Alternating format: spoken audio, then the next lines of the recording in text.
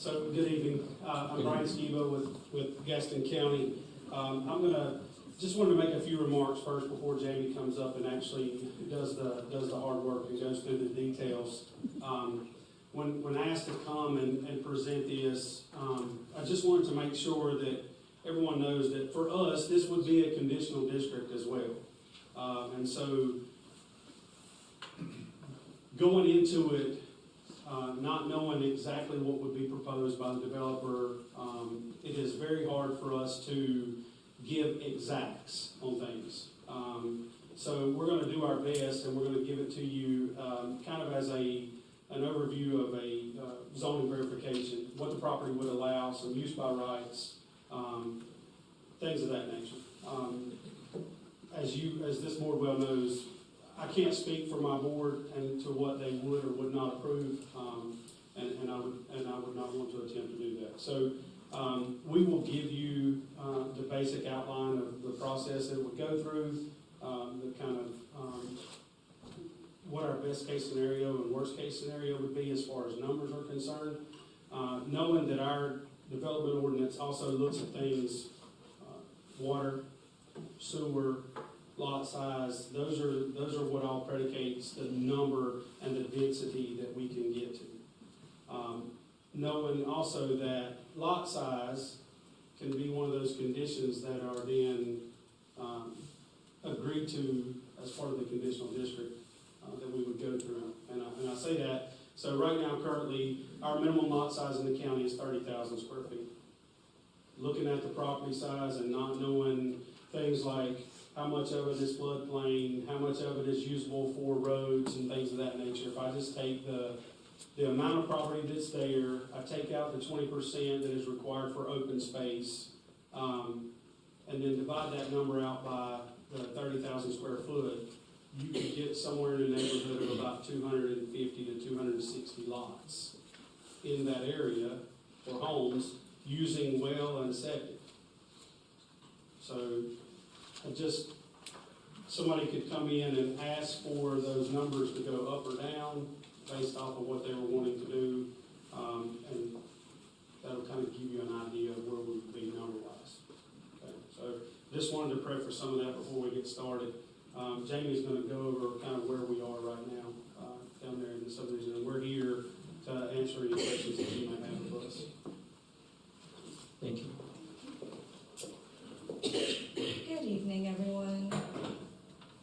So kind of like what Tiffany said, and just reiterating, the subject site is zoned R1. This is our most... I'm sorry, you introduce yourself. Oh, I'm Jamie Camberoglu, and I'm the Director of Planning and Zoning for Gaston County. So like Tiffany said, this property is zoned R1, which is our most restrictive zoning district. Like Brian said, it's our 30,000 square foot zoning district. It's also the base default zoning for the county. You do have some RMF, which is residential multifamily to the north, but for the majority, most of South Point Road is R1. This district, or this lot, also has two overlay districts on it. That is the US overlay and the CH overlay. The only thing that these two overlays could really do to this site is add density by right, and that is done through the US overlay. The CH overlay is going to be more effective towards commercial properties or commercial uses, so it won't have much bearing on a project like this one.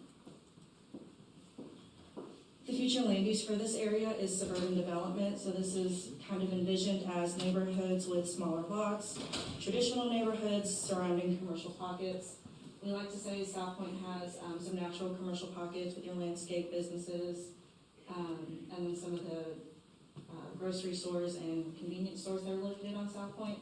So this area would support smaller lots on off along South Point Road.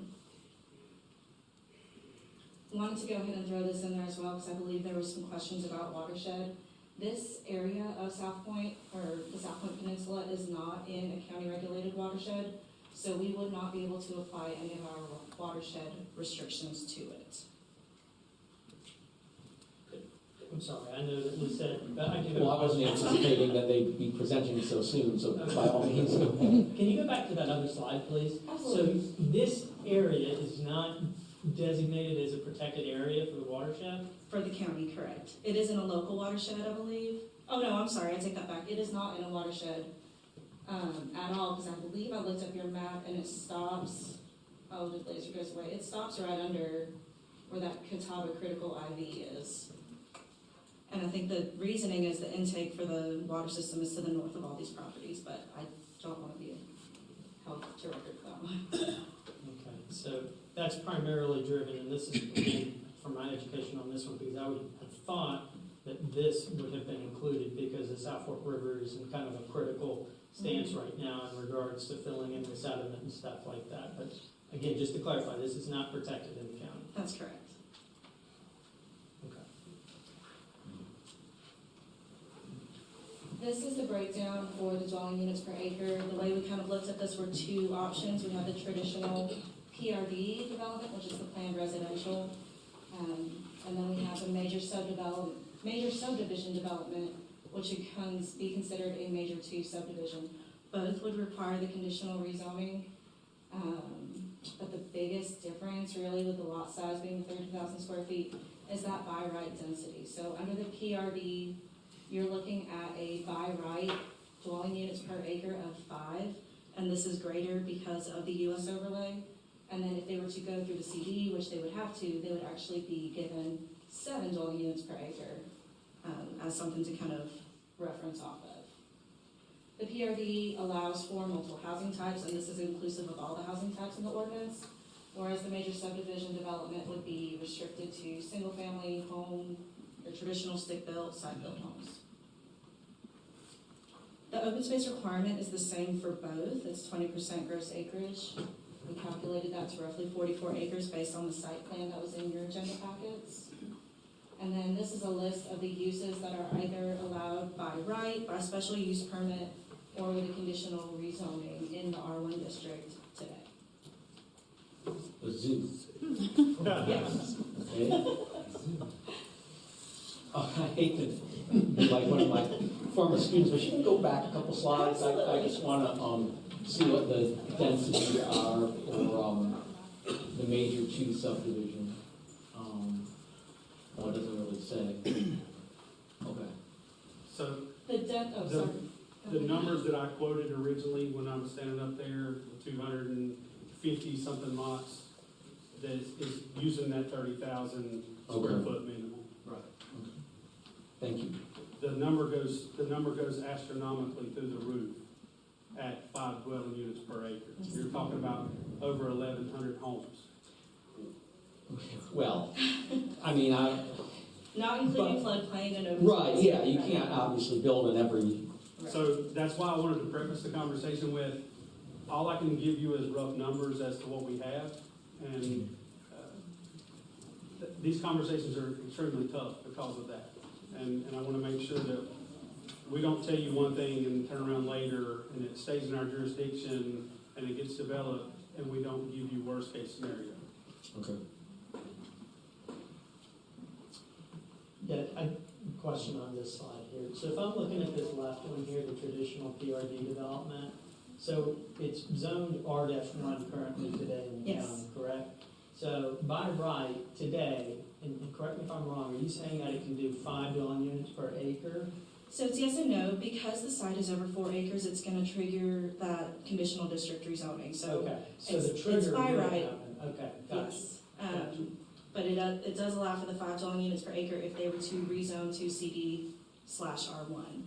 Because they're going to be rezoning or could be rezoning, they could very well ask for a CD/RS8, which would increase that dwelling units per acre calculation.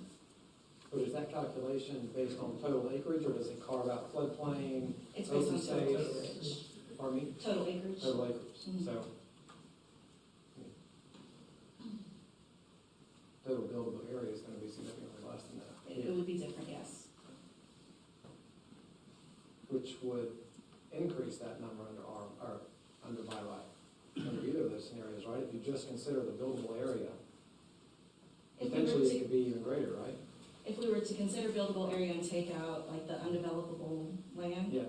the DUA would stay the same, so I would think the numbers would actually go down. But we don't calculate it that way. So we take the full site acreage, multiply it by the dwelling units allowed per acre, and then use that number for our staff reports. But as the buildable land comes down, potentially so does the calculation for, let's say, 5 dwelling units Yes, per yes, acre. It absolutely. could then get dropped down to 3 dwelling units per acre or something. Depending on what they're proposing, yes. So understand, we're not talking about buildable per acre, Mhm. we're just basing it off of per acre. Right, yeah. So then we would say, you can do 7 dwelling units per acre, you have 223 acres, there's that number. Mhm. Then they're gonna go in and calculate what is actually buildable out of that, which is going to be less, but they're gonna get the maximum Right. That's what number I'm of units Mhm. based off of that. So it ends up being a larger number of DUA, right? It doesn't change the DUA, but they'll be able to maximize the actual buildable space that they have, because they're gonna be able to increase that number in that building, not increase it, but because the buildable area is gonna be less than the acreage, the total acreage, they're gonna maximize their number. So I guess physically you would have more buildings per acre, but on paper it's still gonna be the same. So if I could give an example from our own zoning, they get 3 dwelling units per acre under our zoning code here, but they're only, based on topography and everything, what they're proposing under city zoning is only 1.74 dwelling units per acre. So they have the ability to, but based on what's, Right, it's less than that. But exactly. again, based on total acreage. Mhm. Even Right. 1.75 is based on the 221 total acres, right? Yes.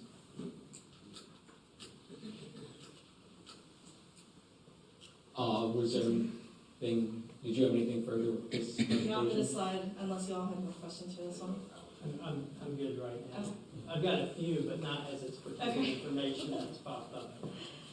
So I think I said this one, the open space would be the same for either development type, and then we have the uses. So that puts us into the traffic impact analysis requirement. TIAs are required at the county for anything that triggers 1,000 trips per day. This obviously would, so TIA would be required. But we did want to highlight that our ordinance does not have a payment in lieu of type of wording that the Belmont ordinance has. And any findings that are shown in the report are then only kind of required as conditions of approval.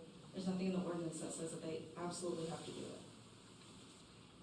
But if it's required by the condition, I'm sorry, but I'm You're just trying to fine, you're dissect fine. this because this is a pretty important one. If it's required by the conditions of zone or the conditional zoning, then wouldn't it ultimately be required for them to proceed if it does trigger the conditional zoning by right through the county, or no? Yes and no, so when it comes to conditional rezonings, that's when we start talking about the negotiations, and it has to be per state statute agreed to by the county and the developer.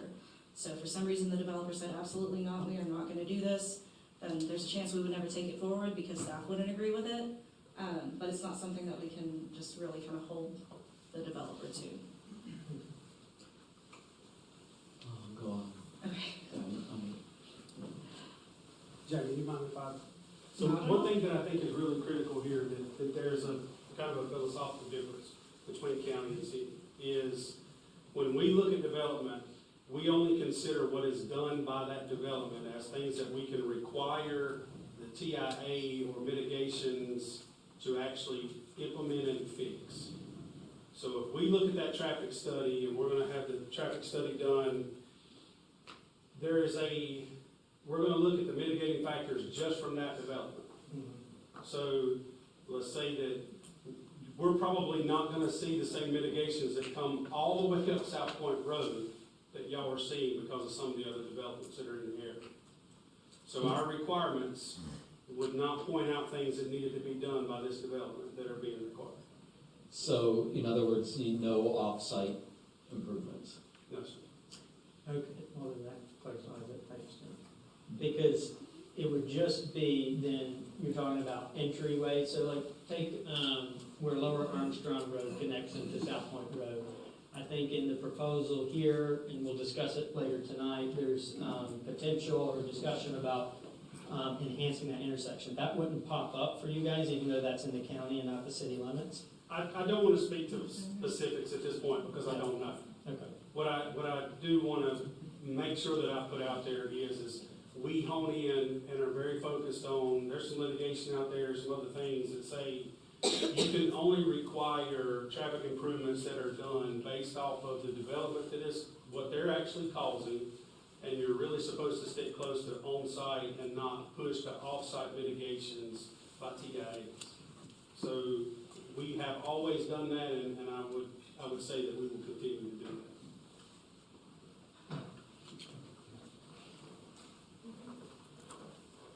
For utilities and streets, the ordinance for a development of this size would require being connected to a public system. It's not specific about whether or not that needs to be a municipality system. It can also present itself as community water and sewer septic systems. And then for the roads, because the county doesn't have any road standards, all of our developments are expected to have roads that are designed and built to NCDOT standards. The developments then maintain those through the HOA, or if they no longer want the HOA to maintain those roads, they petition them to the NCDOT for acceptance and maintenance. And then just our contact information if you have additional questions for us, but we are here if you all have questions for us now or during the annexation period. Yes. So I understand sort of the baseline minimum lot size is 30,000 square feet. Mhm. But as I understand it, if the developer were able to provide one or multiple utilities, that number goes down. Yes, so Can you one elaborate on utility, that? one utility drops it down to 20,000 square feet, and then the two utilities would drop it down to 12,000 square feet. And what are examples of how that developer could provide those utilities? It could be tying into a public water sewer system, or a community well, or a community septic system, or even an on-site package plant for sewer and water. So, since Kevin mentioned that, I just want to, I should just do I was gonna say, just hang out with me. We do currently have a development in the county that is proposing their own package plant system. They are in the process of going through DEQ to be permitted, and DEQ has started permitting these types of facilities throughout the state. Again, back to the very first part of the conversation I had, do I know that whether my board would approve this or not? I do not. But it very well could that the developer could come in, maybe not this developer, another developer, could come in and propose to do an on-site package plant and do their own septic disposal on property. And just for those who might not be familiar, would you describe what a package plant is? It's essentially it is a water treatment plant on site. They have their own sewer system in the neighborhood that goes to a water treatment plant. That plant treats the water just, they are under the same criteria as your treatment plant is here. But I have also seen them to where they do a wetlands area. They put sprinkler heads out into an area, and the wastewater is sprayed out across the ground and then is infiltrated into the soil. So Presents a whole other. this used to be a big thing back in the 80s, and a lot of these package plants were done. Now, because of capacity issues and property that is hard to get water and sewer to, you're having developers that are coming in and they're trying to put some of these back in, and they're actually getting permitted. It is a very extensive process. They have to have their own, essentially they have to have their own water and sewer department, because they're on call 24/7. They have to answer broken lines. Everything that your water and sewer department has to go through, they have to create. And it is also a very expensive permitting process, about $250,000 to start the permitting process, to my understanding. But if they were able to provide, whether it's a package plant or a community well or any of those, the other two scenarios, if they were to bring one or multiple utilities, if they were to bring one utility, you're saying that could reduce the minimum lot size to 20,000 square feet, which translates to, Additional home sites. right, but in your baseline scenario, I think you were describing like roughly 200, I know, 250, Yeah. 250 using 30. right, So, so we use on 20. I will say that even if they do that because of the conditional district, they could reduce those lot sizes regardless. So, they because, could come in and ask for additional, they could come in and ask.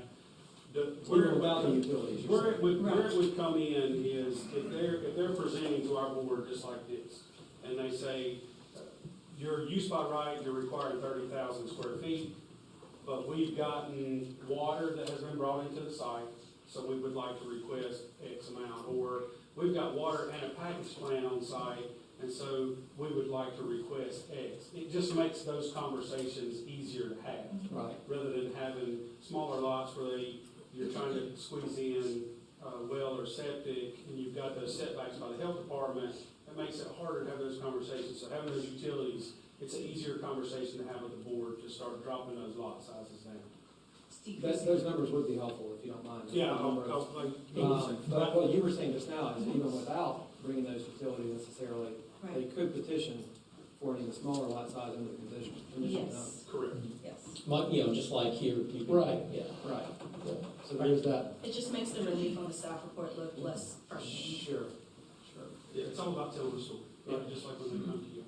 Quick question, just to try to put kind of an apples to apples comparison if that's possible. You mentioned that you guys currently have a property in Gaston County that's gonna be going the route of the packaging plant. What is roughly, maybe off the top of your head, the acreage of that proposal? Ooh, put me on the spot. I I'm want to just say trying to it's see just what's over comparable. 200. Because where I'm trying to get at is, we're talking about $250,000 just to start the process potentially for this packaging plant. Then they're gonna have to go to the state and receive nutrient allocations, just like we would have to do for our plant. Where I'm trying to get at, when we looked at, and I wasn't on council at the time, but when council looked at the improvements that were needed to our waste treatment facility, now understanding that that's for the whole city and not just 221 acres, the cost was substantial at that time, and I believe would still be at that time, that push for the regionalization to Charlotte Water, which is what's happening in Mount Holly and Belmont as well. So again, I'm just trying to understand, there's an ROI that has to be met here, and the comparison here is what's gonna help. So 221 acres is well below what you're seeing for potentially the packaging plant in Gaston County.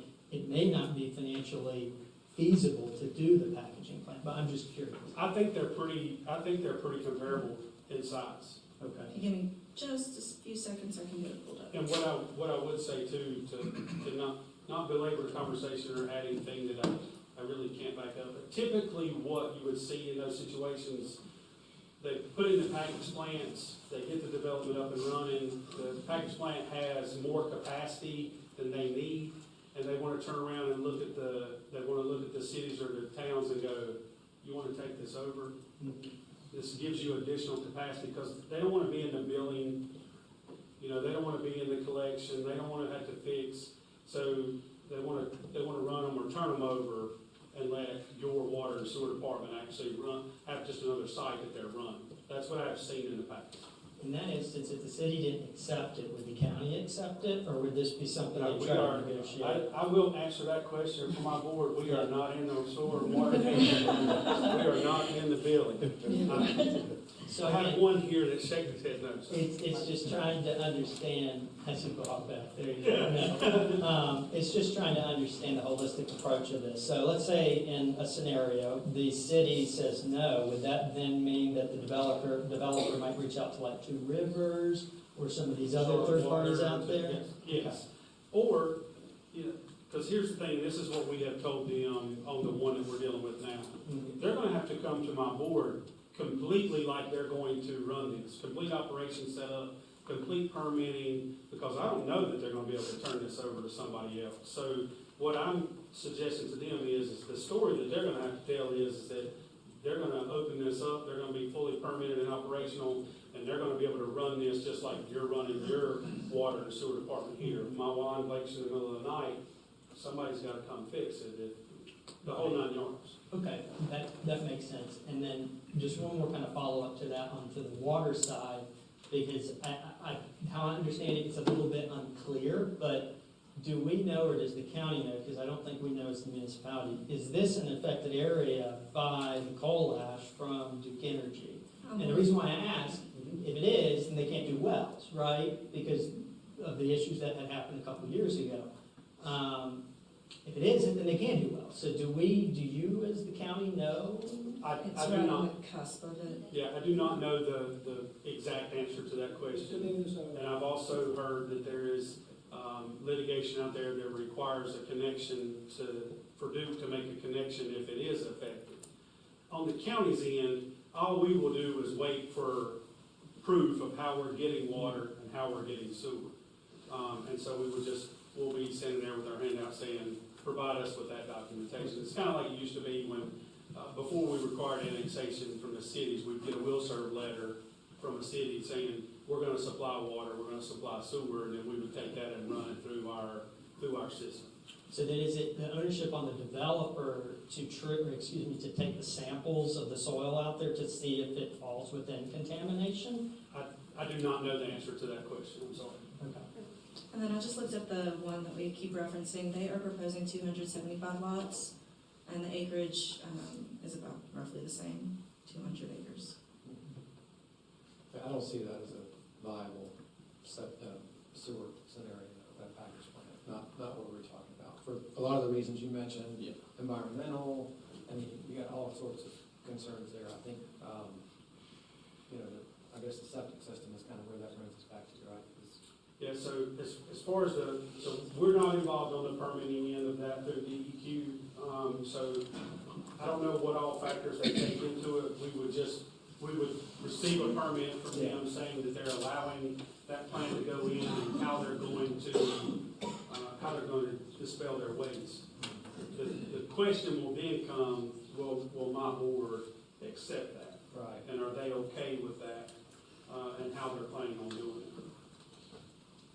And Jamie, did you say that was 275 lots or 275 acres? Lots. 5 lots. Roughly the same acreage.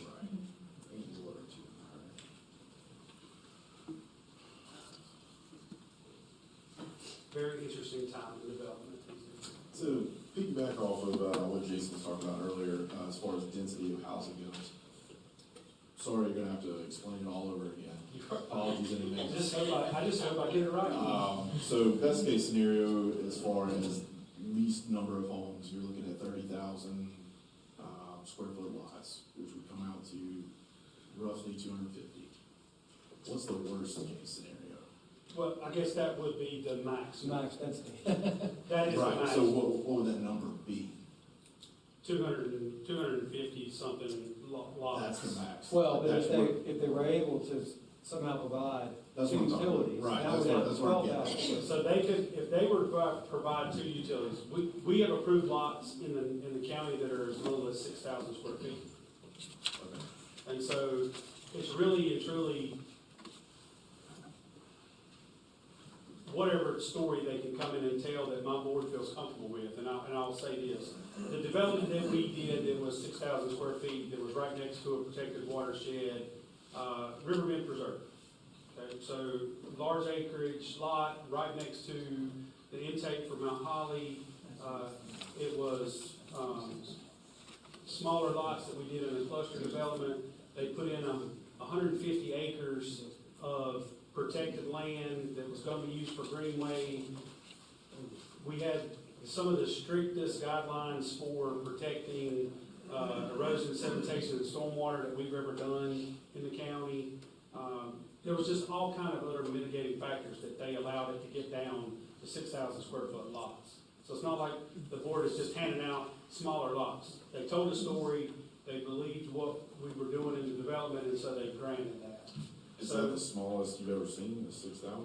Yeah, 6,000. 6,000. 6,000 is, it's about as tight as you get on doing Because I went to public school, math isn't my strong suit. Can you I tell me don't how have many my lots? calculator in front Yeah, of me. he's gonna do that. So I did a rough, Yeah. James. I did a rough estimate based off of the acreage of this site, and then y'all can fact check me on my math, because it's not my strong suit What should either. be 5 Multiplied times it as- by the acreage and square footage in an acre, took out the 20% that's required for open space, and then divided it by 12,000 square feet lots, and it's looking like 647 Under 647 12,000 square foot minimum. for the 12,000 square foot minimum. yes. 640? 647. Now remember, so there would be no roads, That's the whole area. right? Yeah. no roads, no amenity center, no floodplain.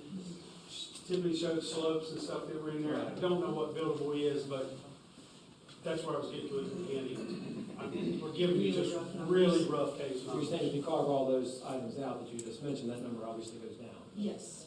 yeah, significantly.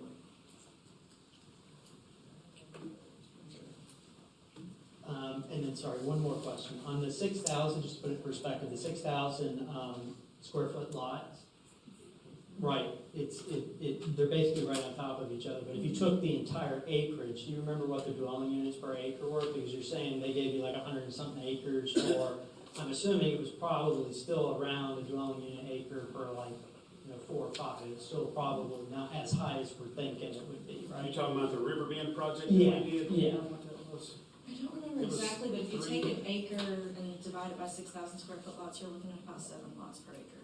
Okay. After we got through doing everything with the, don't quote me on these numbers, It was please. about 3-ish. Yeah, is this being recorded? I know. Yes, don't worry, they will If I remember correctly, by the time we did everything on the project at Mount Holly, and we cut out all the open space and everything else, it ended up being around 3 dwelling units per acre that it got down to. And ours is around one, the proposal to the city is around 1.759. Yes, 1.74. Okay, all right. We were within our guidelines, but they were still significantly less. Right.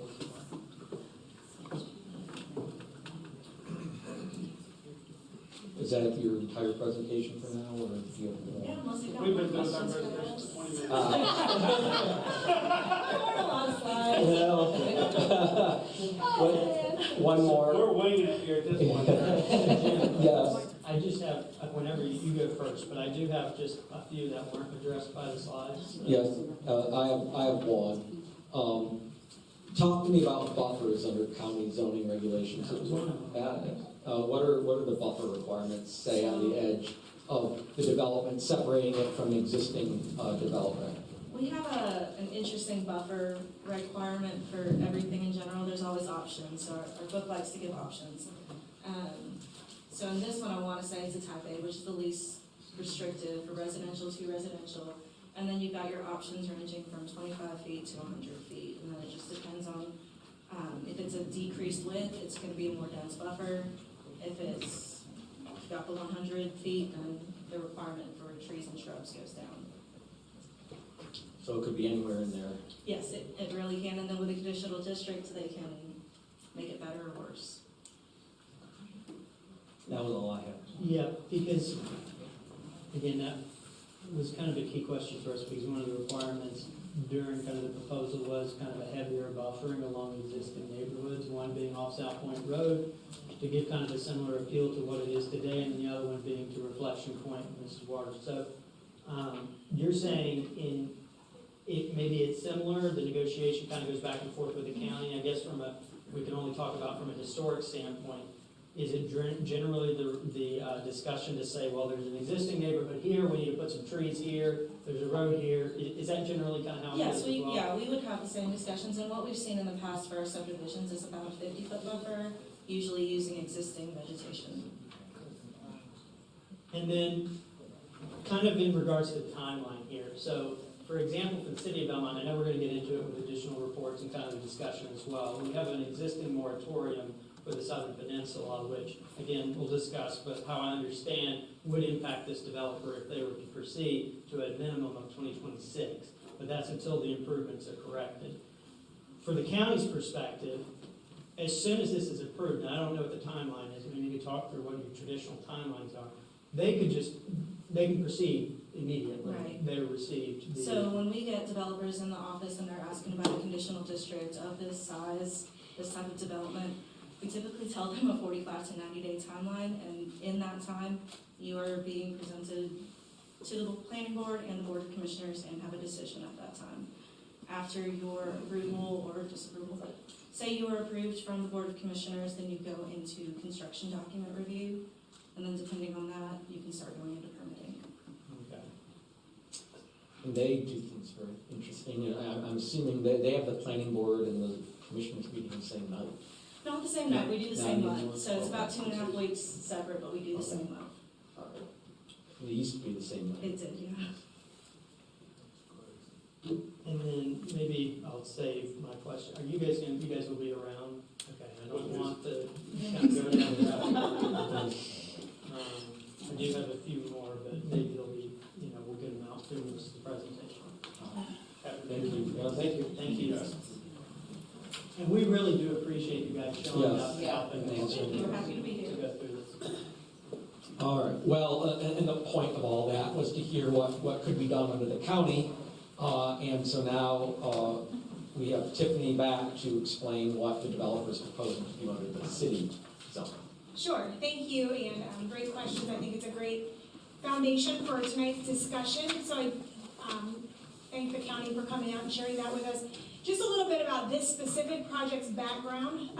They originally approached the city of Belmont back in February of 2020 with the initial sketch plan, which showed 549 residential homes. It still included a mix of home types, but there was 549 of them, which was an original DUA of 2.5. One thing to keep in mind is, back at the time when this project was initially filed in February of 2020, our land development code and our comprehensive land use plan envisioned a density of 3 dwelling units to the acre max in this area.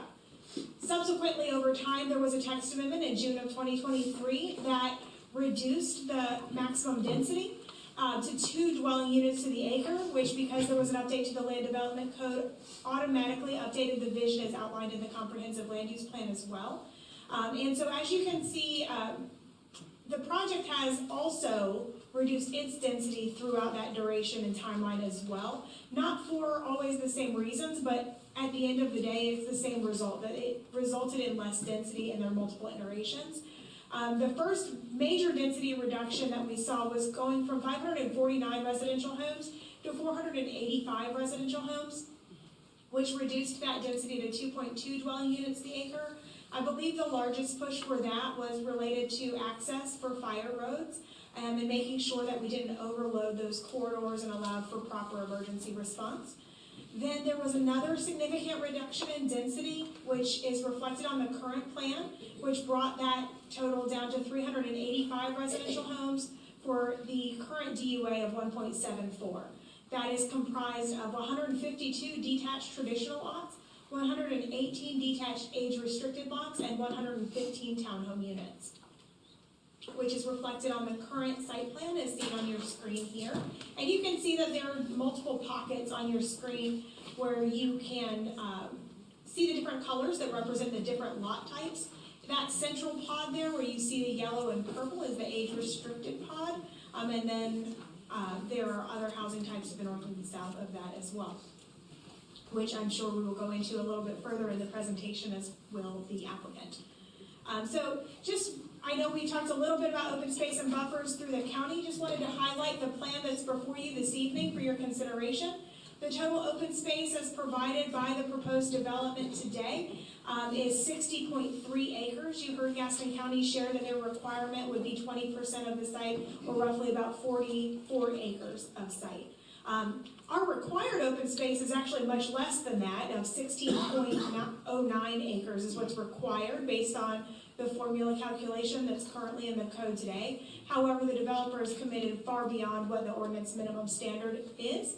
In exchange for that, they are requesting relief of the individual amount of impervious area on each of the subject lots from what we require in the land development code at 50% impervious max to 65% impervious max on the single family lots. So this is outside of the common open space areas and tree save areas and everything. This is on the sites themselves for permitting, and that's to allow for further clustering and preservation of the open space on the site.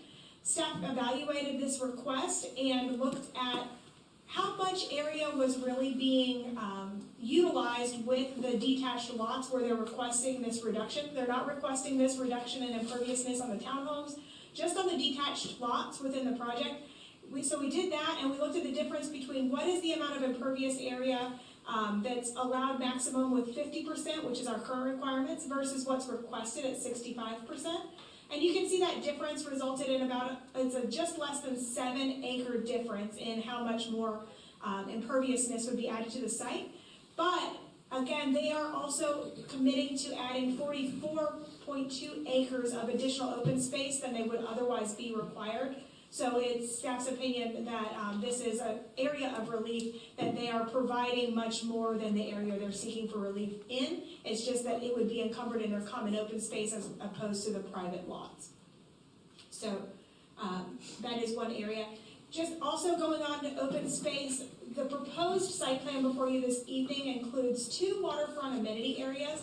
There is an age-restricted one to the north, you can see it on the image to the far right on your screen. And then there is a common amenity area to the south. This is part of the HOA's open space and amenity area. However, as currently proposed, this would allow for public access. It is not a public park. It does not require public maintenance. They are just simply allowing for public access and use if somebody wanted to. So for instance, the way that this was originally brought up in conversation was because we are along the adopted Blueway with the Catawba River and the South Fork River, if somebody got tired on a kayak, wanted to pull out their kayak, they'd be able to do that at this amenity area, even though they might not be part of the HOA, and have somebody come pick them up if they needed that. But it would not be envisioned as something that would be highly trafficked as a public park, and certainly would not be proposed as is presented for you this evening as something for the city to maintain in perpetuity. There is also an additional amenity area proposed at the JW Stowe Lake, as seen on the screen. And in addition to that, there are some private community trails that have been woven into the proposed site plan. This current plan does not include any public trails, as there are no public trails as envisioned on any of our adopted plans, both the comprehensive land use plan or any transportation plans. So all of these would be for the residents of the community and maintained by the community itself, but are included as part of their open space amenity package. Additionally, the developer has proposed and is showing on the plan buffers near the existing residential communities, which have been increased over time and iteration through the feedback that we have gotten from the residents at the community meetings and as well as just ongoing conversations. So that buffer is currently proposed at 100 feet between the Reflection Point community and this subject property. Originally, was it 25, I believe? I believe that is correct, and I will let the applicant speak to the specifics of that plan from 2020, just to make sure that I'm not misspeaking for you this evening.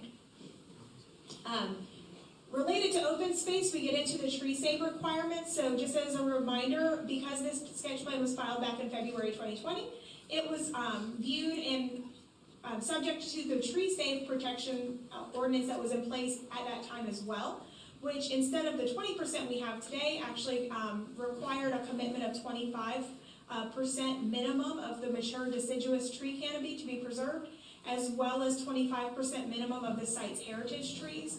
So with that, there was an arborist requirement with that version of the ordinance as well, and compliance has been confirmed to the best of our extent at this time, but the ordinance back prior to the most recent version allows for that to be fully confirmed during construction plan review.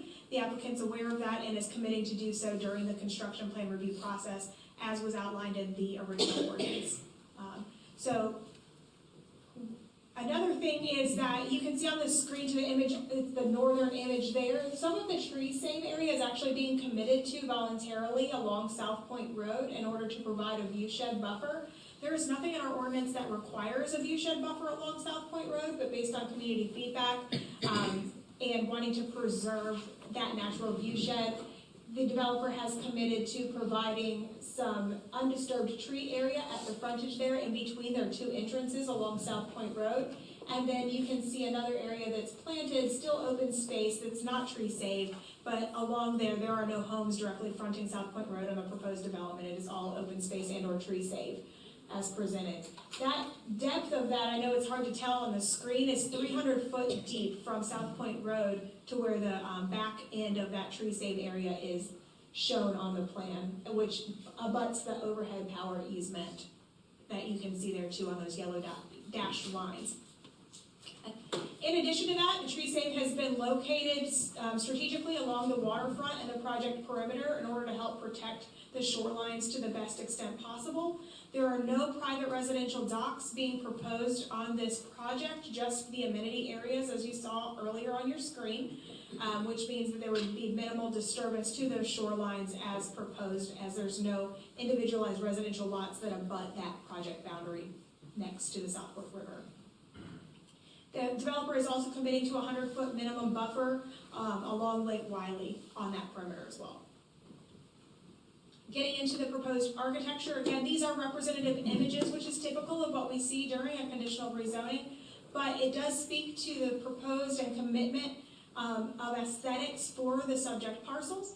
Specifically, as outlined in the proposed development standards, this commitment includes 2 material textures on every single dwelling, as a wall sconce lighting at the garage, windows on the garage door, so they're just not flat, flush garage doors, but they have some architectural element.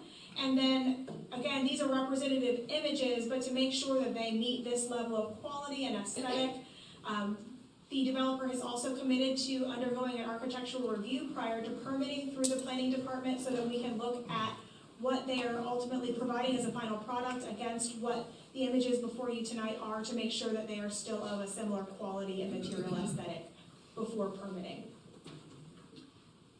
There are several different lot styles that make up the proposed community that is here for Lakeview Farms, and that includes 2 different lot details for the active adult lifestyle units. Those, as you can see on the screen, the purple ones are 63-foot wide. Those are 94 lots.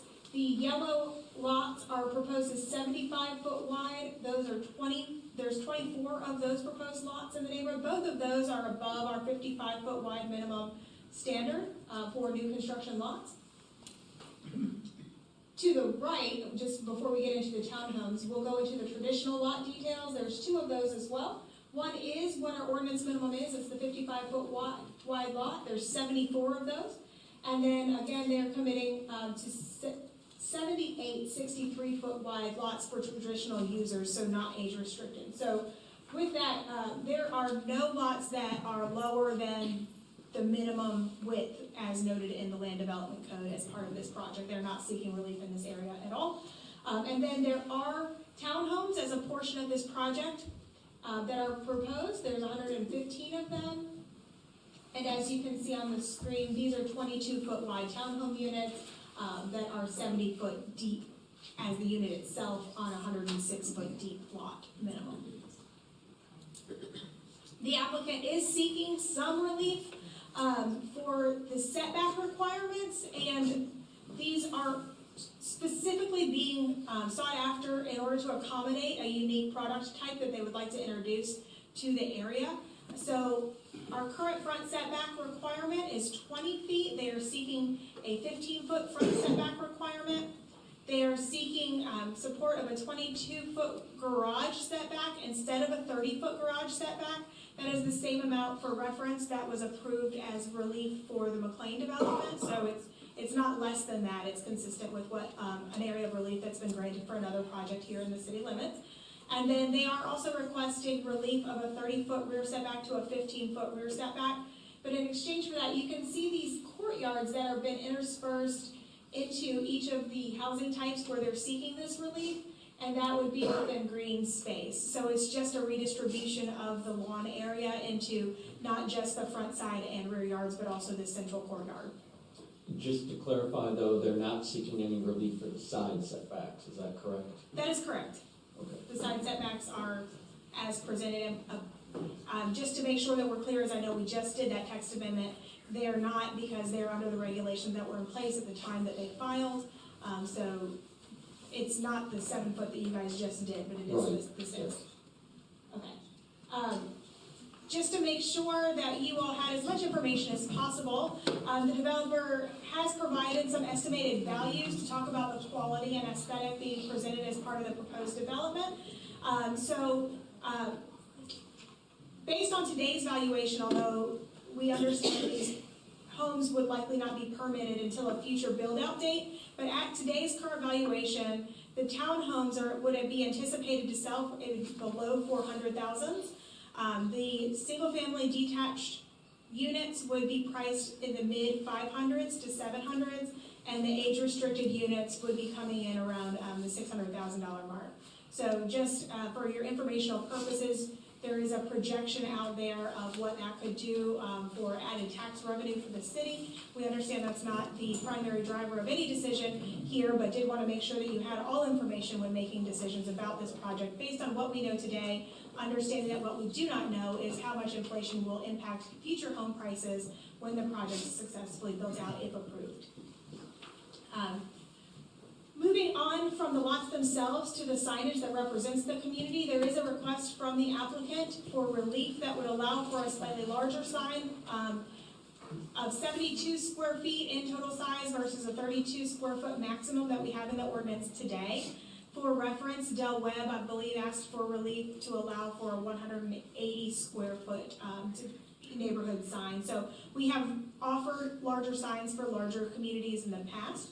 But this one specifically is capped at 72 square foot maximum, and they are seeking the ability to include halo lighting around that. So that's just that's backlit lighting that would allow for more visibility of the actual text itself on the sign. Moving on to streets and sidewalks. The streets within the proposed development have all been designed to the Land Development Code standards, and that includes a mix of 50-foot wide right-of-way as well as 60-foot wide right-of-way. Again, the developer is committing to frontage improvements along South Point Road, which would be up to our standards and include sidewalk, as well as curb and gutter and everything that we would normally require of any other development.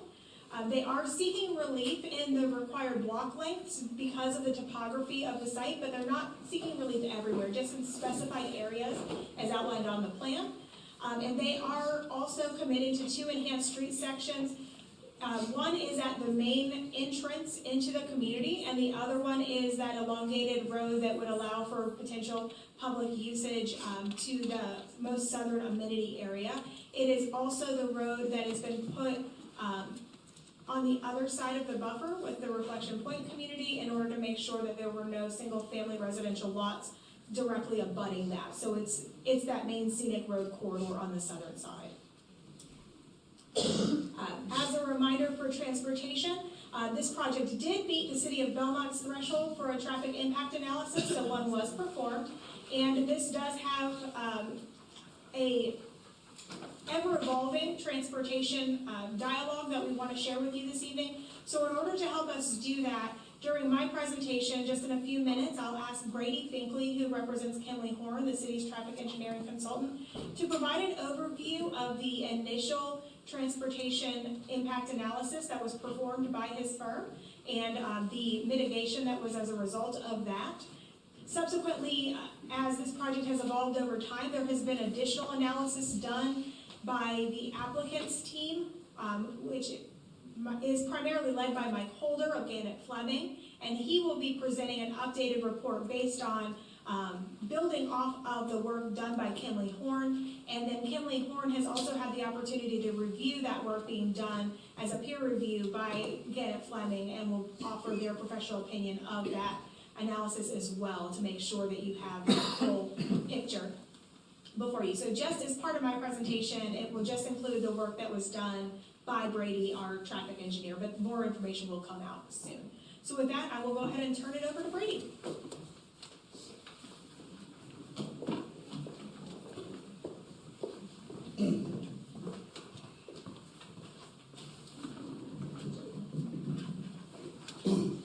Thank you, Tiffany. Good evening, Mayor Pro Tem and Council. Good to see you all tonight. Brady Finkley with Kinley Horn. As Tiffany was mentioning, I will be giving not as detailed of a presentation tonight, but instead giving a high-level overview of more of the evolution of the traffic and transportation study that's been involved with this project. And then the applicant's team, Mike and his team, will be getting into more of the detail later on as part of their presentation. As always, I am happy and to answer any questions you'll have and get into any questions you have. All right, so with every TI, I like to start off just as a reminder. Y'all know this, but just to set the table, the purpose of a development TIA, right, is to evaluate and identify the incremental impacts caused by a proposed development on the surrounding transportation system, and to identify the mitigation improvements to offset those impacts. And that will be, and the TIA is performed as in compliance with the city and NCDOT mitigation requirements. The purpose for me saying that is, the purpose is not to correct the existing deficiencies of the transportation system, but instead, by general statute, we're required to identify what those impacts are, and then identify mitigation to offset those impacts, to basically simplify what TIA is. Okay, so transportation timeline.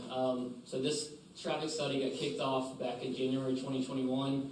It was actually the day after my son was born, and he is turning 4 next month. And so that gives you an idea of how long the evolution of this transportation process has been going on. It did go on hold for a few months as the applicant worked on their site plan, and we were kicked off to collect accounts in May 2021. So if you think back to May 2021, we were dealing with the impacts of COVID and not really understanding. We talked about return to normal. So what we did was we collected accounts in May 2021. We also had counts from pre-pandemic, from 2017 to 2019, at all the same study intersections, and we compared those. And what we found was that the May 2021 counts were quite a bit lower than pre-pandemic, not a surprise. So we were directed by the city to let's just hold off and let's wait until school gets back in session in September and let's recollect. If you think back then, another big thing that happened during the summer of 2021 was Belmont Middle School was open, and so we were able to then recollect counts in September 2021 to understand the impacts of the traffic for Belmont Middle School. So before then, we were still accounting for Belmont Middle School, but we were using projections at that time, so we were able to get real data. So we recollected back in 2021. Again, we compared those back to pre-pandemic counts, and they were still quite a bit lower than pre-pandemic counts. I believe they were 19% lower than AM and 14% lower than the PM. City staff actually took that information to the planning board to get an understanding of, hey, how do y'all want to handle this moving forward? And we were directed by planning board to go ahead and use the pre-pandemic counts, because back at that time, there was a lot of uncertainty on when we would actually get back to normal. So I think they were struggling with how can we tell that and how long to hold off. So we decided to use the pre-pandemic counts, but they were grown up to future year projections, just like we do with all traffic studies. So we moved forward with the traffic study. 2 months later, we had some draft analysis complete, and we sat down before we actually submitted the draft TIA because we were finding issues on South Point Road and how to handle the transportation impacts. Talked through that with the city, NCDOT, the applicant, and talked through some of those things. I think at the time NCDOT was looking to see if they could get some kind of safety funding, but that did not come to fruition. And so then April 2022, we were directed to go ahead and submit the TIA.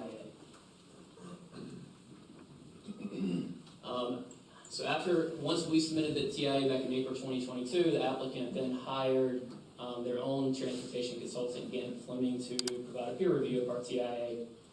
We sat down in June to review, or to discuss their review, and from that point on, Gantt Fleming has been part of the process, and it's been a very collaborative process. So although this process has taken a lot longer, I will say it's much different than another project that we discussed earlier on this year around the same area. And we've been going back and forth quite a bit. So you'll see on there a series of meetings where we would, they performed analysis, and I'll get into that in just a minute. And we would review it, go back and forth, and that was in collaboration with the city as well, and the CDOT has brought them along. So that lasted for about 6 months, 7 months or so, until we kind of finalized their, what we call the tech memo. They moved forward with some concepts that y'all are seeing now. And ultimately, they, in April 2024, they provided a final traffic, I think it's called a TITM, I think Transportation Impact Tech Memo, which we reviewed and provided a memo to the city. So I go back just to give you an idea of what the study intersections were, and these were identified at the scoping meeting with everyone involved. So you look down at the site. Of course, the site driveway is the Lower Armstrong intersection at South Point Road. Over to the west, where Armstrong Road hits South New Hope Road, and then up to the north, you really don't have any major intersections until you get all the way up to Belmont Middle School and the signal there, the one at Red Raider and South Point High School, and then R.L. Stone and Nixon. So, as I was mentioning earlier, we used the pre-pandemic counts. for our TIA. And then once, again, if we move forward with their analysis, we had just picked up new counts for the Henry Chapel TIA at a lot of the same study intersections, and so they utilized those counts from 2022. And then finally, we, based off of the TIA that we performed in 2022, these were all the intersections that identified mitigation. Basically, from the site, all of the intersections to the north along South Point Road.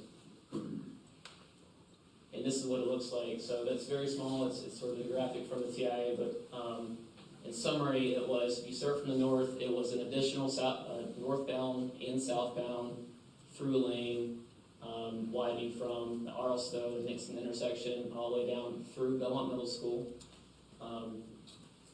We needed to accommodate the dual westbound lefts. So you had dual westbound lefts coming from R.L. Stowe to turn south onto South Point Road, and to accommodate the dual lefts, you need 2 receiving lanes. So those carried all the way down through Belmont Middle School. And then to mitigate the impact northbound, mainly in the morning, you needed that reciprocal northbound through lane carried all the way to R.L. Stowe for Belmont Middle School as well. And then if you move all the way down to Lower Armstrong Road and South Point Road, we identified a multi-lane roundabout. So back when this TIA was performed in 2022, at that time there was actually a STIP project, State Transportation Improvement Program project, to install a roundabout at that intersection. All right, it was U6150. At that time, right-of-way and utilities were funded in the STIP. Construction was sort of outside that window, but they had already identified a roundabout there. So we recommended that basically the applicant go ahead and put that roundabout in ahead of when the STIP would have come in. Since that time, unfortunately, that project has been removed from the STIP, so it is no longer funded. All right, so that's not part of the plans right now. And then if we move south, continue south, we also had a southbound right turn lane into the site. All right, so I'm gonna jump back really quick. This is kind of where transitioning into Gannett Fleming. So we had our April 2022 TI submittal. Gannett Fleming came on board, hired by the applicant to review our study. And then we sat down in 2022. They had a peer review of our 2022 TIA, indicated really no issues with the technical analysis.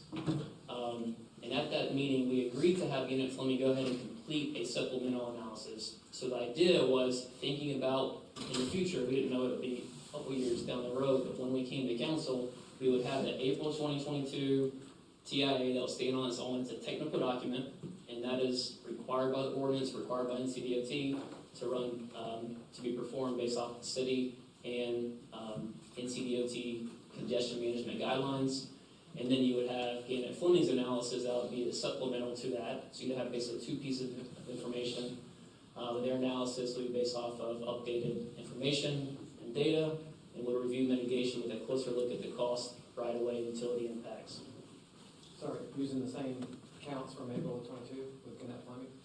April 2022, that's right. But you did not use April 22. Yeah, they did. TIA. That's correct. So Yeah. great, there's just, next slide right here, so that's our differences. So the differences between our TIA and what they did was, one of the big ones was they reduced site density by 100 units. We used 485 units, and now it's reduced down to 385. So that mitigation that I just now talked about, keep in mind, that was for 100 more units, right? And then the updated traffic count. So they used April 2022 counts. They still used all of the same approved developments that are approved within the area, and used that in the analysis. And those counts reflected Belmont Middle School being open for a year, and it also reflected the Bellwood Drive realignment. So that 4th leg to the signal now at Belmont Middle School was not there prior, but those counts reflected that realignment as well.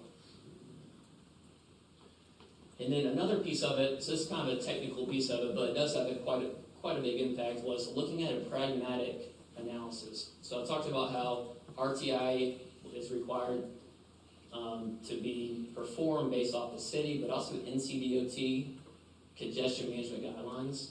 And they have some technical requirements when we look at a TIA that are,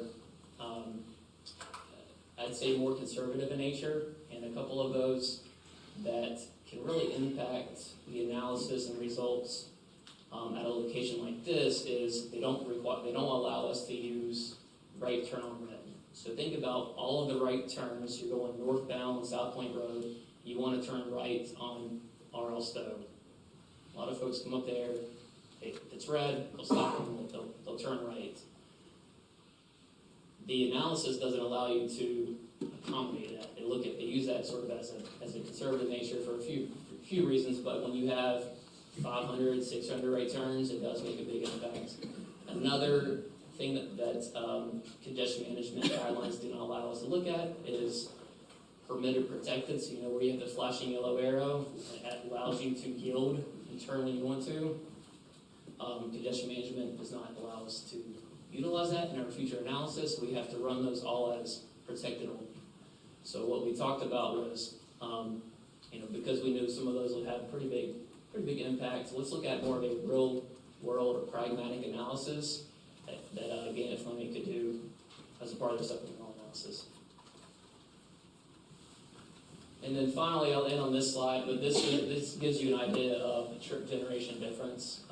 You look at the total AM, when we go from 485 units to 385 units, it was a drop in from 267 AM trips to 213, and PMs 342 to 269, roughly about a 20% drop in overall trips. So with that, again, Mike and his team will get into the detailed analysis, but I'm happy to answer any questions you have. Okay, any questions for Brady, keeping in mind that his response and critique of Mike's and Gannett Fleming's report should probably wait until after that report has been presented. But any questions so far? Is the TIA performed on one day? I know the hours were 7 to 8 a.m. and then 5 It to counts. 6. It's just one day. That's right. Do you know what day in April it was in 2022? The school wasn't on spring break or anything like that, were they? No, it was not. So we make sure it's not. So those counts, I'm pretty sure, correct me if I'm wrong, but I think we utilized that from the Henry Chapel TIA that we had collected for those. And we always make sure that local schools are in session. And it's going to be a Tuesday through Thursday, so we don't collect Monday or Fridays. So the traffic can be lighter for sure. But it is just one day? It is just numbers one are. And why the 1 hour increments? I noticed in the afternoon you didn't collect from 3 to 4 when school's letting out. So we actually did collect.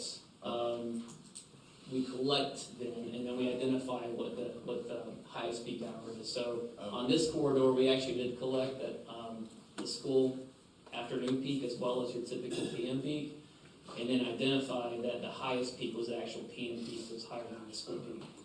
So we utilized that. Good question. Any other questions?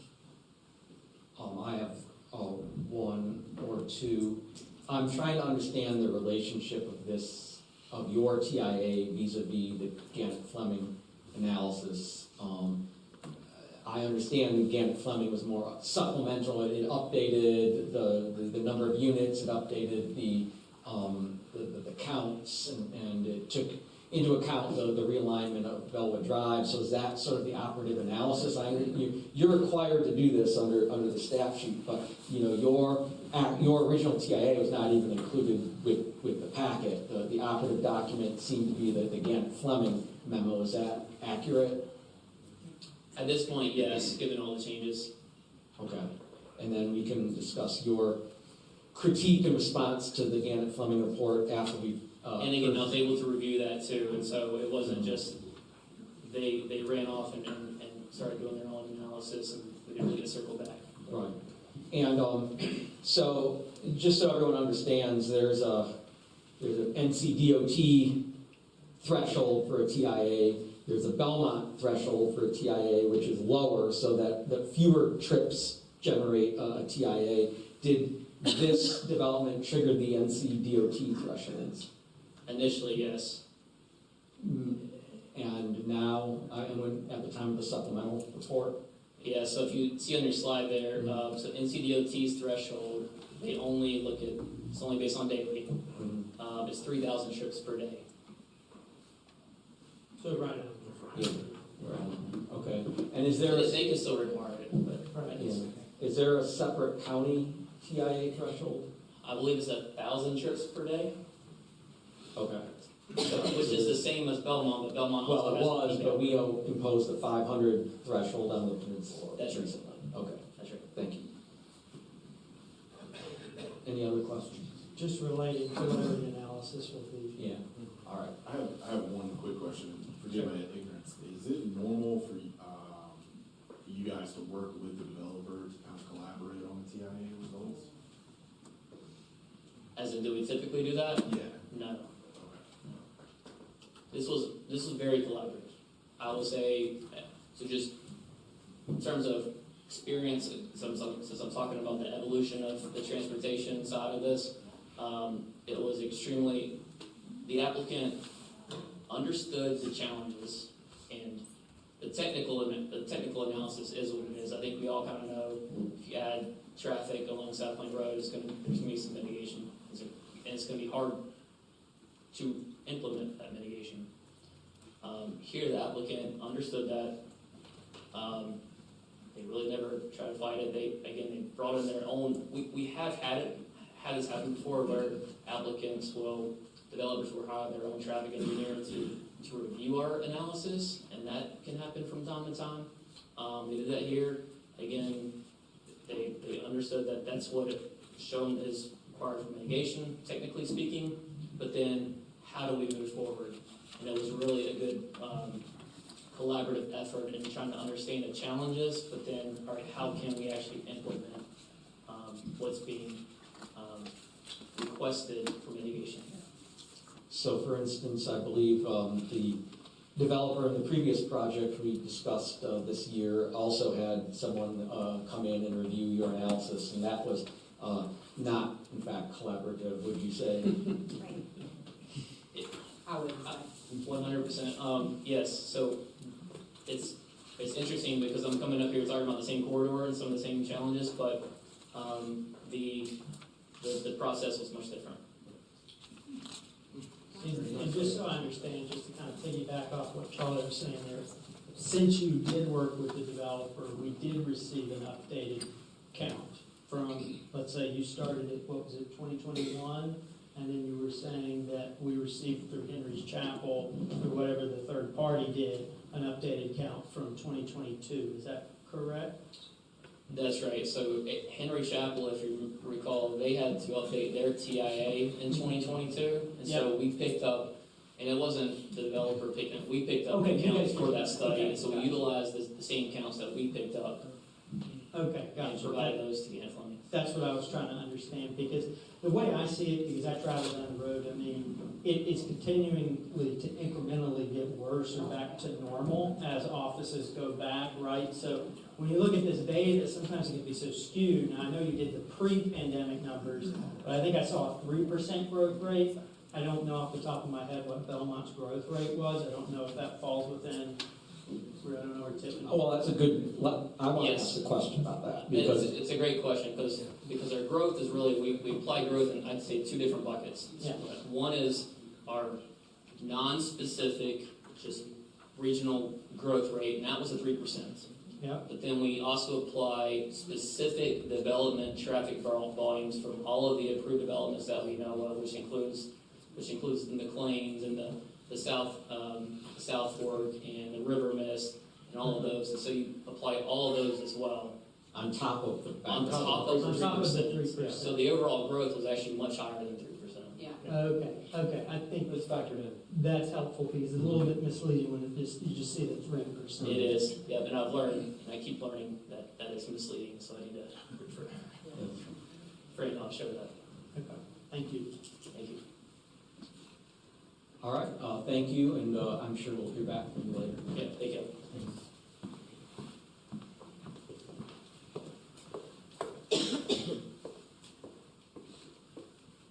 Perfect, so I listed them on your screen. screen, but I will not go into these in more detail. I will defer to Mike Holder in the respective time. But the TITM that was completed by Gannett Fleming, that was referenced by Brady in his presentation, ultimately resulted in mitigation in 7 primary locations that are outlined on your screen. Most of those are related to South Point Road, as you may imagine. One is at the intersection of South Point and Armstrong Road. Some are related to northbound and southbound lanes on South Point Road itself. And then there's some various intersections, one including the Belmont Middle School and Bellwood Drive intersection, one at Stowe/McKee Farm Lane intersection, some work at the South Point High School Red Raider Run intersection, and then lastly at the R.L. Stowe Road intersection, Nixon Road intersection with South Point. So I will let Mike go into detail about how his analysis resulted in those specific mitigation recommendations. But another point I wanted to note is, since the traffic and transportation conversation has been ongoing over the course of time, there are some additional commitments that are above and beyond what has been identified as the project's mitigation that's required, that have been committed to by the developer, and you may hear and see throughout the packet. These also included in what is now being called required traffic improvements. These are not mitigation improvements, the ones I'm about to share with you. These are above and beyond commitments that are now being lumped in and offered as part of the conditional zoning and future development agreement we'll discuss this evening. There's 2 of them. One is the commitment to provide a new traffic signal at McKee Farm/Stowe Road and South Point Road intersection. This is primarily generated out of discussions from Vision Zero Plan, the Transportation Advisory Committee, and ultimately a memo that was provided by the Belmont Police Department. Captain Black provided a memo recommending that we consider a light at this intersection as well as some additional pedestrian crossings. I believe the memo shared that we should consider relocating potentially the light at Red Raider Run down to this location.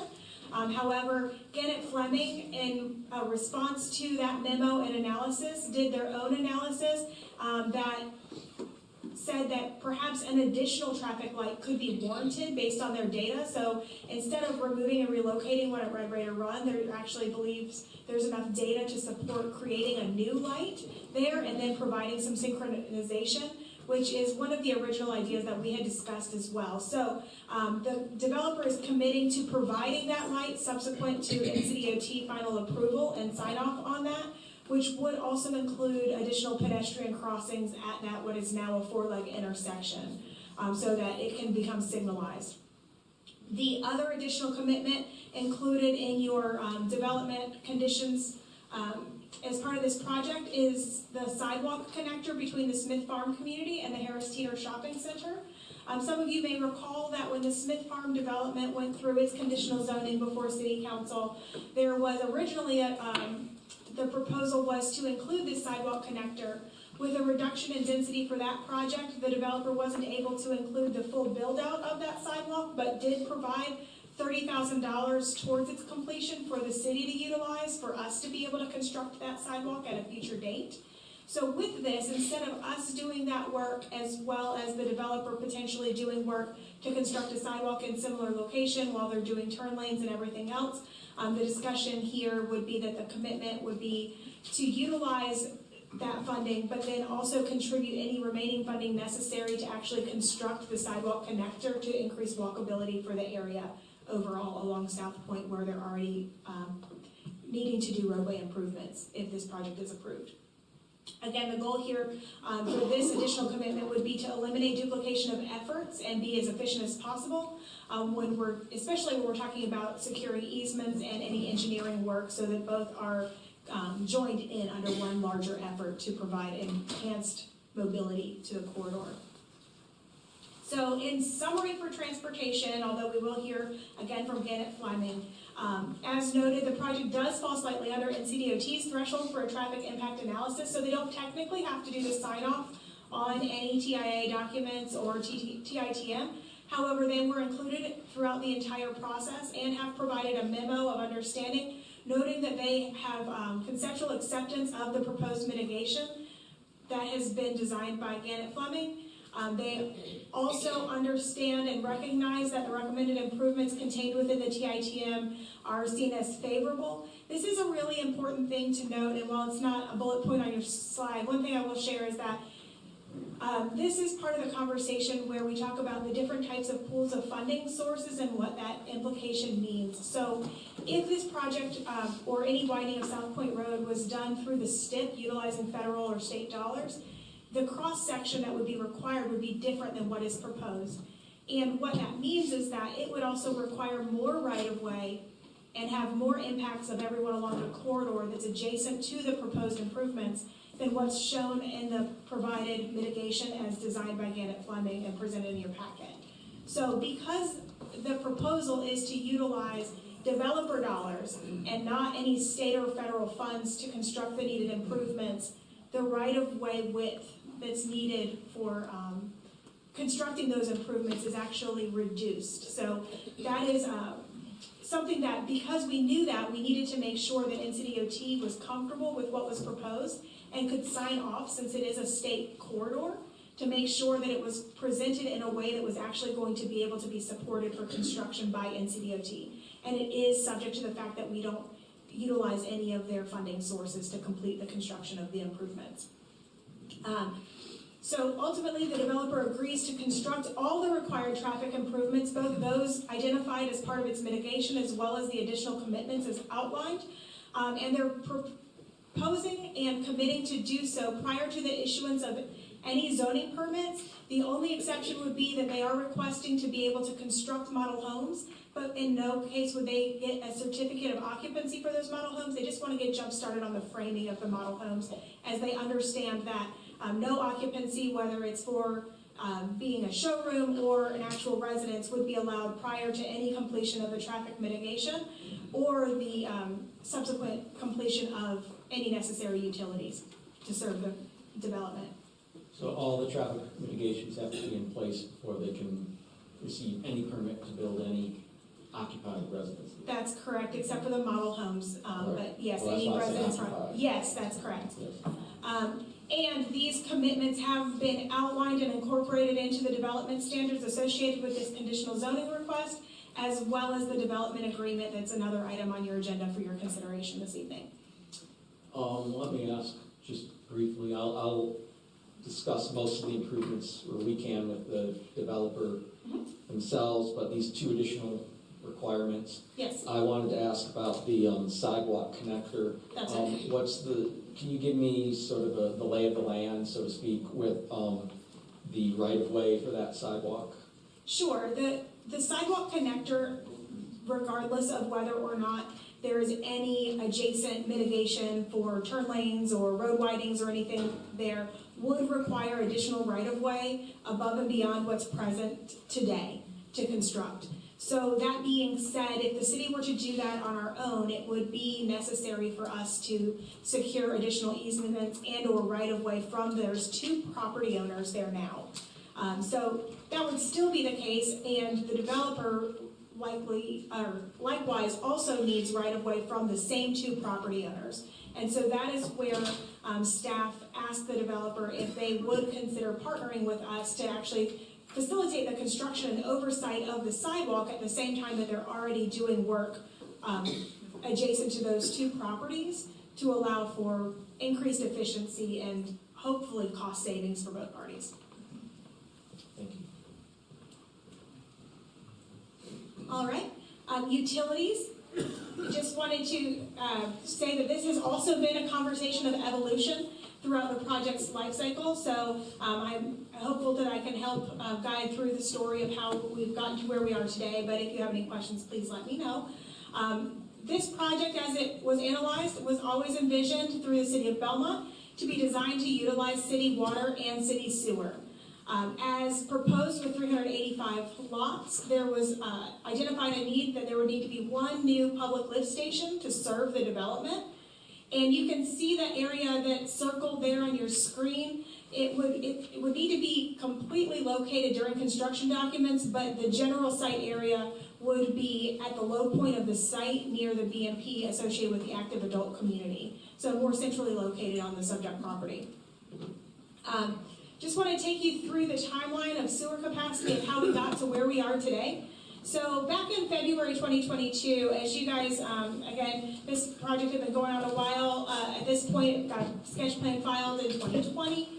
So about 2 years later, the city had been working on, through the city engineer at the time, a sewer capacity study specifically targeting the Morgan's Branch Regional Pump Station, which is identified to be able to serve 80 gallons per day, or need to have a ratio of 80 gallons per day per bedroom. The report from the city engineer at the time in February of 2022 revealed that it was his recommendation that City Council limit the development size and scope of Lakeview Farms to no more than 1,142 bedrooms, so not units, but bedrooms, so it could have been a mix of any bedroom type for those lots. And noted in that report that exceeding this limit would require upgrading the Morgan's Branch pump station and replacement of the existing force main with a larger pipe. So that information was shared with the developer at that time, and they had revised the plans to ensure that no more than 1,142 bedrooms would be incorporated into the proposed development site to ensure that it stayed under the identified capacity as noted by the city engineer in February of 2022. In October 2023, a state law came out that said that instead of using that 80 gallons per day per bedroom ratio, that we should all be using a 75 gallons per day per bedroom flow rate. So with that being said, ultimately that was set as the new standard, and then Withers Ravenel was hired to complete a wastewater capacity study, which wrapped up in May of 2024, utilizing that 75 gallons per day per bedroom standard, but ultimately revealed to us all that the current system is at or near capacity with the current and approved developments in place today prior to consideration of any new development. So that is where we're starting from as part of the conversation for this project this evening. And this would not be included in the former bucket, it would be in the latter, correct? This capacity was tipped prior to any consideration of Lakeview Farms. It was not included in the analysis done by Withers Ravenel. So, what does that mean? This project had already gone to planning board for recommendation in May, just after there was a memo, I believe a week before the project went to planning board in May, revealing some of this information. So in June, the public hearing was opened, but the developer had requested some additional time in light of this very recent information on sewer capacity to figure out what does this mean, and is there anything that the development can do to understand and work with the city as it relates to timelines and all of those things. So, meanwhile, while the development team had asked for some additional time, they asked for 6 months for the public hearing to be continued for 6 months to December 2nd of 2024. So during this time, the city likewise was analyzing this information, and ultimately in October 2024 adopted a development moratorium.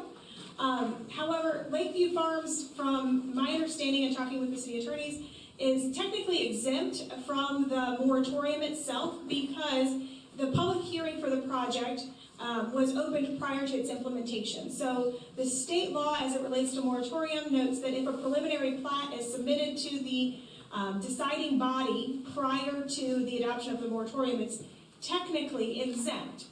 All of that to say, it doesn't mean it's practically not impacted or that we don't need to have that conversation about utility capacity. We absolutely do. So even though it technically doesn't fall under the development moratorium, we've been having conversations with the developer since this information became available to figure out what this means for the proposed project for your consideration this evening. The city of Belmont is currently actively working on what it would take to upgrade the sewer capacity in light of the fact that those upgrades were needed based on the current and approved developments already in place prior to any of this project consideration. So the need for those upgrades is not contingent on your review of this project tonight, but it practically could serve this project as well as those that are already currently in the ground, as well as those that have already been approved. For the city's timeline, there's no exact timeline outlining right now the completion of when those sewer upgrades might be in place. we would still need to get through some engineering and contract management, all of those things. So that all that information has been shared with the developer. And ultimately, where we've all landed is a shared acknowledgement that if this project is approved this evening, even still, final construction plan approval would need to be held until sufficient sewer capacity was confirmed and in place by the state of North Carolina. So what that means effectively is that no certificates of occupancy would be allowed so no additional flows related to sewer would be able to hit the system until upgrades were effectively and completed and approved by the state. So, let's go back. Yes. Pause here for a second, because I have a couple questions. I guess for me, I don't know why, I thought one of the conversations were, maybe it's neither here nor there, but I thought since it wasn't approved yet, it could fall under the moratorium that was adopted, particularly since it's in the affected areas. Also to add, on your previous slide, the suggestion is we are at or above capacity without Lakeview Farms being in the equation here. So we can't, at this time, in good conscience, allow them any type of capacity. Now, I understand you said, I can't remember the word you used, it was like assurance or whatever.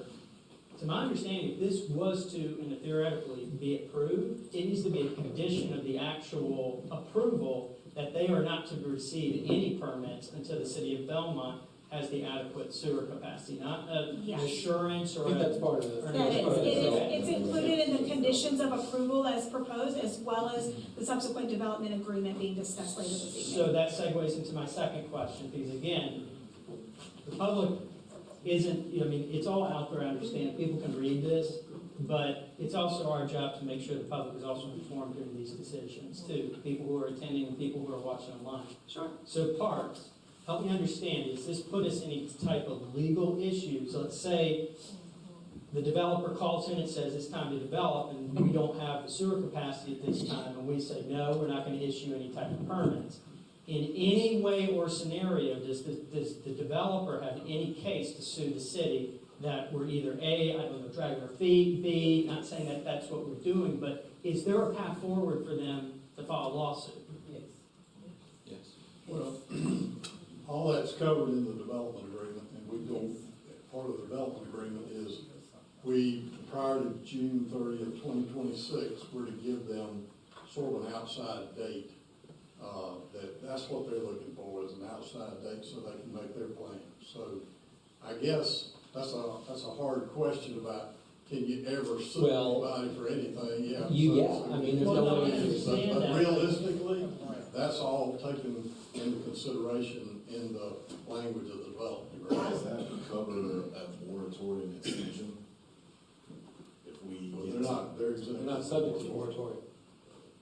Right, but I mean, it's all hinges on us getting up to.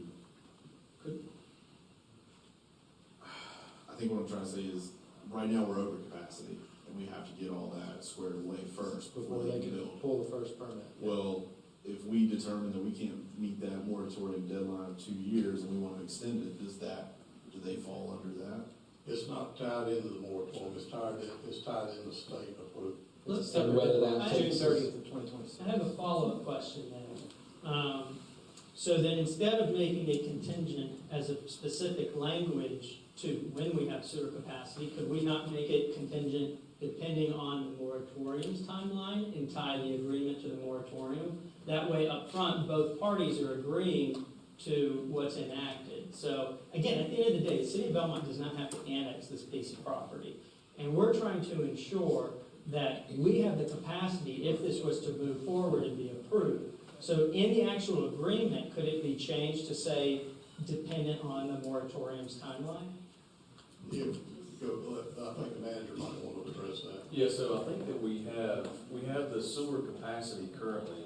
The problem is we don't have the ability to have the transmission of their sewer to our wastewater treatment plant because the pump station is undersized and the force main is undersized. So I think there's two things that you're talking about. We have sewer capacity because we have a plant and we're permitted to a certain amount. To get the flow from Lakeview Farms to the wastewater treatment plant is the situation we're talking about right now, where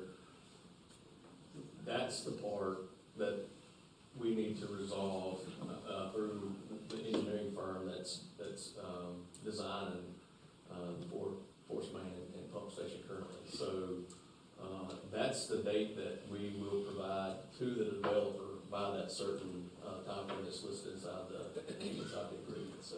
Well, again, and I'm just talking about what you're talking about, the flow for the actual line. Say capacity, right now, the line can't accommodate the capacity that would be proposed by this development, is how I understand it. But the moratorium is tied to that capacity issue via the line, being the force main line going up. That's what I'm referring to, is can the agreement be contingent and tied to the moratorium's timeline? It's up to it. I might just not be understanding this correctly, but it's until the upgrades are complete. That's right. Correct. Well, we're not gonna lift the moratorium until the upgrades are complete. So therefore, the moratorium's gonna dictate you know what I'm saying? So. They're part of the parcel. Right, so if we're gonna, let's say those upgrades aren't gonna be done until after 2026, we're gonna extend the moratorium. Correct. Does that fall under? That's what I'm trying to get at. Right. That the moratorium is what needs to dictate Exactly. I when agree. this proceeds. Because let's say we give them a date, and then the moratorium we extend because the Repairs aren't done yet. it's not done. Right. But we've given them a date. Right. They're gonna call in on Well, that date. the moratorium extends all the way till April the 6th, 2027. That's the 30-month time frame. So we're in a 30-month moratorium. Right, but I believe the moratorium also says that it can be extended or it can also be Or reduced. reduced or removed, depending, I mean, because everyone's right, it's, the moratorium is tied to these sewer improvements, that's the Right. basis, the need for it is the basis for the moratorium, and the basis for lifting the moratorium is the completion of those improvements. And I think my understanding is, just to make sure we're clear, the developer is asking for a check-in prior to June 30th, 2026. They're not asking for the city to commit to the utilities being upgraded by that date. It's the assumption in working with staff and our attorneys that we are hopeful to be able to have a contractor selected by then that would then have a construction timeline outlined. So then at that point, we would come back together and set that firm completion date. It's not that the completion of all of the sewer improvements for capacity would need to be in place by June 30th of 2026. And I think, to your point, it's a matter of wording because the exact timelines are the same. My understanding of the moratorium is that once capacity has been resolved, the moratorium is lifted. And what we're saying is that they will not have any buildings flow into the system until that capacity is confirmed as well. So my understanding is the timeline is the same, and there's nothing to say that you're not going to hit a date and then go, well, we still don't have capacity because the language specifically references that there has to be that capacity upgrade, not only funded, but ultimately in place and approved by the state of North Carolina for our use prior to us being able to do anything. I mean, then what's the difference of just tying it to the moratorium itself? Again, I feel like if we're leaving it, it just seems to me that it's a little bit too gray of an area if we don't explicitly tie it to it. So at the end of the day, the moratorium will dictate and be released once the improvements are completed. So that is when this project should proceed if it is approved by the city. If it's the same, I wouldn't see that there's an issue of tying the agreement to the I moratorium. guess my only question would be for parks is, I think practically, I absolutely understand where you're coming from. My question would be for parks of whether or not that language can tie it to something that they're not subject to, or if we reference that Well, I language, think- if there's a moratorium in place, if you're actually able to approve it. But I it's think not- we could, I don't want to speak for the park. Further, it is all as to whether or not they'll agree to that. Well, yes. Correct, but it's all conditional, Right. which is, I mean, I think it's ultimately saying the same thing, but if we would be more comfortable with that, I think it can be said, and I think you can even say, because right now it says, both parties acknowledge that the sufficient sewer capacity does not exist, and here's what I think we can say, while, the parties acknowledge that there is currently a moratorium in place on the South Point Peninsula, while not subject to the moratorium, developer acknowledges as a practical matter they cannot proceed until the moratorium is lifted. The moratorium is tied to, the approval of the sewer. If that's council's direction Yeah. and the developer is in agreement with that we can provide that wording. Okay, well, we can ask the developer when they present, but I Do you think, guys, from a council's perspective, I mean, do you guys agree with that? It's logical. I think it is. I'm fine with it. I think it says the same thing, but if that would provide additional security, then I think that's appropriate. But subject to the developer's agreement and appropriate verbiage, but we can address that during their presentation. Yep, that's fine, thank you. Okay. All right, awesome.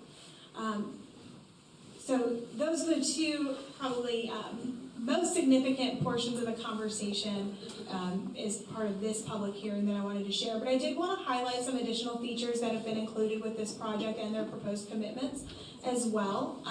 So for stormwater, in addition to meeting the minimum as required by the Land Development Code and the Land Development Standards Manual, the developer is committing to enhanced commitments based on recommendations that were previously made by the Lake Wylie Marine Commission as well as the Catawba River Keepers. This includes designing to enhance storm flows as well as heightened erosion control measures. And so they can share if you have any questions about the details of that. In addition, Those are the same standards, are they not, that were imposed in connection with the Del Webb approval, is that correct, or are they slightly different? I will need to go back and, I believe there's one item that wasn't, and it was because of the practical implications of management monitoring about the offsite device in the code itself. What is the biometric, what were they, Yeah, I know what you're talking about. It's not turbidity, it's the other one. Right, but the applicant can speak to that, and I can double check my notes. Barometric. But yes, Yeah. it was based off of those same recommendations, but Okay. just further south on the same body of water. And then the other additional feature that's committed in the proposed development standards is the installation of flock cameras or any approved equivalent as recommended by the Belmont Police Department at each entrance to the site. So there are 2 entrances off of South Point Road into the site. And as a matter of public safety, we were asked to see if they would install those cameras to help our police department out. The developer has agreed to include those as part of the project. So, with that being said, in recap, I know we've talked a lot about the current challenges, especially as it relates to timeline. So I wanted to put this together to just showcase how we're anticipating the flow and timeline of this could look, understanding some of the practical challenges that are ahead of us. And this has also been reviewed by the applicant as well. So there's some knowns and then there are some unknowns as we wait to hear about what is really needed on the utility upgrades on the city side. So what is being proposed is that we would enter into a development agreement now that would be presented here in a little bit, that the city and the developer, if this project is approved, would look to start notice to proceeds on the sewer upgrades at the same time as the traffic improvements, so that both parties understand that, you know, there's a financial commitment being made.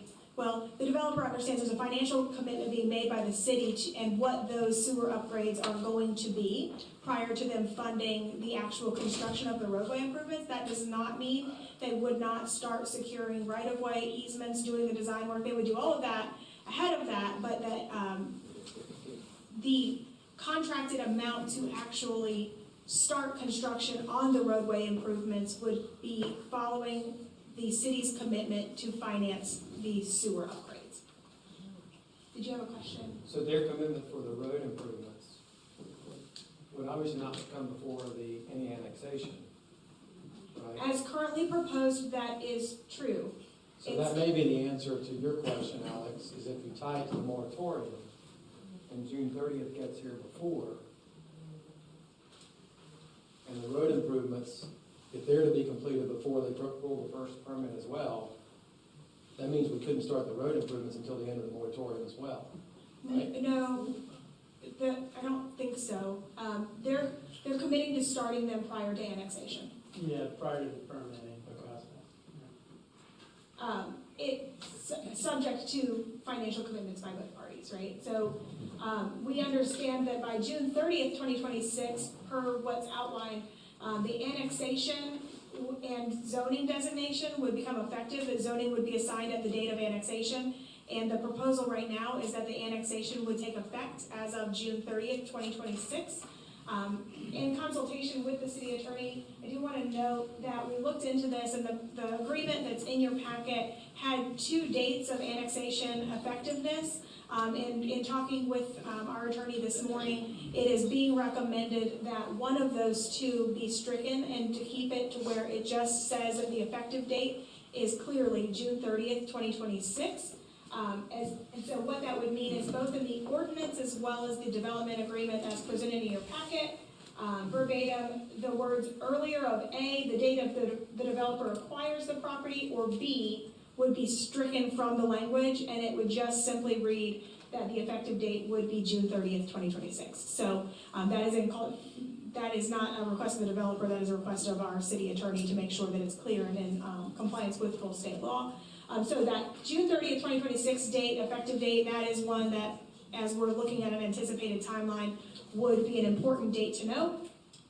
And then what we would anticipate happening between that time when the property becomes under our jurisdiction and when we may have sufficient sewer upgrades in place and or when the traffic improvements are fully completed would be the grading of the site and preparation of the site, but at no time would that result in any vertical construction. So we can't allow for grading until the property becomes part of our jurisdiction. We can't issue a grading permit. But that doesn't mean that they couldn't start on off-site improvements. Just means that we couldn't do the other. So there's a balance there. And that's why it's all outlined as part of the conditions of approval as well as a supplemental development agreement to make sure we can get all these details buttoned up to the best of our ability. So we don't know, right? We don't know when traffic improvements can be completed and what the timeline looks like. We don't know about when sewer upgrades can be completed. But if we were to just have a projection based on the moratorium's timeline ending in April of 2027, if we were to say, well, hopefully that means that by mid-2027, unless we need to extend it, that the sewer improvements could be in place. If we need to extend it, then we need to extend it. We don't know, but just out of what we know today, that's what the projection would be. And once those improvements are all completed, then staff would be able to approve the full and final set of construction plans. And so then what that would look like if that timeline were to hold would be permitting of the individual lots between 2028 and 2031 for a proposed build-out. Quick question, just for maybe Jamie and Brian, if I'm able, just so that, again, back to this apples to apples comparison, because we've got to decide, city versus county. This is a much longer timeline than what it would take if it went through the county, is that correct? Much longer. Yeah.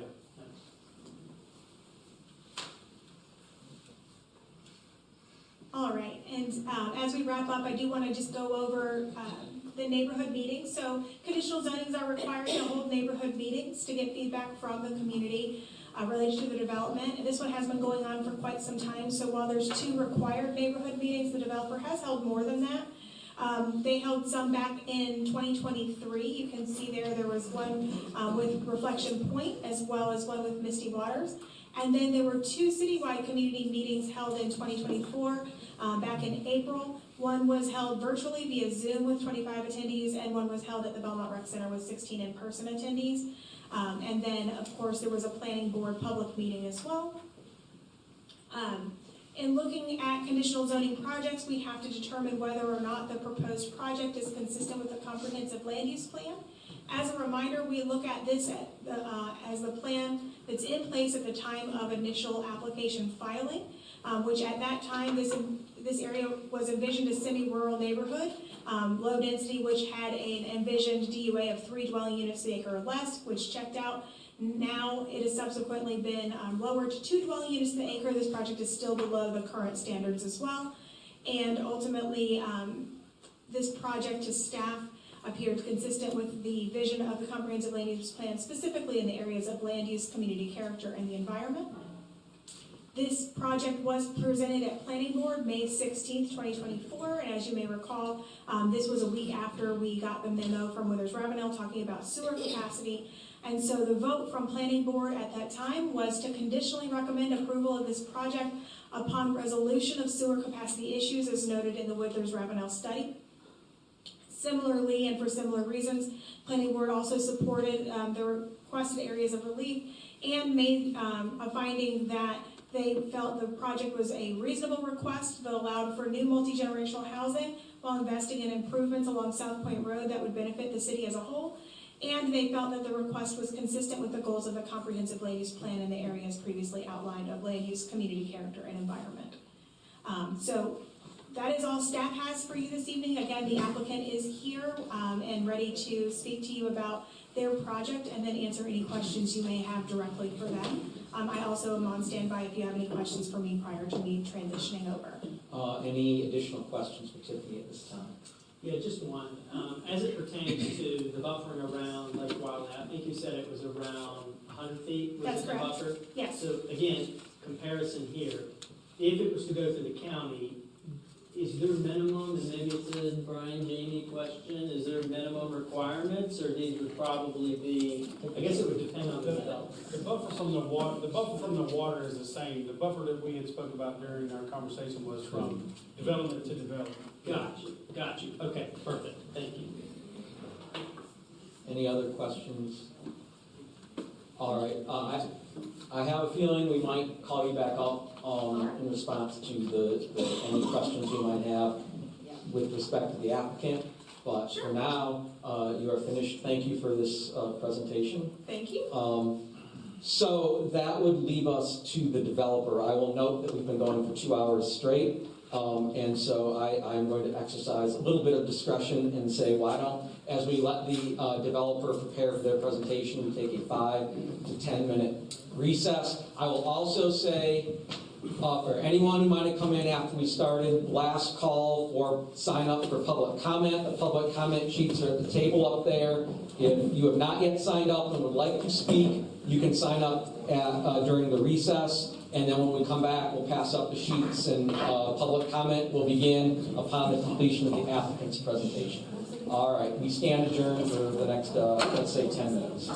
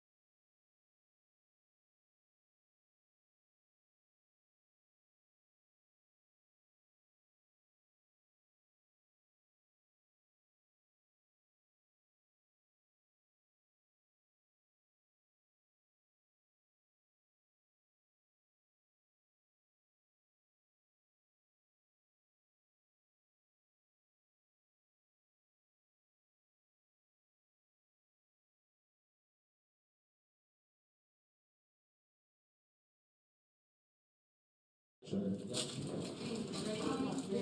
Yes, I think you're ready. Okay, I'm just waiting. I was just making sure. All right. Good evening. I'm Margaret Puckett. I'm the Vice President of Land for Tri-Point Homes. First, I want to say Tri-Point is very appreciative of this council allowing us to defer our decision this evening from our meeting in May. In May, we were on the immediate heels of a discussion regarding necessary sewer improvements along South Point Road and the issues related to the Morgan's Branch pump station. This information at the time was so new and we did not have time to adequately understand the situation. 6 months later, I'm now standing in front of this council knowing the city of Belmont has proceeded with the initial sewer investigation, preliminary engineering, and has kicked off the initial stages of that sewer upgrade process. We understand the moratorium and what it means for the city, but we also understand that our capital contribution, which I'll go into during my discussion, can help expedite those sewer improvements and can also guarantee the payment for those sewer improvements or help contribute to those sewer improvements. We hear the concerns of the residents, especially following the results of the election regarding the transportation bond. Some residents don't want taxes to increase, and we're here to provide those residents of Belmont alternative solutions for improvements regarding transportation. This council has a monumental decision to make tonight. This council has an opportunity to make a decision on improvements in Belmont, traffic, and sewer. We've looked at this tirelessly multiple times, including, and we've worked tirelessly together with multiple parties that you'll hear from tonight, but including Gannett Fleming, Kimley Horn, NCDOT, to come up with solutions, some of which are added since we had our planning board discussion in April. Tiffany did go into those at a little bit of detail, and Mike Holder will go into more detail as he comes up on stage. But further, our development agreement and those development standards that are tied specifically to this project would ensure that no matter who develops this property, Tri-Point or another group in the future, would guarantee that those improvements, specifically when it comes to traffic and sewer, would be tied to the land. Further, the other guarantee that is embedded in the development agreement is that all of those traffic improvements will be complete prior to any certificate of occupancy, as Tiffany alluded, which means that there's no residents, nobody's going to be living at Lakeview Farms until those road infrastructure improvements and the sewer improvements are complete. We can't flush a toilet in a community without having those improvements are complete. So I think a lot of the discussion that was happening before I came up here, it's really the same. We have to have those things to be able to proceed, and our development agreement does tie those two things together. I'm here this evening supported by a group of professionals at Gannett Fleming who will review what we believe to be the most significant benefit of this discussion, the details of our traffic improvements. Before I turn it over, though, I do want to give Tri-Point's perspective. A lot of this information was covered by Tiffany as she put together her planning presentation, but I'm going to flip through some slides and provide that timeline as to our proposed development. If council were to make a decision this evening, we would begin that preliminary engineering and the construction document process in 2025. In 2026, those roadway improvements could be completed and land development could start, assuming that we partner with the city and we have a clear path and understanding to their sewer. In 2027, ideally, that potential allocation would be allocated to the developer, to Tri-Point, and we would be able to begin vertical construction as early as 2027, with build-out of our project in 2031. These are all tentative dates depending on that sewer. Really, that's the kickstart to understanding whether or not this timeline is possible.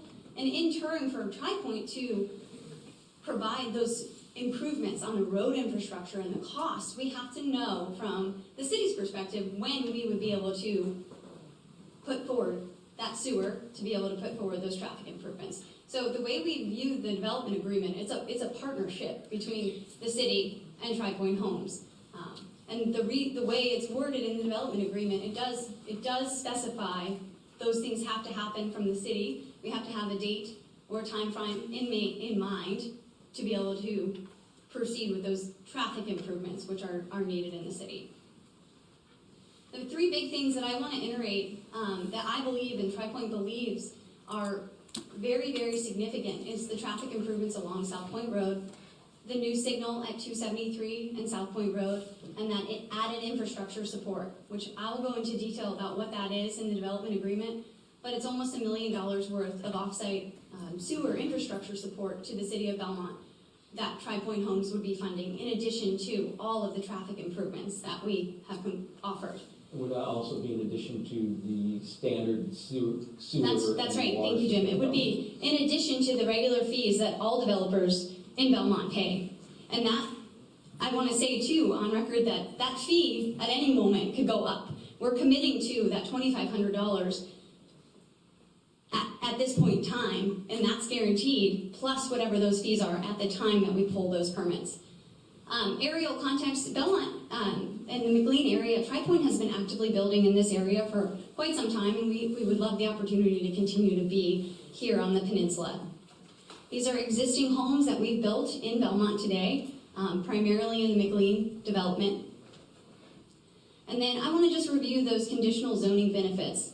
As you go through a conditional zoning process in a municipality, it provides certainty on development.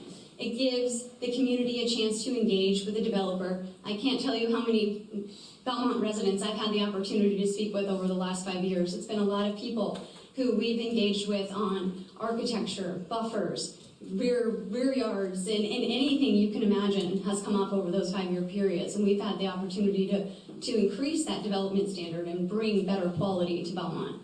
And then that big public benefit is that roadway improvement and those infrastructure improvements that we're committed to. On the community engagement side, we've gotten council member feedback. And council, in my 5 years that I've been working here, has changed. There's been multiple opportunities for people to provide us feedback, and we've done our very best to make sure that we incorporate the changes that we can and are willing to work as we sit here tonight. The certainty that you get from a unit count perspective is it's 385 homes, a portion of which are age restricted, and it's all going to be for sale residential. Our evolution of the project, I know you've gotten a little bit of history, but it dates back to July of 2020. And actually, it goes back even further than that. My middle child, who is a first grader now, was 1 when I had this conversation the very first time. So this project has evolved over a 5-year period, down 549 lots. Today, we're sitting at 385. We are committed to open space at 60 acres. And our buffers, that would be the most important thing I think that we've done for the residents of Misty Waters and Reflection Point. As those buffers, at one point in time, were about 25 feet, we have increased them to 100 feet in locations neighboring those two communities. Quick question, can you go back a slide? Yep. Just while it's fresh on the mind, if you're doing around unit or lot counts, city versus county, what made you guys land on originally 549 lots? Is that based off of buildable land that you have out there, or where did you derive at that, I guess, the initial? Back in 2020, I believe Tiffany mentioned this, but the code and what was allowable at that time was a density of 3 per acre. As we initiated that conversation and what was permitted based on the buffers that we wanted to stay away from on the lake, knowing some of the topography challenges, that was a 3 to acre number that we started the discussion with. And that's where that came from. As we learned more about the site and the constraints on that site, that number came down as we learned more about the sewer allocation, the capacity that the town of Belmont or city of Belmont had at that point in time. And Brady, as he went through his discussion, we updated our traffic counts as that was evolving and happening over that time period. Did it come down based off of sewer capacity and kind of the climate within Belmont, or did it come down because there's not as much buildable land as you guys originally thought there was? The main shifts from 549 to 485 had to do with sewer capacity, and then again it had to do with sewer capacity again. So it was primarily driven by sewer capacity and what we were being told by the city engineer at various points in time. Okay, thank you. Tiffany did review this, and I don't want to spend too much time here because I'm not going to say anything different, but the current site plan shows 385 units, some of which are age restricted. That active adult is clustered in the middle. They're yellow and purple. They have their own amenity on the water. And then the remainder of the single family homes are traditional. They're not restricted. We think that would be a family buyer, young families, people with no children. That is the demographic that we think would purchase those homes in addition to the townhomes. And we currently are building townhomes in McLean, Seven Oaks, and we see all kinds of demographics. We see empty nesters in that community. We see first-time home buyers. We see a good mix, but the 22-foot rear load townhomes in this community would be very comparable to what we're currently building at McLean, Seven Oaks. What Tiffany did not have was the architecture for our 22-foot towns, but you get a really good feel for what our communities look like as you drive into the McLean South Shore, McLean Overlake, and McLean Seven Oaks communities today in Belmont. Our off-site roadway improvements, I can't stress enough that we've collaborated with the City of Belmont, Kimley Horn, Gannett Fleming, NCDOT to try to find solutions. We're dealing with a very narrow roadway, and I think that everybody that lives in Belmont understands this. And what we've been able to do is collaborate with these groups to actually make these improvements happen. I think that when you look at a piece of paper and you have a traffic engineer do it in kind of a silo, it's very easy to say that you want something that is not possible. There's a home there, or there's right-of-way that just cannot be expanded. So what we've done, the reason we hired Gannett Fleming, was to come up with practical solutions that actually can be implemented to help offset the traffic that is happening along that South Point Road corridor, particularly in front of the Harris Theater, particularly in front of the middle school. What I'm going to do now is actually turn it over to Mike Holder. But before I do that, I want to make sure that everybody understands who Mike is and why he's so important.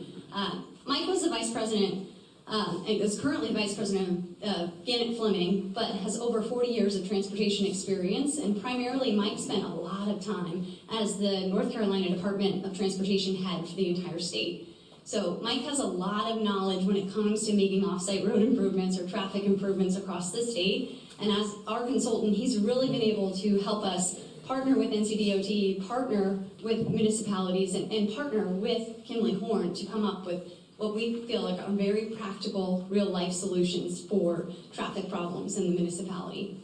And from here, I'm going to turn it over to Mike, who's going to go through those specific Tri-Point and Gannett Fleming collaboration traffic improvements that we're suggesting and committing to. Okay, and I'm certain you'll return after Mike is done to answer any questions. I will return after Mike, yes. Okay, thank you.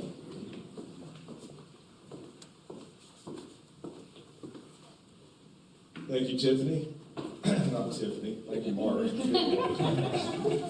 Margaret said I've got 40 years in the industry. I guess that makes me old, right? And you're very important too. That's Very important. I am Mike Holder. I'm currently employed with Gannett Fleming. I've managed the North Carolina operations for Gannett Fleming.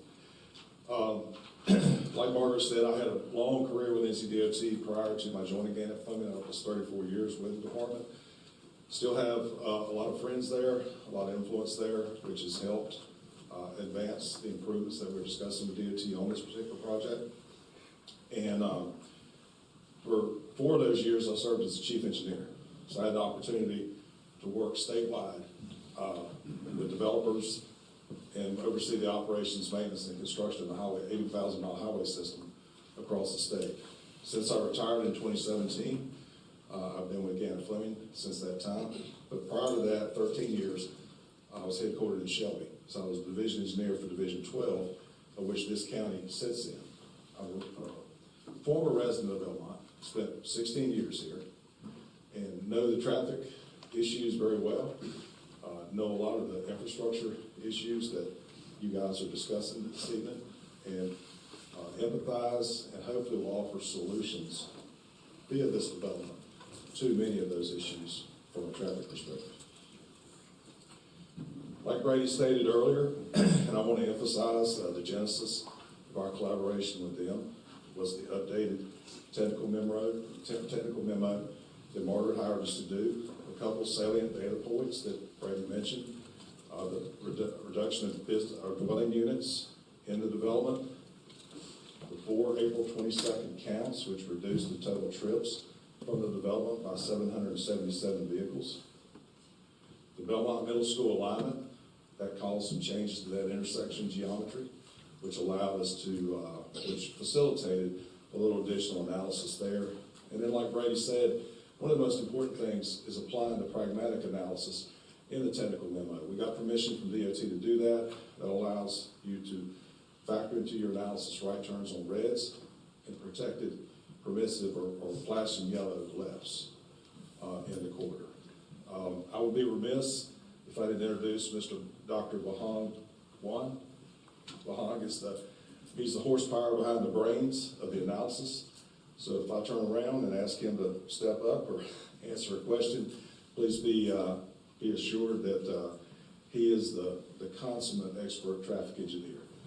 Margaret did a good job going through some of my bio, but I'll be the first to admit I'm an inch deep and a mile wide with a lot of different things from a transportation perspective.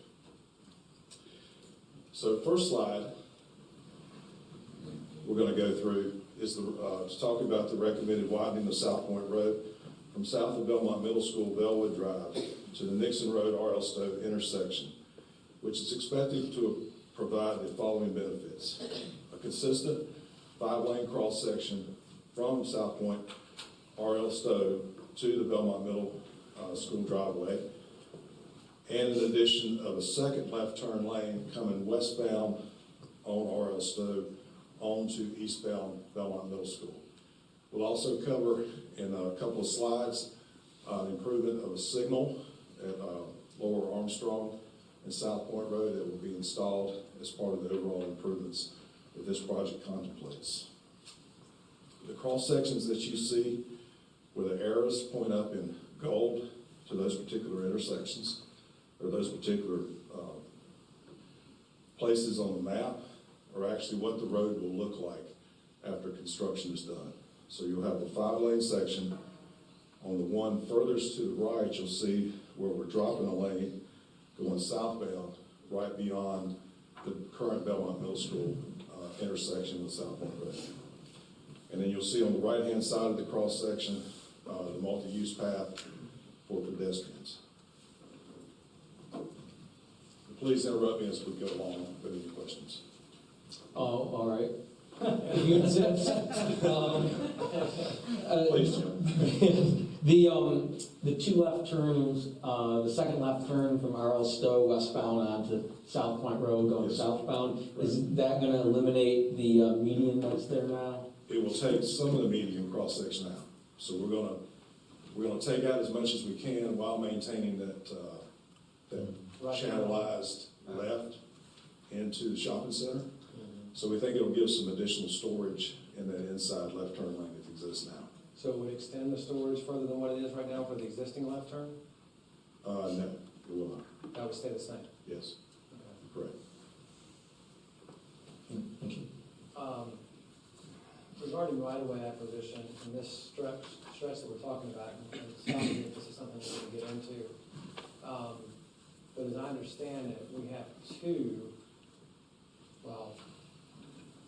actually, Miles, is it 4 residential property owners potentially affected in this area? I think, based on recollection, there's 4, Yeah. and there's a That sounds total of 5 on the whole project. So specifically, can you speak to the southernmost section going southbound between the middle school and Lieber, where the southbound lane drops, and how that particular property owner would be affected? Because you, That's in a taper section, right, so we're transitioning from the full lane. We'll go across the intersection.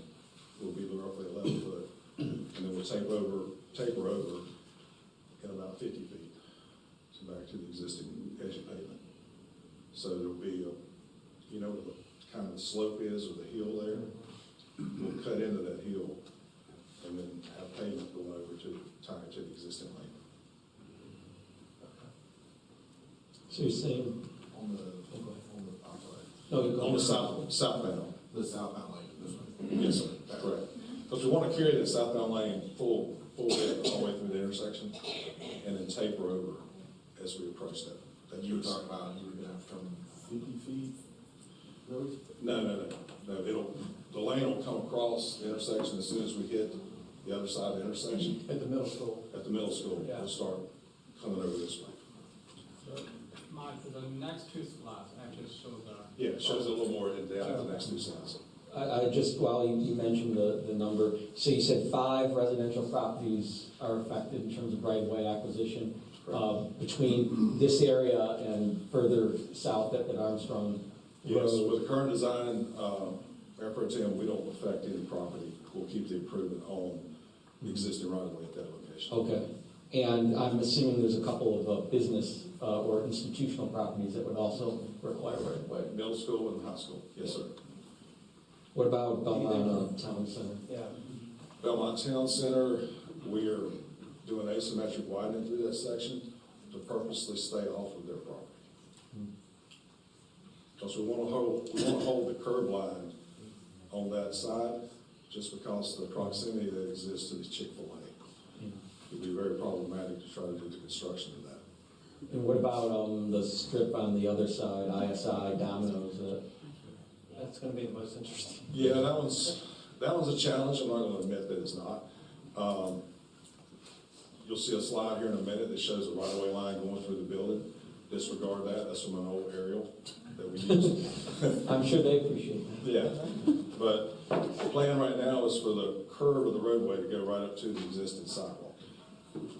And then do a little bit of widening on the other side, on the north side, and to get the cross-section through there.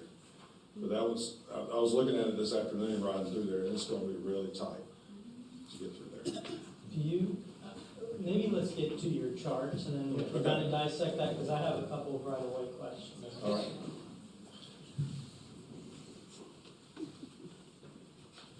Let's see, am I advancing these slides or? Oh, well, they're going back. Oops. Okay. All right, this slide demonstrates the recommended roadway widening. In Table 8, Table 7, and Table 6 give you level of service at each of the intersections, and then level of service on each of the approaches. So you note on Table 8 is the intersection of South Point Road and R.L. Stove Nixon. You can see where the improvements turn all those phases green under build out. So the overall intersection itself goes from a D to a C in the AM peak hour, and it goes from an F to a D in the 2026 build out. Well, let me, because this is kind of one of my questions, and I see you're gonna break it out by individual Approaches. improvement. Yeah. Yes. So when we're saying build out, let's just get some definition to that. You're talking about full build out for Lakeview Farms. You're saying. That is all the contributing traffic from Lakeview Farms. Plus everything else that, like all the other future developments that are Correct. factored in. Yeah, the background traffic has grown, The 3%. 3%. So this includes, again, I just want to make sure this metric correctly. This includes Lakeview Farms at full build out plus 3% growth on top of what's already been approved. Correct. in the Correct. city limits. That's correct. Okay, we'll just make that comment there and then we'll get Brady up here to Right. do additional stuff. But, okay, thank you. Any questions on Table 8? Table 7, AM peak hour. It shows a little bit of increase in delay at South Point Road southbound. And that is at the South Point Road intersection at South Point High School and Red River Run. So can we talk about that intersection for a moment? Sure. So one of the issues that is pretty clearly identifiable today is the signaling is not right at that intersection. In fact, it causes a backup. With the proposed changes, will this, because there's been discussions, do we move it back or do we change the signaling timing? Like what's going to happen particularly at this intersection? Because I feel like that causes a lot of issues in this designated area. And I don't necessarily know adding additional lanes is going to necessarily accomplish what we're trying to get here. So just try to walk me through that. And to piggyback on that, as you know, being a resident here, You actually live there. there's already a lot of heartburn over having 3 signals within 300 yards. Yes. Right? So, you know, and I think whether we have a signal at Red Raider Run or not, you're still gonna have hundreds of kids who are gonna seek to cross there because their parents are picking them up or dropping them off across the street. So that's the other side of it, right? Is I feel like we're still gonna have to maintain some sort of safe and visible crossing there, whether it's a signal or whether it's a through signal that's only activated, you know, with the head. If you remove the signal, what I would suggest is putting up a Hawk system, which is basically a pedestrian crossing system. They hit a button, it turns it red for the pedestrians to cross. For where would it turn These people red? We're talking about in the event of a relocation from Red Ray to Run? No, it would turn red, red, red, red. Oh, so keep that one.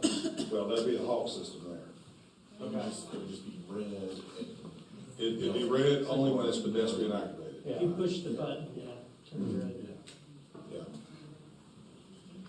I guess I'm just having a hard time understanding, you know, I see that we have extra lanes, but once we turn on the RL Stowe and it goes from a 4-lane to a 2-lane, that's where most of the traffic is derived from once you get into this school traffic. People are trying to shoot this way to go towards Charlotte. People that want to go to Gastonia stay straight. So when I'm turning right, I'm sitting on RL Stowe Road for sometimes up to 30, 40 minutes in the mornings. And so I can't understand how this is going to alleviate that, because that's where we're going to bottleneck. And then add in, you know, I'm not sure what your numbers are based off of, but 385 homes times how many cars per home are you?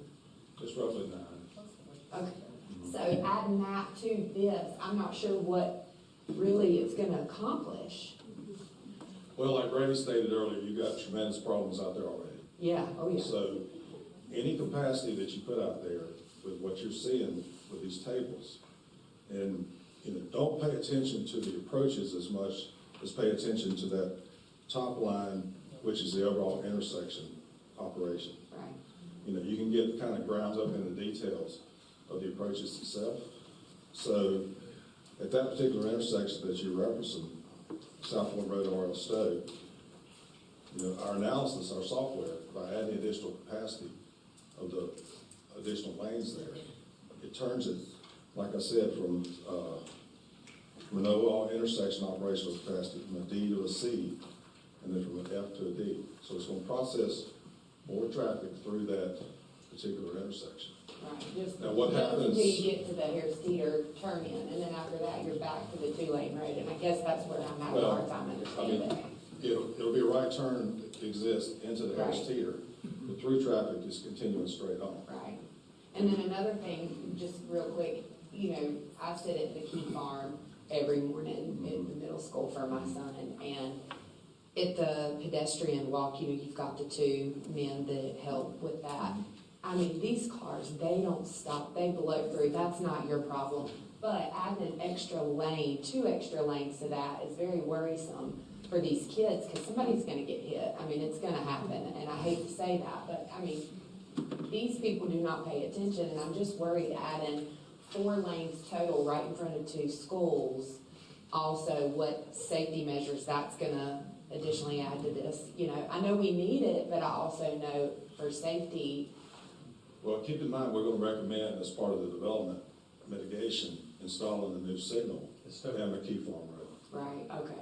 So there'll be pedestrian crosswalks and pedestrian faces as part of that installation, part of this road. Okay.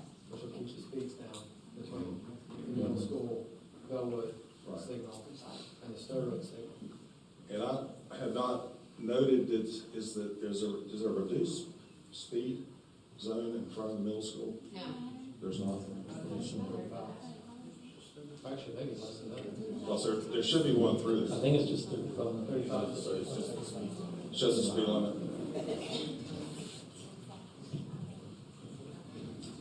So, sorry, Mike, back to the Red Ray to Run thing. That's fine. Again, the signaling today, whatever the answer is that we get, it is not adequate today. So, I mean, can you talk through the analysis? Because again, it's like a little bit of a shorter distance, but the Wilkinson Boulevard over there by Franklin Square effect. You're just going to continue keep getting stopped, and that traffic just keeps on getting compounded behind it. So, can you just talk through? The solution is to tie those signals together where they communicate with each other. Yeah. And Shouldn't that be the solution now? Yeah, that's kind of. It should be.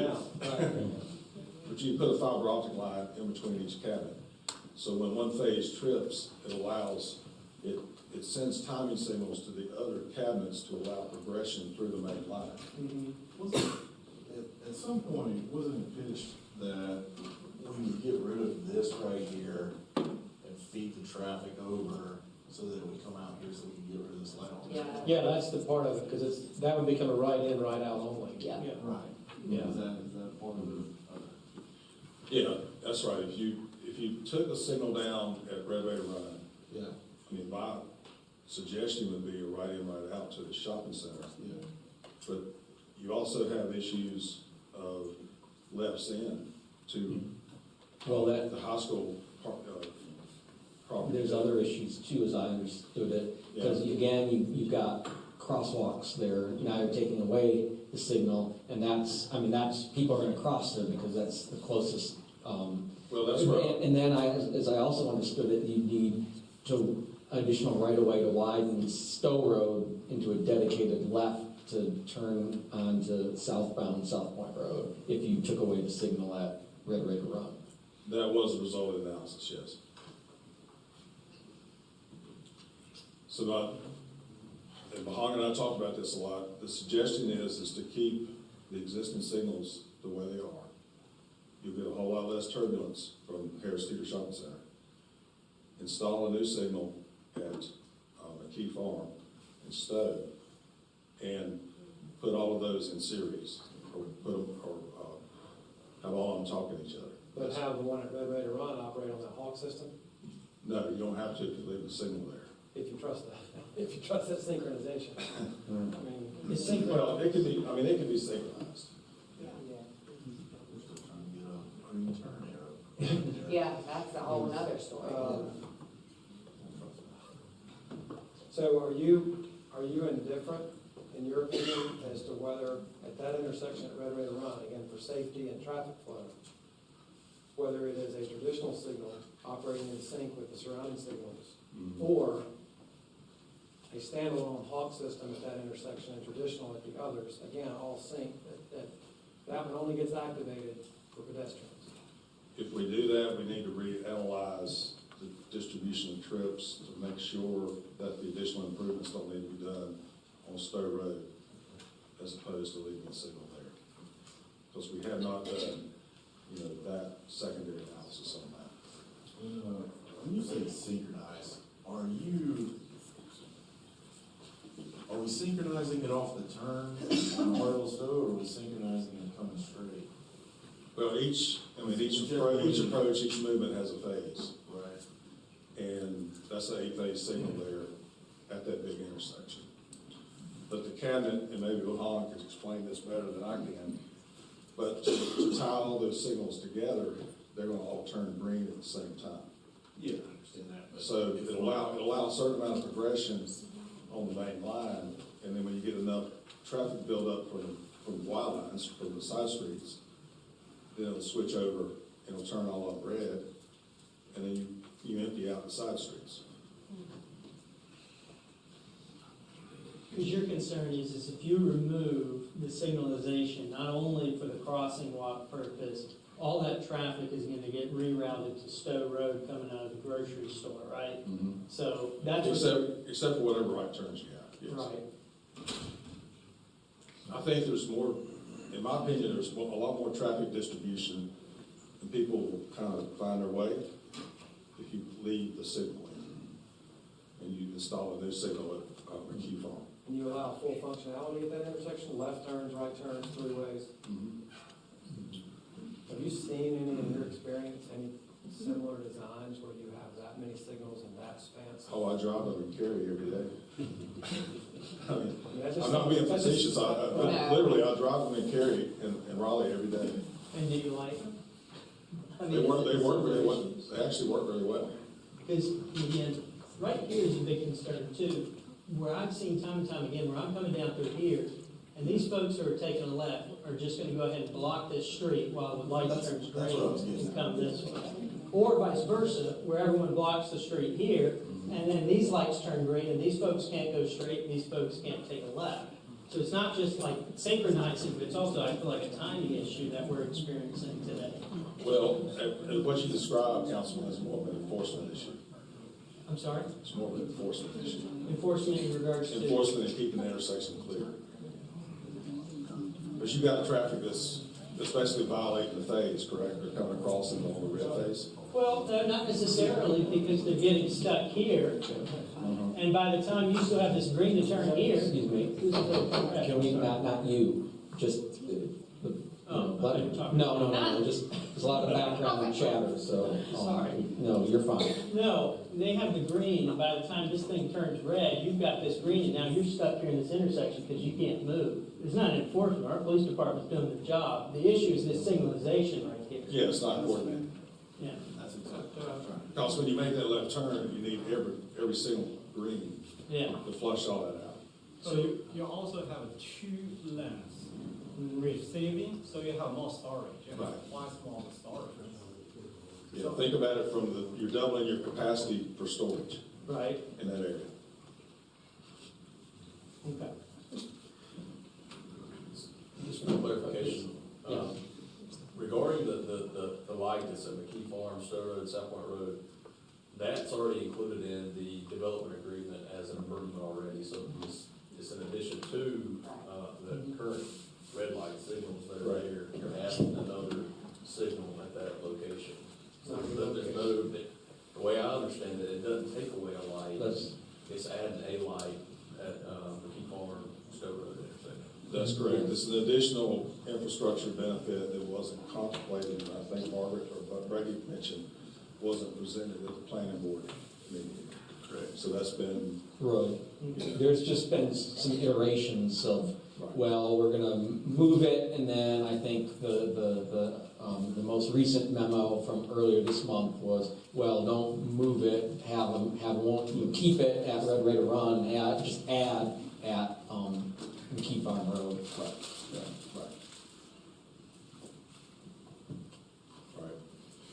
All right. And this table 6 also demonstrates the overall intersection level of service improvement. And that's with the signal added.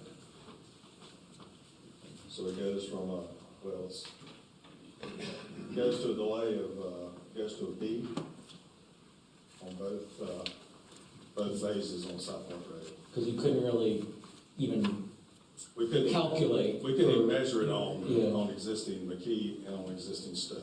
Yeah. Just because the backup, nobody went there to make those movements. Correct.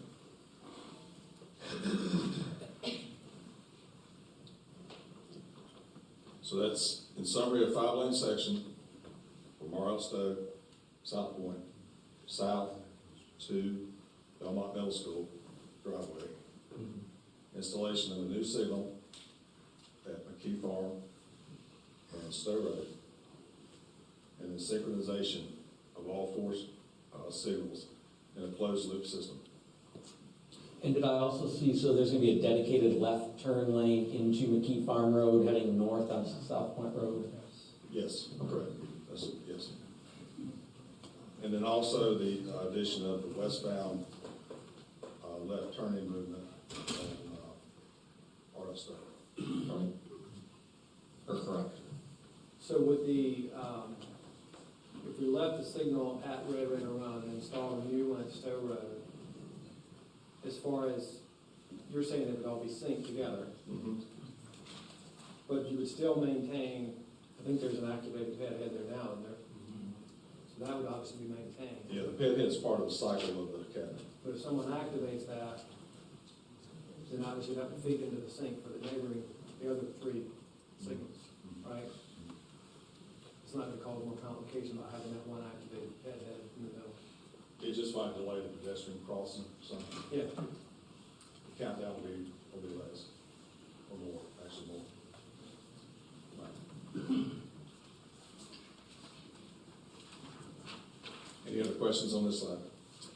Where is the additional northbound lane going to start? I think there was some discussion about that it would start slightly south of the light at the middle school. But how much further south, I think, was open to some discussion. Yes, it's, I don't have it scaled. Next slide. Okay, next slide, sorry. Okay.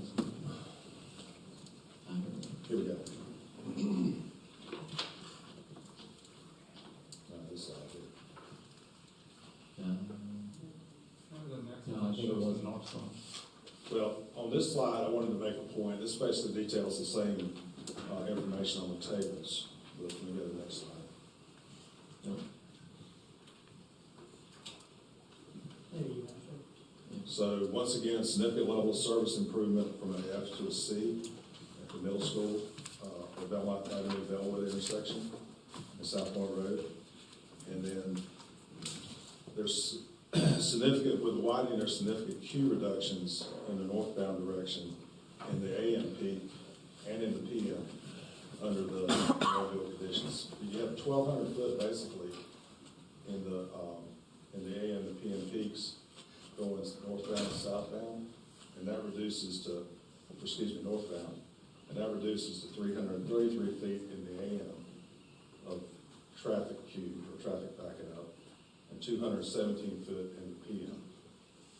So with that additional real estate that's being added northbound and southbound, you have significant throughput through that widened corridor that reduces that queue length that you experience every day on the northbound direction significantly. So about 75%. So then back to the question of where the northbound lane's gonna start. It's right around Twin River Mist. Lake Mist, Yeah. River Mist. Yeah. Yeah. So slightly south of the light in the intersection. Maybe right there where the old Bellwood Road is stubbed out. Yes, sir. Correct.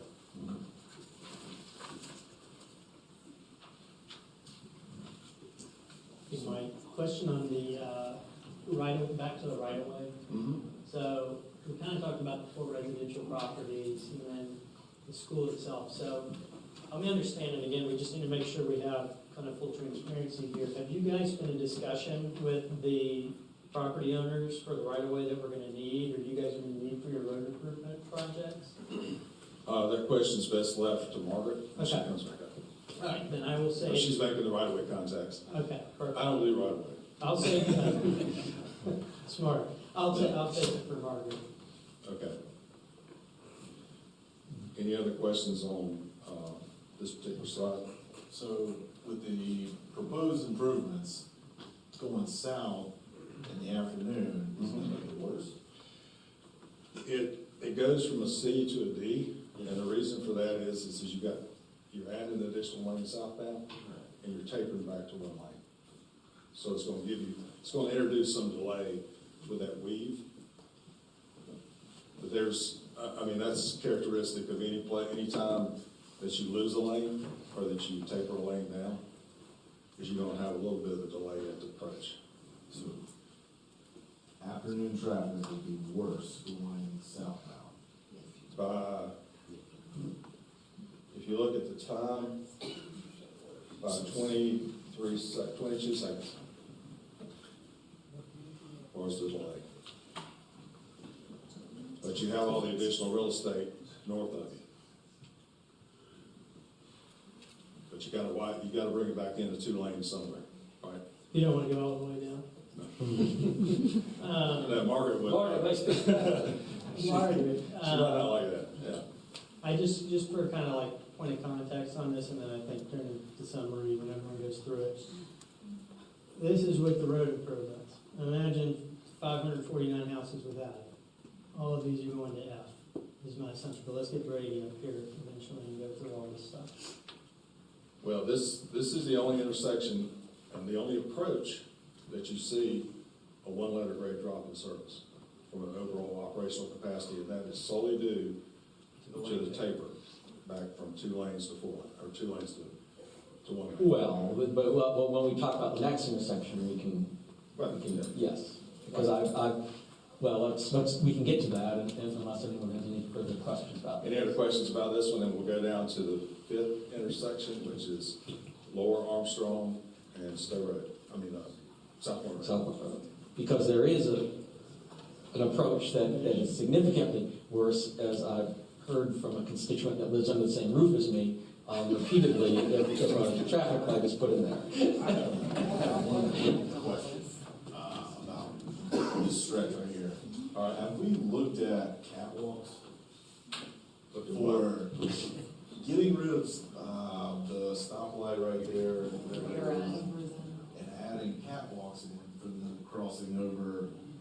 Pedestrian bridges? Hmm. Have we looked at that at all, or not? Is that just a crazy thought? I mean, there's no thought that's crazy. Because it seems like a lot of what we're doing is trying to eliminate, you know, the danger for pedestrians, so why don't we look at capital off the way? We're not having to stop traffic for, I would suggest that you and I have an offline conversation about a potential way to do that okay, through another funding source. okay. But there's a lot of data you gotta gather to get to that point. That's a trucking route too, down South Point Road, right? And then you also have to have, the thing about pedestrian bridges, they sound great until you have to start meeting ADA requirements. And then they get extremely complicated. And expensive. And you gotta go a long ways out.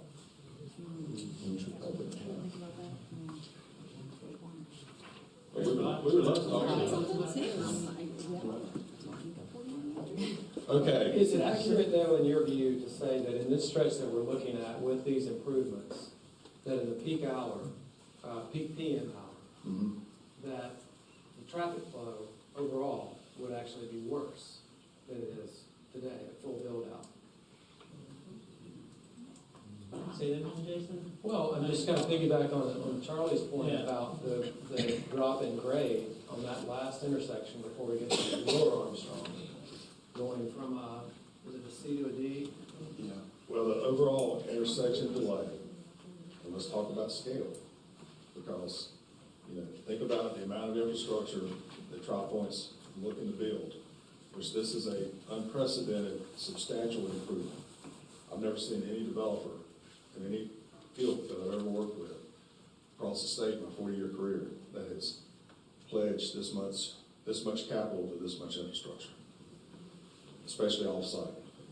And Jason, you're talking about 5 seconds of differential. Right. So five more seconds, if you're driving Yeah. your Volvo, whatever you have now. That's the Subaru. Southbound on South Point Road, with the addition of the additional lane, it's gonna take you 5 seconds longer to get through this intersection than it would pre-improve. But you understand optically, you know, you're talking about an improvement, but yet the southbound traffic, we're saying, would be worse than it is without the improvements. On one approach.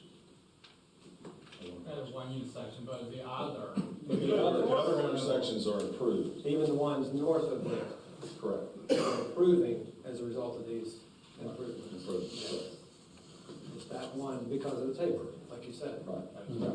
Yeah, you gotta stop the improvement somewhere, you gotta bring the new language back into the old language. Right. But it's kind of like putting a puzzle together, you know.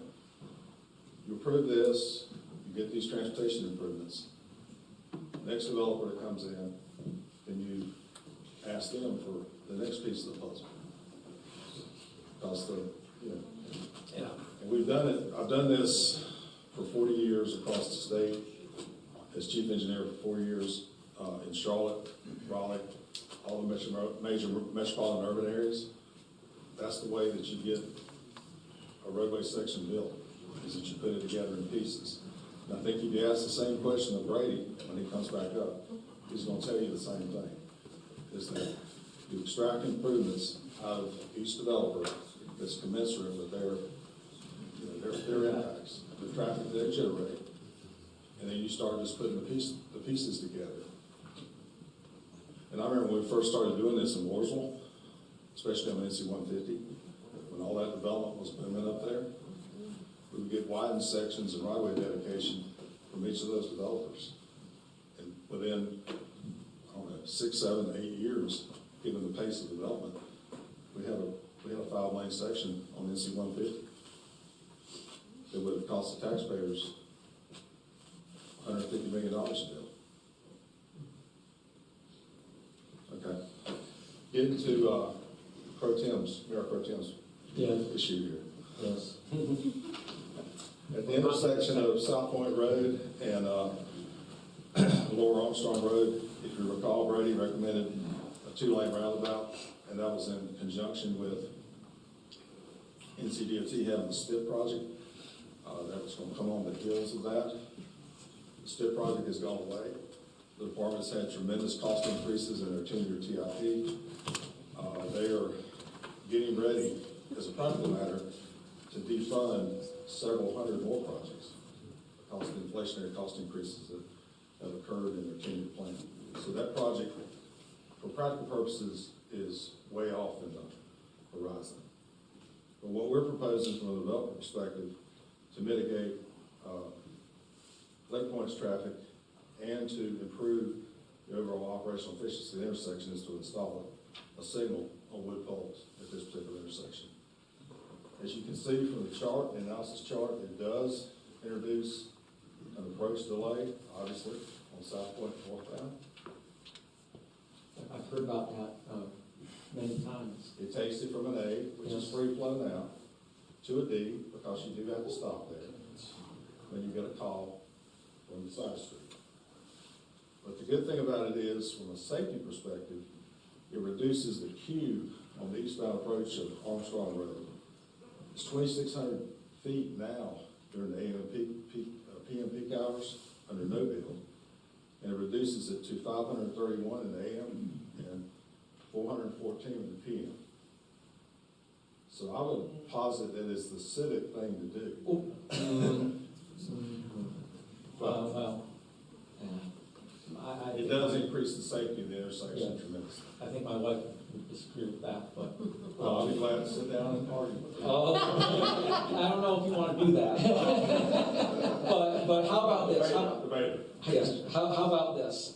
I believe, and we can get Brady back up here, I believe his critique of your assessment of that said that a lot of that would be alleviated with a dedicated left turn lane so that people going through could go through, while some, has there been any thought to a dedicated left turn lane on northbound South Point Road at that intersection then? We have not proposed that currently. Yes. But I guess sure. So right now you've just got one lane northbound, and what Brady had said in his critique was if you add a dedicated left turn lane northbound for people who might want to go onto Armstrong, that would at least allow the people who are going through to get around and not be stopped by the person waiting to turn left. But I just noticed that was the... It just requires additional right-of-way, probably on one side, where that house is pretty close to the existing roadway. And we are, as part of this improvement here, in addition to the signal, we are building a right turn lane, dedicated right turn lane, turning south onto Lower Armstrong. Which will be nice. Would that signal incorporate some sort of activation from vehicles on Armstrong Road looking to make a northbound turn on the South Point? Because that does get a lot of peak travel. Yes. Otherwise, sometimes there's hardly anybody there. It'll So you be, don't want to be stopping that north and southbound traffic if there's no one. it'll be induction actuations cut into the pavement. Yep. So there won't be a call on that particular movement going left, going north, until there's vehicles sitting on that particular induction loop. Okay. And you can space the induction loops. If you put about 500 foot between them, it has to have a significant queue of traffic like in the AMP. Right. One car is not One necessarily. car's not a trip. Yeah. Right. So there are ways to, you do time of day, you can tinker with the timing too, to make sure the maximum green is on Lower Armstrong during the AMP. And then switch it for the first of the day. Yeah. I know that doesn't help Mayor Pro Tem's case. Oh, his wife just knows when she can travel. Yes. One data point that Bahan pointed out to me before I came up to do the presentation is that there has been significant growth. He was looking at the current average daily traffic figures on South Point Road. There has been significant growth in the last 4 to 5 years. It's up about 20,000 now. It's right below 20,000. But the interesting thing is the peak hour that Brady mentioned, which is figured by taking an hour's worth of traffic, applying a peak hour factor to it. The peak hour traffic load has not changed. And a lot of that is attributable to changing traffic patterns, changing meeting patterns from a time of day perspective because of COVID. and more flexible work hours. So, you know, think about that from the same amount of roadway is handling the same amount of peak hour load as previously. So even with increased mainline traffic of 20,000, it hasn't changed that AM PM peak. So the improvements that are being contemplated herefore are going to be tremendously successful in further decreasing any delays in that peak hour, because that doesn't seem to be changing too much.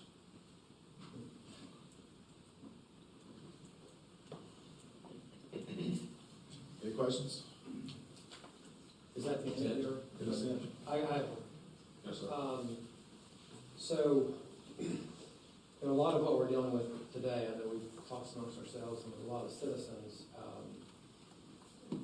a lot of folks in town may feel like some of the situation that we find ourselves in today is maybe not taking necessarily a more of a longer-term proactive approach to transportation planning, and infrastructure planning.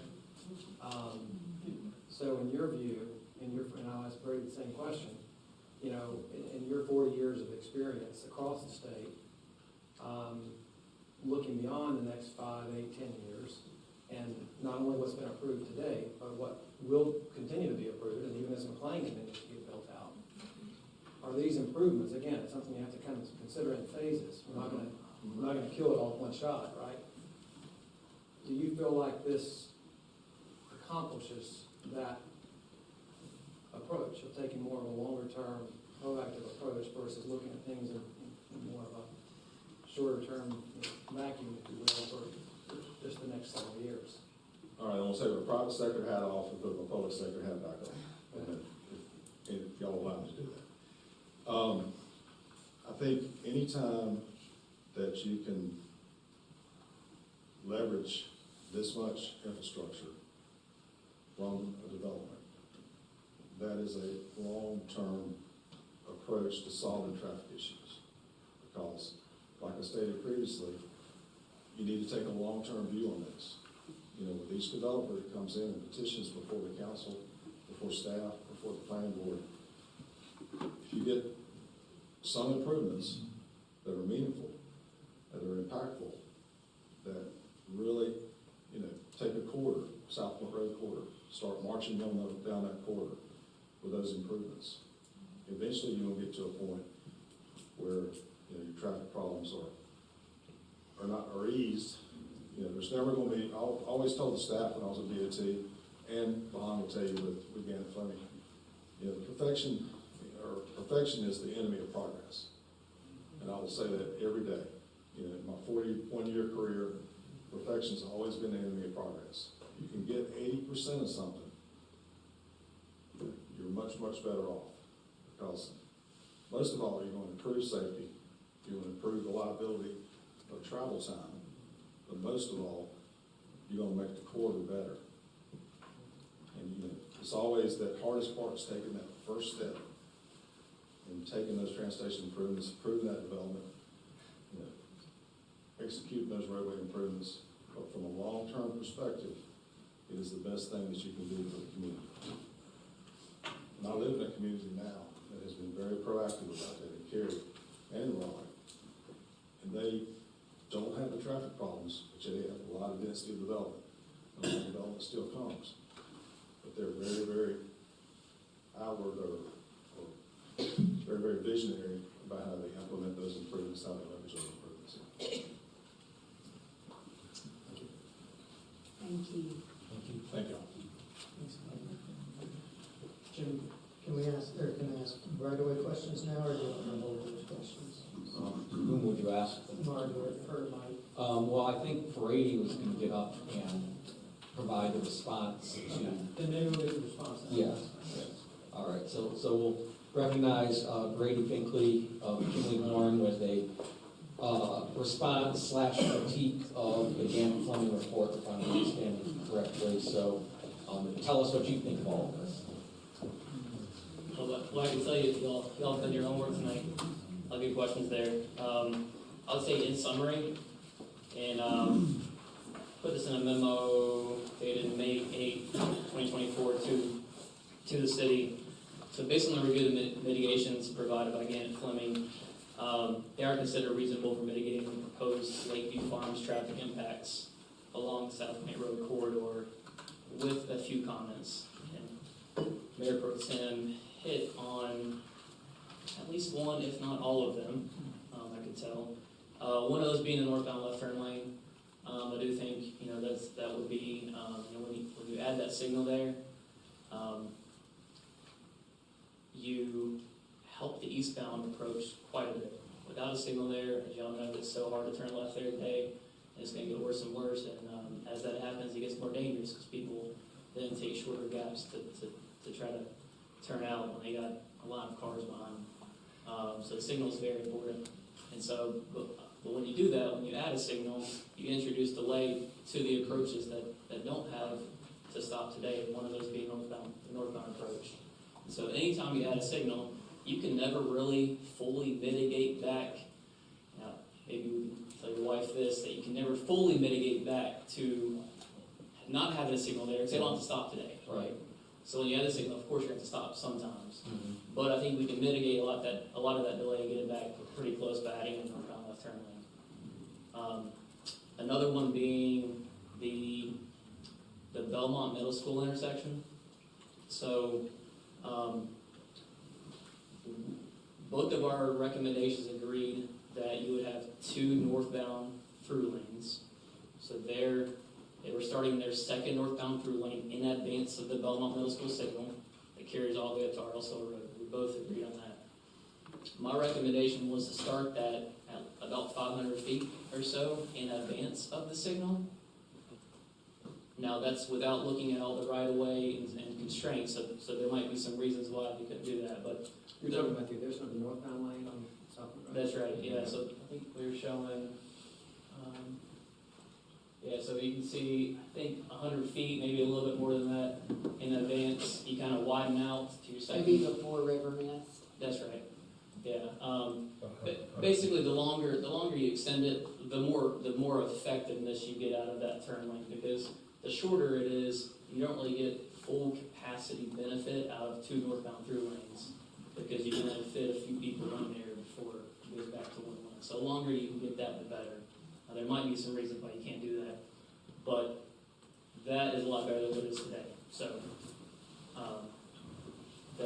the other piece of that same intersection is that we had recommended the second southbound through lane to extend through this intersection, so you have 2 southbound through lanes, extend through the intersection, and then taper back to a single lane about 500 feet south of the intersection, right? But we did not recommend the dual eastbound lefts. I think that's kind of a trade-off. So, from an operational standpoint, The dual eastbound left. Coming out of the school onto southbound, or northbound South Point Road. Oh, okay. There's 1 left right now. Yeah. They're proposing 2 lefts. And you're correct. saying no to 2 lefts. well, if you had the northbound and southbound through lane, you wouldn't need the second dual lefts. I would say no to it, it would be good. Yeah, it's better. But I think what they proposed was, instead of carrying the second southbound through lane further south, which would have more right-of-way impacts, let's just do 2 lanes, dual lanes out of the middle school. You don't get quite as much operational gain, but you also probably are lessening your right-of-way impacts, so there might be some reasons why you couldn't carry the southbound through lane through there. So those were the main differences. But overall, do you agree with the assessments from the grading by intersection in regards to, let's say, for example, South Point Road, R.L. Stowe Road, they're saying a D to a C. I believe that was an AM and an F to a D into PM. I mean, as far as the grading itself, I mean, do you, in your professional opinion, agree with what they're stating tonight? I did. Okay. And overall, notwithstanding the other areas that you've suggested, I think there's one more about a dedicated right turn into the first entrance coming down South Point Road. I think they might have mentioned they were still planning to put that in there, planning board, at the driveway into the site. That's more of site driveway. That's still cool. Yeah, so that's. But other than, notwithstanding your additional suggestions, what is your overall professional opinion on the mitigations proposed in the Gannett Farming Memorandum? It reasonably mitigates the impact of the traffic. I'd say the biggest one being probably, I would definitely recommend the northbound left turn lane there at Lower Armstrong. So that is a pretty big impact to the northbound approach without that left turn lane. So I think you have that left turn lane in there, and it does mitigate their impact from a quarter perspective.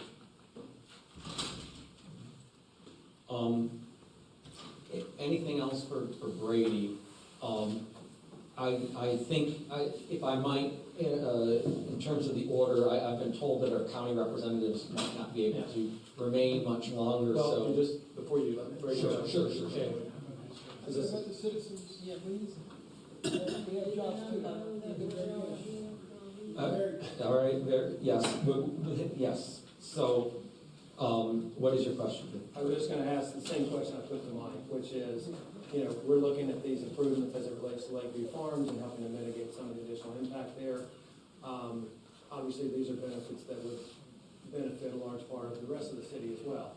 And so when you look at this through, a lens of the next 10, 20 plus years, anything else that you might suggest that would help us, well, not necessarily that would be tied to this development, but do these improvements as proposed fit the bill for taking that, again, more of a longer-term approach for this entire part of the city?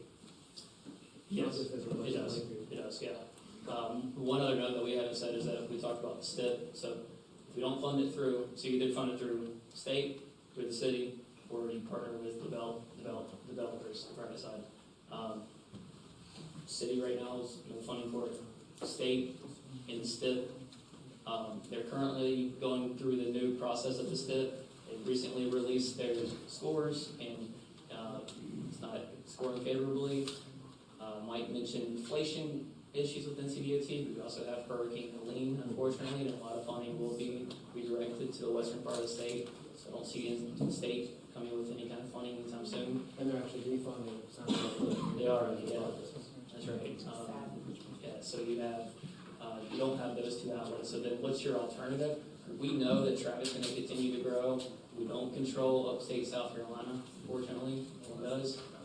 That's gonna continue to grow. So if this doesn't happen, what's the alternative? I don't know what that is. What this does is in my opinion, it mitigates the traffic from the 385 units that they're proposing. And it also starts to set up, and I agree with what Mike's saying, it starts to set up the puzzle pieces, because now you can sort of bite-size some of those improvements down the corridor with other developments. If this doesn't go forward, I don't know what other development would be willing to put in this type to get that started. I really don't see that happening. And I would say one other mention to some of your concerns, Councilwoman Lewis, you're talking about everything is a balance of when it comes to traffic, both getting from A to B as fast as possible, but also safety. And especially in this area right here, those two conflict 100%. And so, the kids are going to cross. You have two schools there. They're going to cross. It's pretty close to an urban section, sort of placed right here in southern Gaston County, southeast Gaston County. You only see signals like this closely spaced in more of an urban area, but I would say you've got the schools, you have the commercial, you have the retail, all closely spaced.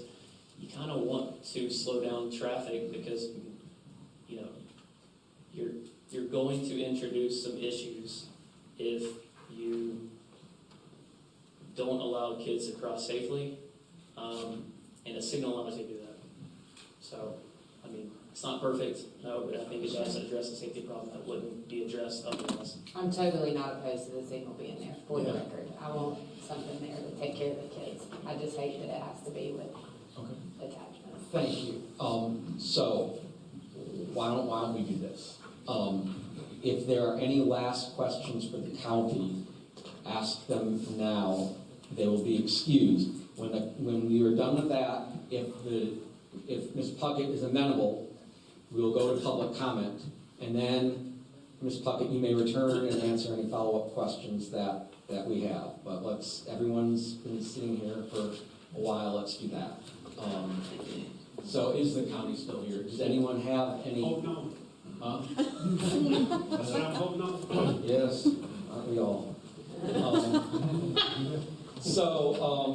If anyone has any last follow-up questions for the county, because it sounds like they might not be here when we get to the annexation portion, ask now or forever hold your peace. My wife called, my children just graduated from high school. I was like, Any? Just two, Sure. and they're gonna be really brief. Just to kind of confirm once more, the off-site improvements that we just went through would not be on the table through the county if this development went through the county, Correct. We would. particularly in this intersections over here. Correct. And then secondly, one of the interesting, the house count, at the beginning when this started to the city of Belmont, which predated me, was 549 houses. If they were to do this, what is it called again, the package plant, if that's what they're saying is buildable, they could technically, through the county, get up to 549 houses through the county. Yeah, so I was just looking at numbers back there while we were going through this. Just raw numbers like we talked about before. 30,000 square foot lots puts you at 259. 20,000 square foot lots puts you at 388. 12,000 square foot lots is 647, and 6,000 square foot lots is 1,295. Okay. And The largest lot you showed, or they showed, that y'all are talking about approving is right at 8,000 square foot lot. So y'all are already looking to approve some pretty small lots as part of these. But we were only considering the buildable area. too, Correct. Right. And But there's yours- probably, I don't know that I would say that, because you're putting in some amenity centers, you're putting in some other pieces that could be buildable. You've just got other uses for them that they've agreed to. So they could squeeze out additional lots in the area. But your calculation does take into account more acreage, does it not? So, yes, Yeah. it does, to your point, it does. So, because I'm taking everything, no Right. floodplain, Right. no roads, so those numbers would not, you couldn't do that. But that's just dividing the acreage by what we would allow. Right, which is where I'm landing at this 549 because that's what their original proposal was to the city of Belmont, which has now come down to 385. So if they're at that, they're at 1,100 or so additional cars on the road without any additional road improvements to South Point Road. Because as you said, the county would not approve, would not require them, I should say, to do the off-site improvement. I will, sorry. I don't want you to speak for me, I know. No, and I'll say this. The pure fact of the matter is you get a better development by it going through you than it does through us. You get traffic mitigations, you get different things that you are not going to get with us. And that's just the pure fact of it. That's all I have for Brian, Jim. All right, thank you. thank you. Thanks for staying. Yes, Yeah, thank you so much. All right. I apologize if I'm going to miss questions from the audience, but we're more than happy to answer anything. Thank you. Sure, Thank you, Brian, thank you, Jim. Yes, all right. Thanks, Jim. So we will now move to public comment, and as the applicants graciously yielded to allow this to occur now. So thank you, everyone, for your patience. We are certainly trying to do our due diligence here, but the hour is getting late. I feel like we'll be visited by three spirits tonight or something. You have 3 minutes. We've got a little nice, does that work today? Okay. Green means go, yellow means you're about to run out of time, red means your 3 minutes are up. Please state your name and address. Be respectful of everyone's opinions, and off we'll go. First up, we have Rich Sanders.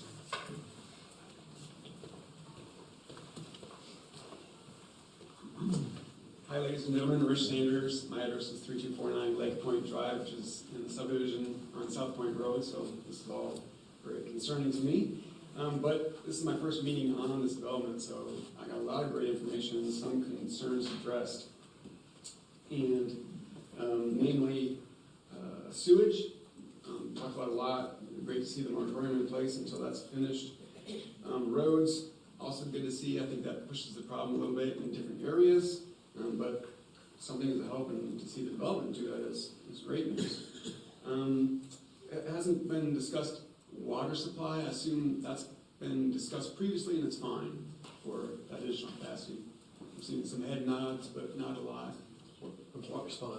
Water supply. We typically don't engage in, Oh, sorry. You're free to, Okay. make your, Understand. yeah. Understand, okay, so that's concerned. And my last one, I think, is schools, even though I don't have kids in school age, in grade school anymore. I think that's a concern with a lot of people. I don't know what the capacity is at the middle school and high school, but that is a concern for me. And that's it. Thank you for your time. Thank you. Just for a point of clarification from staff, because we didn't really talk about it, but the water plant itself, if I'm correct, can it produce up to 10 million gallons or something like that? And we're currently at, I think, 4.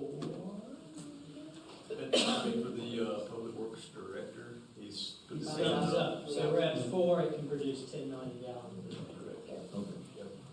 Thank you. Next speaker, Christine Van Loo. That's okay, go ahead. Thank you. Next speaker is Janice Jones.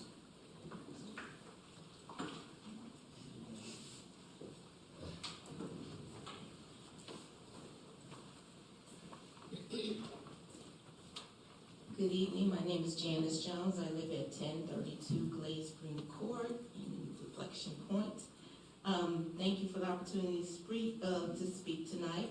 I'm here to express serious concerns about the proposed development of the over 300 homes in our community.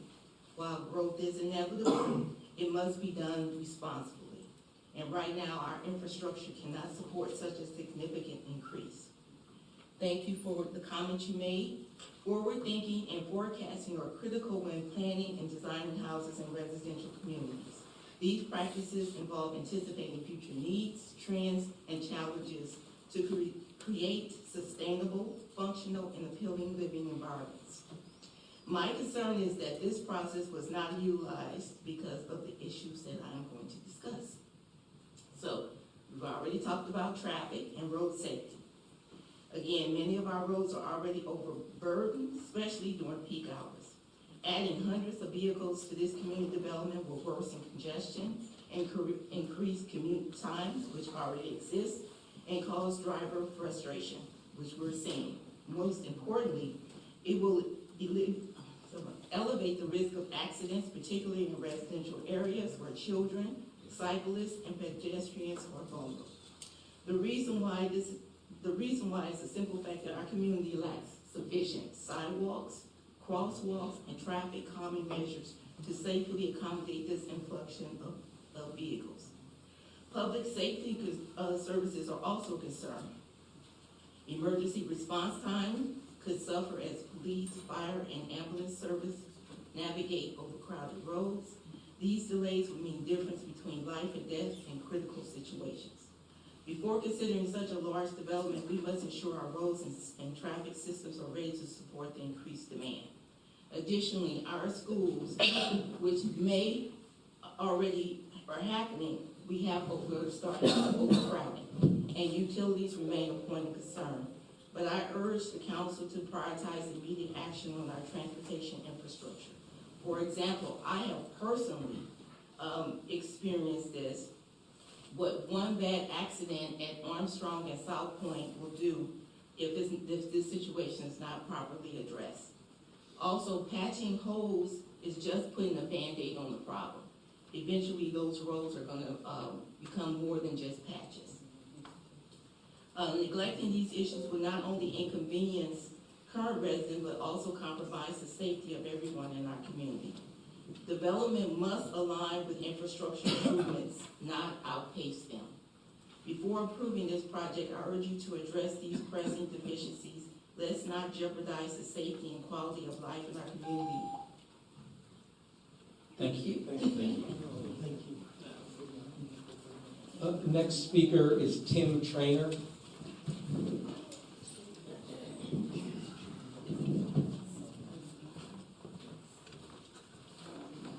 My name is Tim Trainer, I live at 3176 Ashwood Park, and I back up to the proposed subdivision, so I have a big interest in what's going on.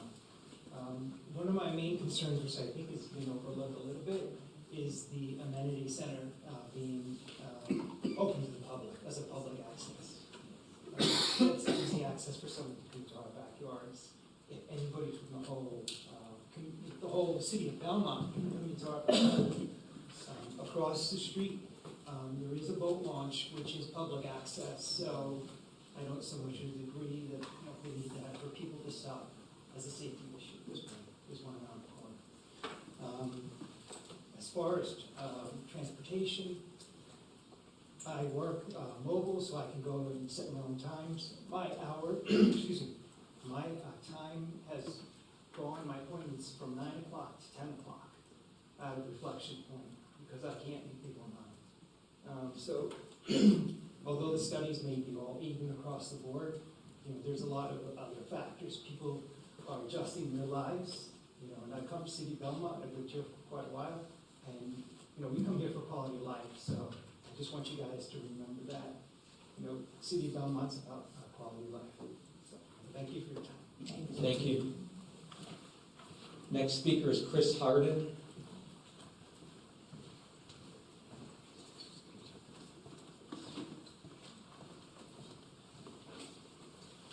Okay, Chris Harden, 723 Wood Lily Drive down in the Conservancy, and also a couple of the moms and families are going to defer their time to me afterwards. I'll speak up and say that. I'm a professional engineer. I'm not speaking as a professional engineer tonight, but as a common sense citizen, I've been bringing this up 3 years ago. I brought up at a meeting and was talked down by your planning and some of the other folks about the sewer capacity. This is public record. We've known this for at least 3 years. And I really like what I'm hearing tonight, very good stuff, that we're taking a more proactive approach, looking ahead. Also really like, not what I heard from Tri-Point tonight. They remind me, I did the development at Valentine, Smoky Bissell, okay, John Crosby. A little bit of his history there. They put the infrastructure in what you guys are. That's called being a good neighbor. Also, Mount Holly, I was misquoted by one of the news outlets last time, has a fair share program.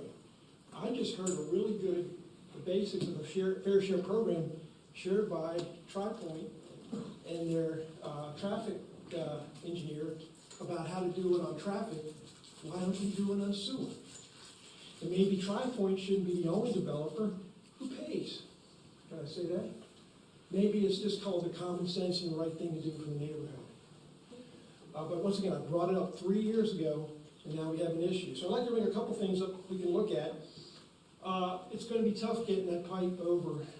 We have Willis Engineers, one of the best engineers in the state for doing this. How are you going to get the pipe, the excess capacity from Morgan's Branch up to the sewer? You know where it goes? It goes across that bridge. That really nasty falling apart bridge that is on the lowest level of maintenance. That's going to have to be addressed. That could be a traffic issue and a new pipe issue. Leave the pipe on the old bridge or put a new bridge in. Can you imagine if that bridge failed? It's close. It's close. Traffic, the number of trucks coming up there from South Carolina are absurd. We have an accident waiting to happen that will cause us possibly to shut that bridge down. And I can tell you, Duke Energy's not going to do anything, okay? So you have to think about the cost of the sewer. And Tri-Point, I have to say, is coming to the table saying they're willing to kick in money, but Belmont needs to look ahead with some qualified engineers about how they're going to get that pipe across before it's a crisis. We're already at capacity. And I got to say, the tone has really changed the last year or so on this board. You're listening to your citizens. I think it's great, okay? Once again, I made a joke 3 years ago. I said, you can sit in traffic, you can't sit in the bathroom waiting for sewer all the time. Isn't that great? So why not list some of this? That's 3 minutes. The next speaker is Taryn Ferris. Okay, so I think we could link some of these issues and also start to appeal. One thing I do not hear at all, you're not going to DEQ enough, sorry. It's state law, you can't approve sewer taps if you don't have capacity. Check with DEQ before you do that. There's things on that form that the engineer was signing off on. You have to certify that you have capacity. Hear that. Have you checked with DEQ like you're checking with DOT through Gannett Fleming? Probably not. Your planning directors also need to realize that's part of planning. You have to ask your city engineer or your subcontractors, who are very good right now, about that, and you're really getting good input right now. When I was misquoted on last time, I said you can learn from some of the people who came from Mount Holly to this township, Miles and Jonathan, they're good, okay? Let's listen to it proactively ahead of time. One idea I just got from one of the Miles, this was from Taryn and her friends, why not put an overpass bridge at South Point for traffic? NC State would do a tunnel. Chapel Hill does bridges to keep the people away from that. Would that be a lot easier than signals? Could be an idea. They have them in other parts of Gaston County and also in the state. I would say also we need to look at the fact that we need to put the pipe across the bridge. Okay, let me make a comment to Gaston County, which I didn't pick up on. There is a half-mile moratorium on drilling wells outside of Balance Steam Station that cuts halfway through Misty Waters and all those neighborhoods. You know how I know that? I helped negotiate the water hookup. Okay? You cannot drill wells here. Half the property you cannot drill wells on. If you talk to Brandy Cosner at NCDEQ, she will tell you that. Also, Duke Energy's attorneys will tell you that. This is for the developer. Okay, they will say no. It's already been agreed to. There's documents signed at the state level. So I think taking the sewer with Belmont the way it's going now is a much more better and common sense way to go. Let's see, I will go ahead and get my point here. Here's the key thing. We have lots of heavy-duty sewer expenses coming up. This additional sewer pump station could easily be $5 to $7 million. Any idea what the sewer is going to cost going across the river? Okay, I know Michael's, the guys that did the pipe crossing at Mount Holly. I talked to the guy who was there. $10 million, 5 years ago, or 3 years ago, and also they hit one court scene. It could easily be $20 million for Belmont to get their sewer plant across the river. I think if you work with your engineers and look proactively out of that, I think it still needs to go across the river. But plan for that so we don't have a tax increase that's unexpected. Sound like common sense? That's another 3 minutes. Hold on.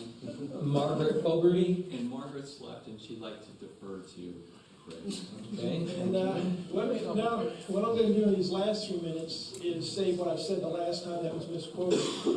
Now is the time to use sewer moratoriums, not moratoriums, I call it a long-term pause, to do what Huntersville did, and I'll give you his name, Jack Simino, he is retired. They rewrote the ordinance 3 different times when the sewer was paused so that all the other issues were dealt with. They had 3 consecutive, they stopped calling them moratoriums.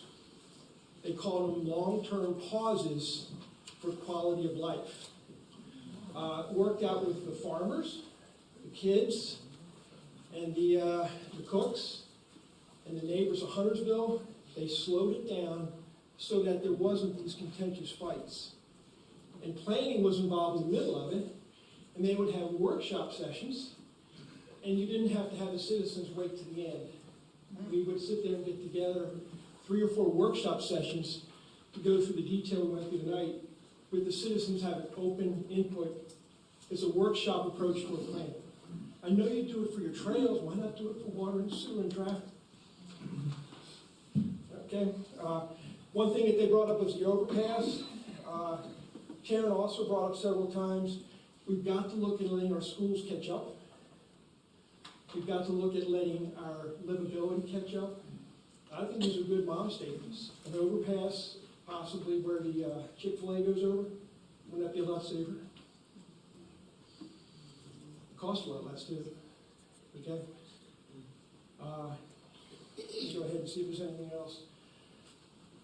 Less impact, looking ahead, and I would go back to the positive thing of Tri-Point. And I know not all developers are perfect, and they've still got some things they've still got to work out here, but they are putting in money. Isn't that a lot different than the developer we had a couple months ago? Okay, maybe you guys should memorialize the Fair Share program that Mount Holly has. And you know what Mount Holly does when a developer can't pay the fair share?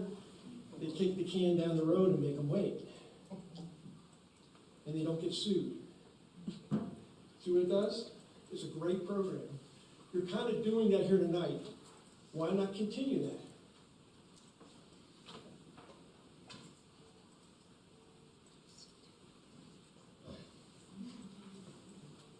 Mount Holly, Huntersville, North Clover have great examples of what to do. Finishing one of them. Thank you, Chris. All right, next speaker is Paul Yale.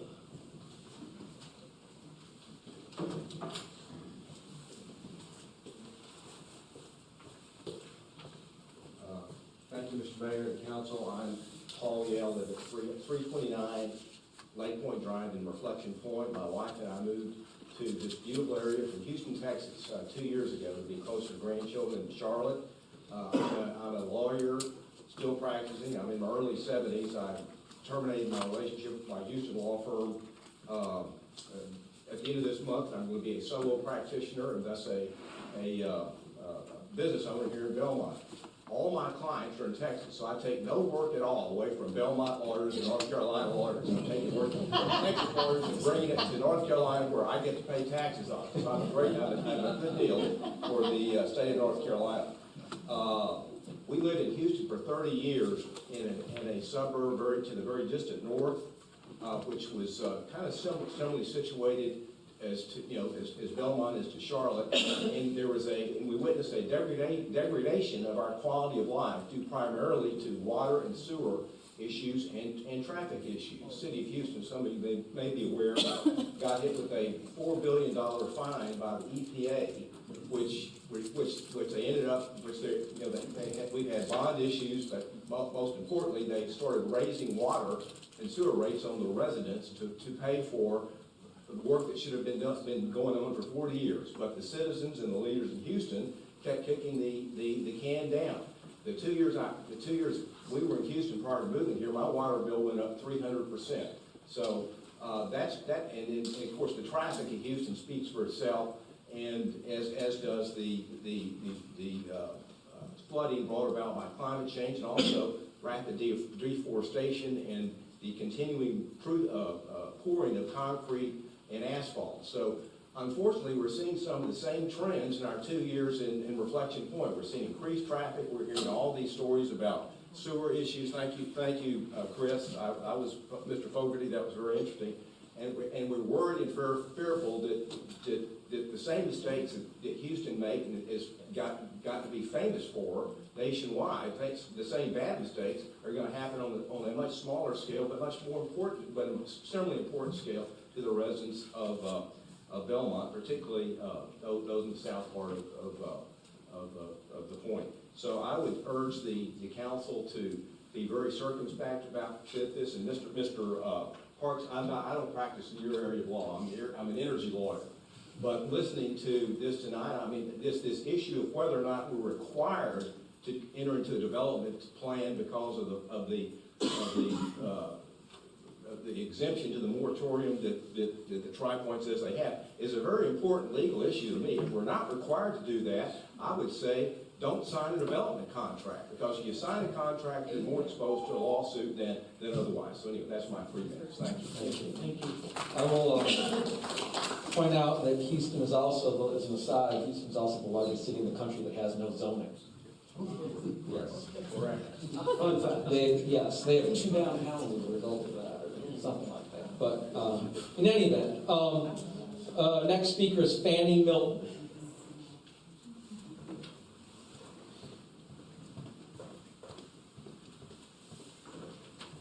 Good evening, my name is Fannie Milton and I live at 3172 Ashwood Park Drive. I am also too from Houston, Texas. So good evening, everyone. Thank you so much, City Council, for allowing me this opportunity to share our concerns and issues with you in terms of the proposed Lakeview Farms project. As previously expressed verbally and through the signed petition that was sent to the City Council back in June 2024, with over 100 signatures then and now close to 200 currently, I and many others believe that the homes proposed in this project multiplies the current issues that we're already having with traffic, water, and sewer, and other infrastructure issues as well. In addition, the project will create an adverse effect on the environment, adverse effect to the wildlife, and will also affect the natural beauty of our communities. Lastly, I believe that the data and the studies previously provided were not accurate. Some were outdated and were not studied at the key times. Reports didn't sound firm, and when asked if areas like Reflection Point and others, which are still building, if those lots and homes would be built were included in the study data, that was just not substantiated. The other thing that I do want to highlight here too as well is because the community, the local community of Belmont has grown, the volume of traffic has significantly increased. So you have to look at the overall impact, I feel, to the sewer, the water, and the traffic for the entire area, not just specifically for the proposed Lakeview Farms. So as you consider this, I think you should take all those things in consideration, and I do think that the moratorium should apply to Tri-Point as well, tied to it some type of way. Do your due diligence, look at the full body of work before you make this decision. It has significant ramifications to this entire community. Thank you very much. Thank you. Next we have Sean Seeley.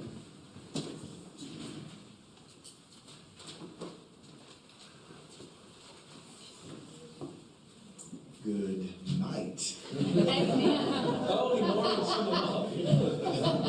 My name is Sean Seeley. I live at 211 Lanyard Lane, which is in the McLean South Shore community. And as a resident of McLean South Shore, I do want to say that I actually support the traffic improvements that are being proposed by Tri-Point and have been committed to by Tri-Point Homes.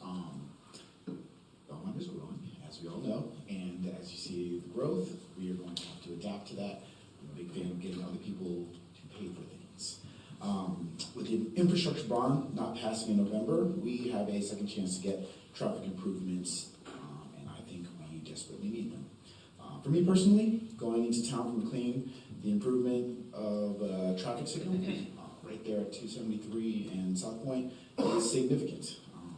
Anybody who's driven it will tell you in the morning. It will not only make taking a left-hand turn safer, but also create a pass-through for traffic going to McLean. As I said, the town continues to grow, and these traffic improvements will help. And I'm a big fan of other people's money. Thank you. Thank you. All right, last but not least, signed up for public comment. Here we have John Scheitler.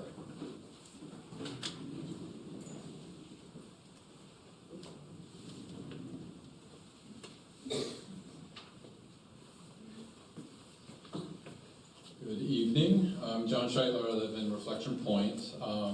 Been there for 15 years. First, I'd like to thank the council just for time and doing this job. I know it can be thankless at times, but appreciate your time. I think we've seen obviously tremendous growth in Belmont over this time. It's been stated over and over and over again, but in case anybody missed the memo, there's too much strain on our infrastructure. So hopefully that message comes across. We need a long-term plan, particularly the roads and sewers, but the smart growth. I think the common sense approach with this moratorium is to just, it needs to include this development, and until we have a better handle and solution for the sewer and road infrastructure. And I did my own traffic study this morning. The conclusion was traffic sucks. It's not getting any better. Every year I've been here, my commute gets longer and longer. So I think I'll just close there. So thank you. We need a little humor displayed at times. Thank you for that. All right. Well, that concludes public comment for this hearing. We thank everyone who's provided public comment and for waiting and their patience. As I think Ms. Milton pointed out, we are trying to do our due diligence and we're asking the questions and we're not taking this decision lightly, whatever the decision ends up being. And so, yes, there have been a lot of questions and we appreciate you all sticking around to provide your input in this process. Can I encourage everybody to, if possible, if y'all can hang out just for comments? Are we allowed to have comments Comments about what? about what they just said? Remarks? I mean, I think we can bring that up in deliberations. Okay. When we deliberate. I just want to make sure they can hear Yes. what we have to say. Is the last step before the vote having the developer come back up, or is there other steps in between? Well, I mean, there's a lot of other steps. We said we'd bring her back up because her presentation was done. Right. But then when all is said and done, we close this public hearing, then we have to do the annexation, then we have to do the development agreement. Once we close all those public hearings, we can deliberate and vote. Now, whether after we close a public hearing, we have to bring people back up, I don't know how that works. We can't really, staff. So would this be an appropriate time, because I wanted to ask that we hear, and it doesn't have to be an elaborate thing, but at least a statement or two from the heads of our police, fire, and public works about their opinion of the impact of this development and what that might require from their resources. Is this an appropriate time? I would let the applicant finish, and then Okay. I think we can address that. So, we'll let the applicant return, and did you have any further presentation, or were you just available to answer questions? No further presentation, just available to answer any additional questions that you may have. Margaret, go ahead. I'm so sorry to finish. Yep, you're good. I'm so sorry. It's okay. I was just going to address the one. I know there was right-of-way questions that Alex had previously, so that was just top of mind. I can address that. So there are 5 right-of-way acquisitions that Tri-Point would need. The biggest one is Gaston County Schools. The second biggest one that I would say is the Domino's Pizza Plaza. So the right-of-way that would be needed there. Number 2, HOA at McKee Farms. Small sliver by their community sign is another. And then there are 2 private property owners. I've sat on the couch of one for about 3 hours and discussed in a long conversation about what that would look like. I think there was a willingness, and this was about 8 months ago, a willingness to work together on that, and that was the one that's wedged between South Point High School and the Domino's. The other one that's further down by the middle school, we've had conversations. I think there's viability there. There was a lot more skepticism on what we were doing and what would happen, a lot more questions. And that conversation was much shorter, not a 3-hour conversation on the couch. Margaret, I have a question. So, and again, sorry, this is where I was going with this. So, can we talk, because we need to make sure this is buttoned up. The Gaston County Schools, have you had any communications with Gaston County Schools in regards to right-of-way acquisition? We've had conversations with Gaston County Schools. Our understanding was that we needed to go to their preliminary board approval to even have the opportunity to speak in front of Gaston County. We were rejected one time. We begged and pleaded and asked for that second opportunity to go in front of that Gaston County School Board. And they asked us, and this was probably about 4 months ago, 5 months ago, to pause, and that we're not willing to have a conversation with us. I know that that conversation is slightly different when the city's involved, knowing that there's a combined effort to work together, whether that be county commissioners being involved, school board being involved, and city council being involved. But Margaret Puckett was not successful in having meaningful conversations to even get in front of the school board to even address or ask the question.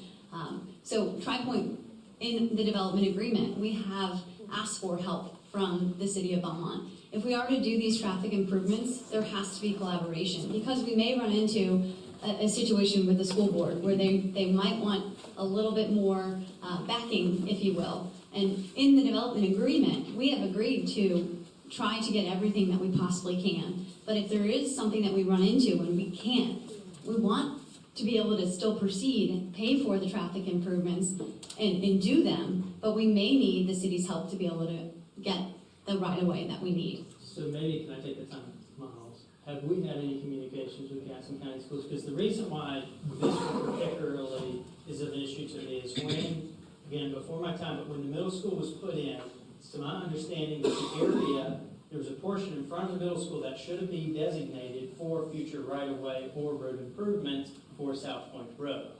So, if they're giving us pushback for right-of-way on top of what was it, 400,000 that you guys? Well,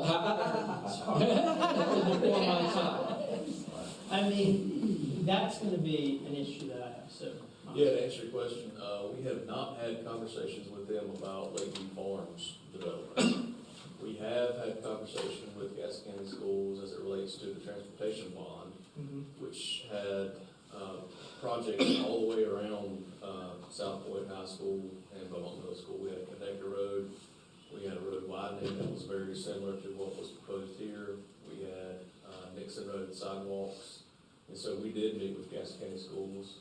We didn't have to go through the committee that Margaret refers to, but the superintendent level and the Board of Education level, yes, we have. And they were in favor at the time, that would have been for the bond, right? So were they positive in regards to right-of-way acquisition for the bond if it was to be approved? Yeah, they didn't give us any pushback that I could see that would be, no, we would not want to, stop you in the process of right-of-way acquisition, as far as I can do. The only reason I bring it up, this is a massive piece to this road widening project that's in the proposal, and everything needs to kind of come together. And if this is a hiccup, there's nothing the city can do, right? It's county property. Well, I mean, are we able to exercise eminent domain over county property? Yes. Really? I would piggyback on Miles' comments too. I was in that meeting with the superintendent and board member chair and the operations head too, I believe. Correct. And we kind of laid out what the plans were in the bond if it were to be approved, which is very similar to what we're looking at tonight. In fact, more extensive around the school property. And I don't recall any pushback. I mean, they seem to be receptive to it, particularly for what it would have done for them with other parts of that, those planned improvements. With Del Webb was a prime example, where you get the proposed projects, you get what the developer's gonna build, and then you turn into the right-of-way acquisitions, and then an owner does not want to give up their land, right? That's the piece that caused a hiccup to where then Del Webb had to pay a payment in lieu to the city, so the city's now gonna have to complete that. If that happens in this instance, it needs to happen instantly, or that dollar is gonna inflate tremendously before we can do the project. Maybe we'll lose on adoption here. Yeah, I mean, the development agreement, as I understand it, says we either acquire the property presumably through eminent domain, or the plans have to be revised to not include whatever aspect we can't acquire. Is that we haven't, I realize it's a couple hearings from now, if we ever get there, but that's, Well, that's again, my I just understanding. want to make sure that everything is on the table for the citizens. Yeah, if we moved into the point of going into eminent domain, and the way the agreement is written is that, Tri-Point would ask the city and provide documentation that they tried everything they could, and then we would go through the process, or you all would go through the process of eminent domain. And the way that's laid out is by state law, as far as, the property price and the process we'd have to go through, with Tri-Point Homes, paying that full dollar figure. And I just want to add to, if evidence isn't clear, we're very persistent. We're here after 5 years, so a lot of back and forth. So the right-of-way acquisition and the conversations, I think we have the ability to get 3 or 4 of them. And we will need support and collaboration with Gaston County Schools to be able to do the big one out in front. But again, I think that we're willing and able. It's just nice knowing that our project just doesn't cease to exist if we can't. because these are improvements that not only we want to see happen for the future residents of Lakeview Farms, but it's also the people in this room. Public comment was clear. Everybody in this room wants to see improvements, and this is a way that we can kickstart it together. Marvin, you mentioned 2 residential property owners affected, but aren't there also 2 in a northbound lane on South Point Road between Smith Farms and Stowe Road? So there were, at one point in time, and part of what Mike has really done is to try to trim down that need for right-of-way acquisition. And so we were able to, within the right-of-way, be able to work within that sidewalk that is really beside Smith Farm, and I'm not sure if this has So a that sidewalk could pointer on connect it. from Smith Farms to Stowe Road without additional right-of-way acquisition? We believe that we can work within the existing right-of-way to put that in today as it is, and we do not need to approach those 2 property owners. One question that I did have, there's a lot been said since, so I'm sorry if I'm repeating something that somebody's already said, but you had mentioned that you want a date in mind before traffic improvements can start. Do you want it, I know that we're gonna be in the moratorium until at least 2027. So are you specifically asking for a date in writing before you guys will proceed with any traffic improvements? No, so on what I presented very early on in my presentation, I'm going back, so I'm following the calendar here. Catherine, to answer your question, so we would in 2025 ideally complete engineering, and that's on our project, Lakeview Farms, but also really work with Mike and his team to complete the engineering that's needed for the right-of-way and the widening of South Point Road. We would engage with Gaston County Schools. We would really start to understand, okay, how much is that right-of-way going to cost? And we would be ready to go and have that material completed so that when we did get a date, ideally we get a date in which we've asked the city to provide one, which is June 30th, 2026. So that TriPoint can see the future and know that by a date in 2027, 2028, whatever that date be, that we're timing out our project, doing those traffic improvements, helping with the sewer improvements as well, to know that when it's time for us to build a home, that we can actually flush a toilet at Lakeview Farms. And so we would just want to understand what that timeline is. And so what we can't do is start traffic improvements, start widening, put a traffic signal in, and not have a clear line of sight as to when the sewer moratorium is going to be lifted. Right. And so when the conversation started going on this evening where we want to tie it to the moratorium and potentially shift it out, we just have to be able to understand when that date or that clear line of sight is so that we can really start to time out our project, put those traffic improvements in, and have that clear line of sight. So essentially, we will not start any traffic improvements until the moratorium is up. If we have to extend the moratorium for X amount, they won't start until we get an exact date. Not an exact date, but a roundabout date. So just say in June of 2020. Sorry, I'm not. No, it's okay. I'm just trying to help with a hypothetical. Sure. So in June of 2026, let's say the city says we are going to have sewer available for TriPoint homes on June 30th, 2028. I then know that I have a 2-year period where I can be working on the improvements and the plans, the engineering documents. I can be working with staff, Miles, to really compile my understanding of what it's going to cost. Then we can pace ourselves as we know that that line of sight is going to happen, and we can start. We could close on the property. We could start that development, knowing that at that certain point in time we're going to have what we need. But what we can't do is just keep moving that target out, because then we'll never be able to really start the engineering. No traffic improvements will ever get completed because we'll be chasing a date that's in the future. Sure, but we may not have control of when that date is. That's right. So just hypothetically speaking, this could be a 2035 project that we see road improvements. But also, speaking on the county side, there's no road improvements at all. So Yeah, well, if you have no road until 2035, you wouldn't have any houses until then, until 2045. So, Yeah. I mean, I think, and Jim, this is, sorry, no, did you have any additional questions? Jim, this was gonna be my question to you. Would this be an appropriate time to ask the developer if they would be open to amending the agreement itself as it pertains to making it contingent on the moratorium and tying it to the moratorium. So to change the development agreement tonight, I would need to consult with the property owners as the development agreement ties to their land. So I can't necessarily, TriPoint, commit to something that's not mine. So for us to have that conversation, we would have to have a contingent decision based on a discussion with the property owner to understand where they are and if they're okay with it. Because I can't necessarily agree to something without having that conversation first. Again, the way I look at it, it's one and the same. The moratorium is lifted once the sewer capacity, or the line itself, is able to accommodate the development. But again, I would feel more comfortable if that's a language within the agreement itself. Well, yes, let's, I think you've asked the question and it's been answered. Let's debate the implications of that answer, I think, when it comes time to deliberate. Is that, yeah? All right. Very good. Any other questions for Margaret?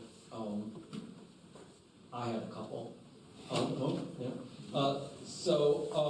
The age, there's going to be an age-restricted component to this, as well as just the traditional single-family detached and townhomes.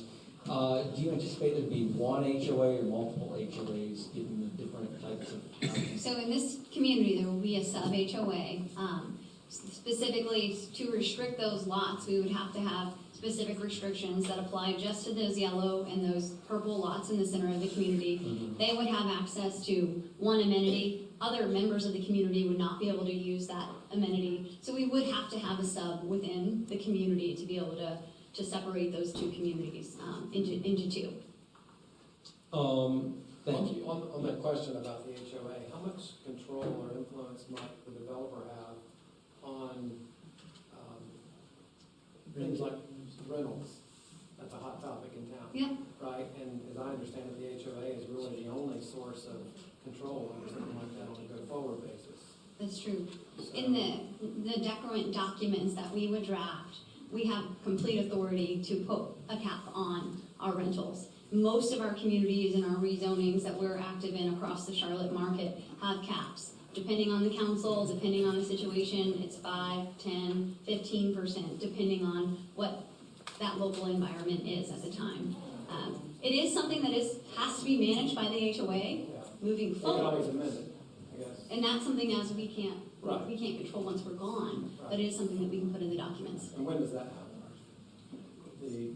Is that in the covenants and restrictions? Yep, it would be in the covenants restrictions, and it would usually, we put restrictions on, you have to be a homeowner for a certain amount of time Right. before you can rent your home, and then maximum in the community, if there's 500 homes, you can put a 5% cap on rentals and set those parameters, and we're an open book on that, So I depending guess on at what what Belmont point would wants. you be looking to council then for feedback on that aspect of your agreement?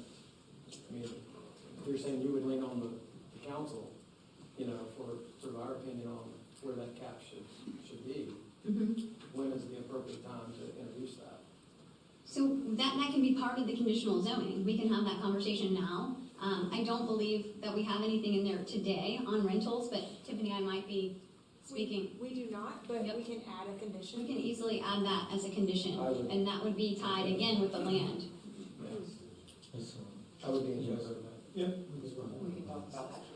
The amenity center, is that, I remember speaking about this a year ago or so when we all met, but is that for the public or just for the neighborhood itself? The amenities physical on-site will just be the ones that are gonna be a pool, fitness center. Those are going to be amenities that are paid for by the HOA for the HOA only.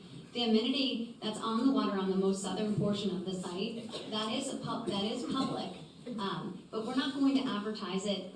Tiffany talked about the Blue Way. If you're on a kayak and you need to unload and hop onto the community, you can do that. But it's not going to be a physical structure. There's no pool or cabana or anything like that on that southern point in the community. We will likely have a small playground for our residents, and there will be view sheds and potentially a kayak launch in that particular area. But there's not a physical covered amenity in that area that would be open to the public. Does it have to be public? Yeah.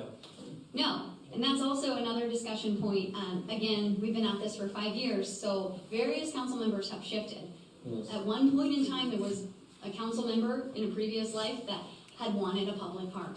TriPoint, again, was trying to appease the needs of those council members at that time. That is not something that we have to do. That is also not something that we've done in the past. Most of our communities have small playgrounds, small tot lots, things of that nature, and they're used for the HOA and the residents of our community.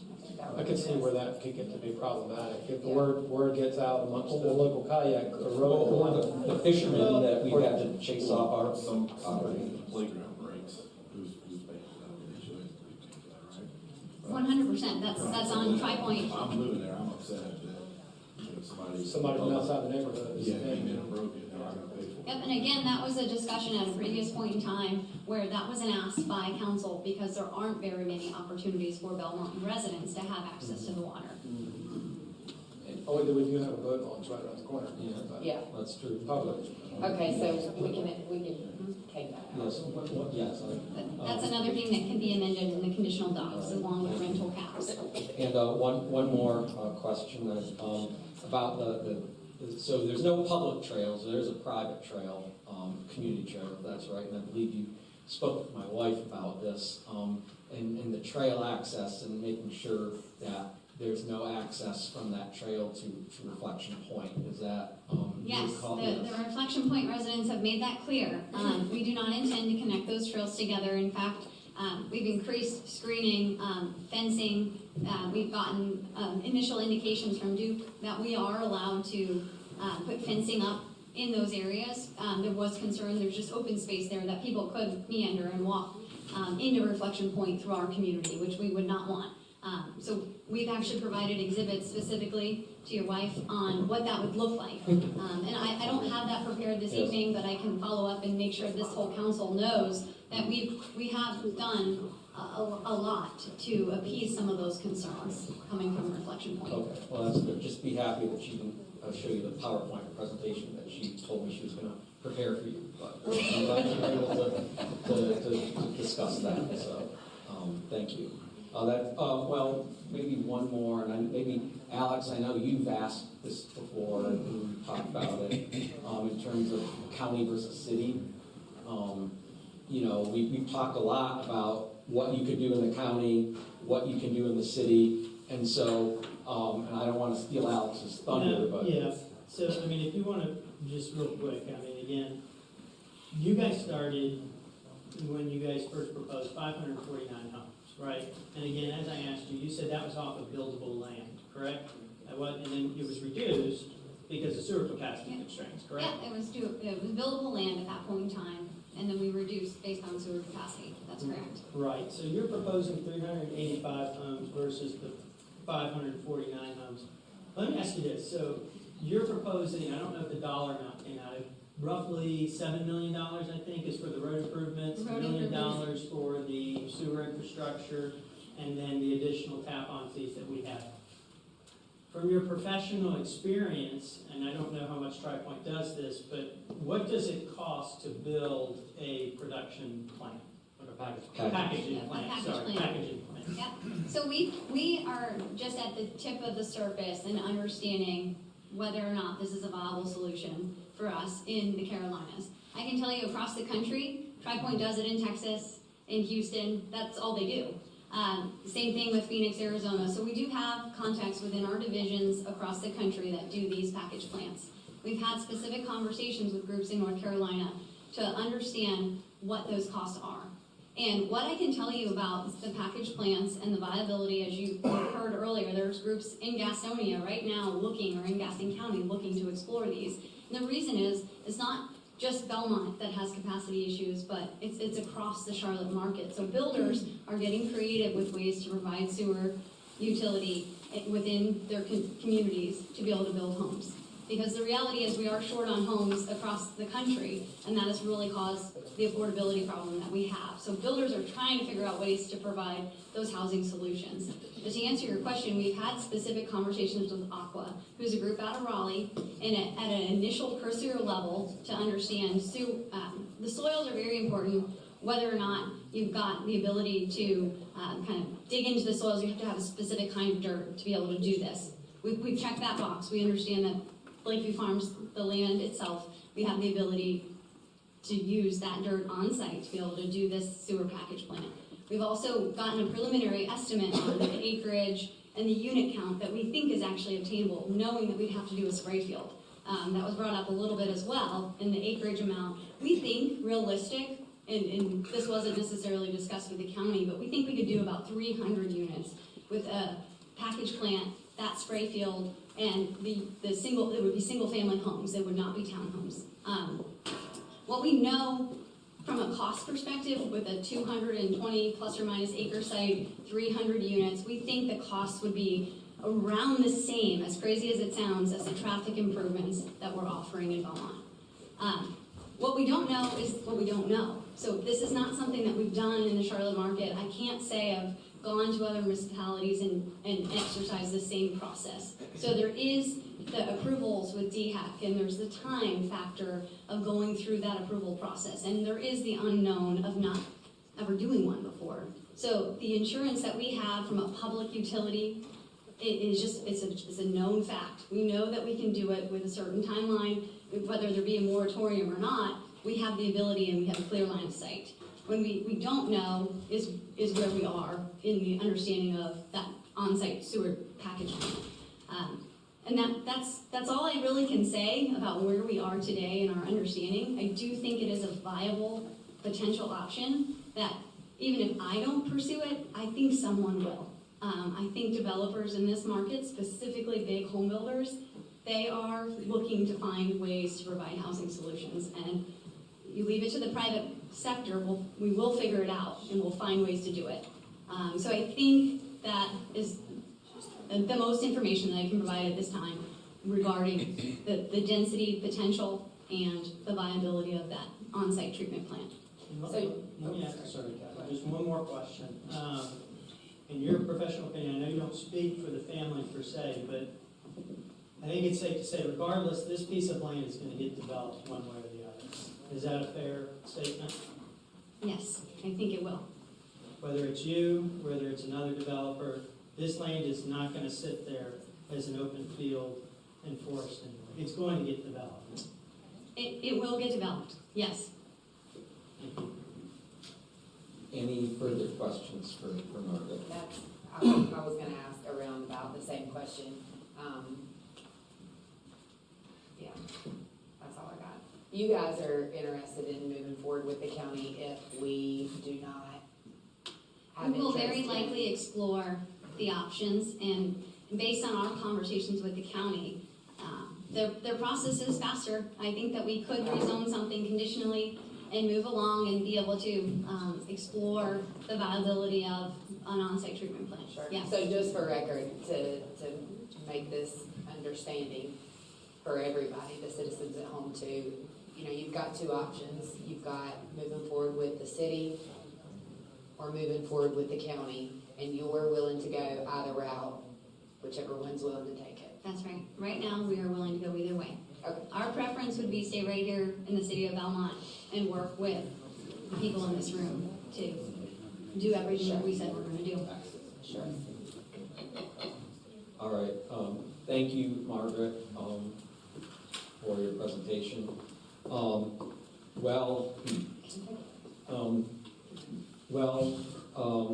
Why don't we, I think Jason had wanted to hear from department heads, now he's elsewhere.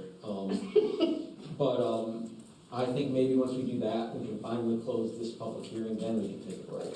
So, I mean, it seems like we might be taking a de facto break, because I don't know what Jason really, do you have any? You know, he mentioned something about public safety in regards to what we can and cannot do. I don't know if it's appropriate. Oh, that's what he Yes, is. Chief, yes. Chief of Police and Chief of the Fire Department just come up and give like a Briefly, synopsis yes. briefly on this. Because I think the question is, well, I don't know what the specific. Yes. So, yes. You want me to wait till Jason comes back? Still talk to them. Yeah. Why don't you come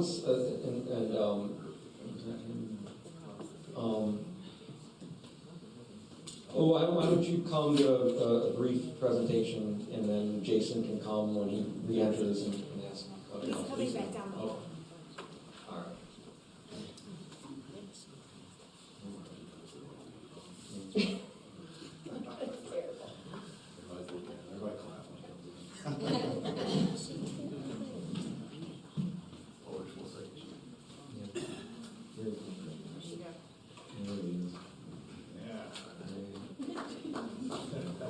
So we are about to, as you wish, Jason, we are about to hear from our department heads and to briefly talk about some of these issues. So Chief Falls, I guess you can go first from the perspective of the police. Well, first I'd like to say there's no issues at this time as related to this property. What I will say is if, as far as call volume or anything that has to do regarding this property is currently in the county. Until we get to number 6 tonight, it will not be, and it's approved, it will not be related to me as far as protection of services and police protection anyway. I don't have any issues with this development. What I will say is I do thank Tri-Point Homeless for being willing to install the license plate readers at the entrances and exits of this property, because those license plate reader cameras are paramount in solving crimes when there are times when we can't be in places, and these cameras have been, like again said, paramount in solving crimes, especially in break-ins to properties in the southern peninsula. So thank you for that. I'd like to say that. I looked at this as far as, go ahead. No, you go ahead. I looked at this from a standpoint of manpower, and obviously after looking at the 2027 moratorium proposal thing, I went and looked at the national averages for police, and I then looked at the census for how many people live in a house, and then I compared that to the national averages for average of police officers per capita. And I came up with 2.57 officers for a neighborhood this size. But I will say, with the forward thinking of the council, we actually were approved for officers as it relates to the growth in the peninsula this past budget year, which we're in now, which I'm still hiring for. Because finding police officers in today's markets, that is kind of hard, no matter what kind of greatness you have. So, as it relates to the impact, we will have an impact. Obviously, anytime you have growth, you're going to have impact.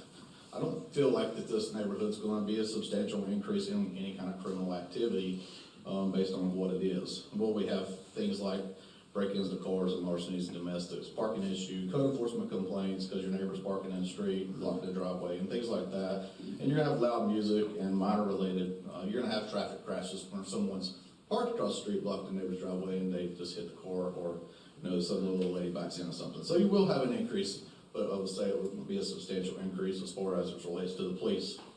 But I will say in 2027, looking forward, we should probably look at least one more police officer as it relates to this in the future, and not just because of the build out. We like to look at it from the maximum standpoint of build out, and our calls for surface start when groundbreaking. When there's bulldozers and stuff pulled onto the property and stay there, skid steers, and that's when our call volume increases. Also, when the roads go in.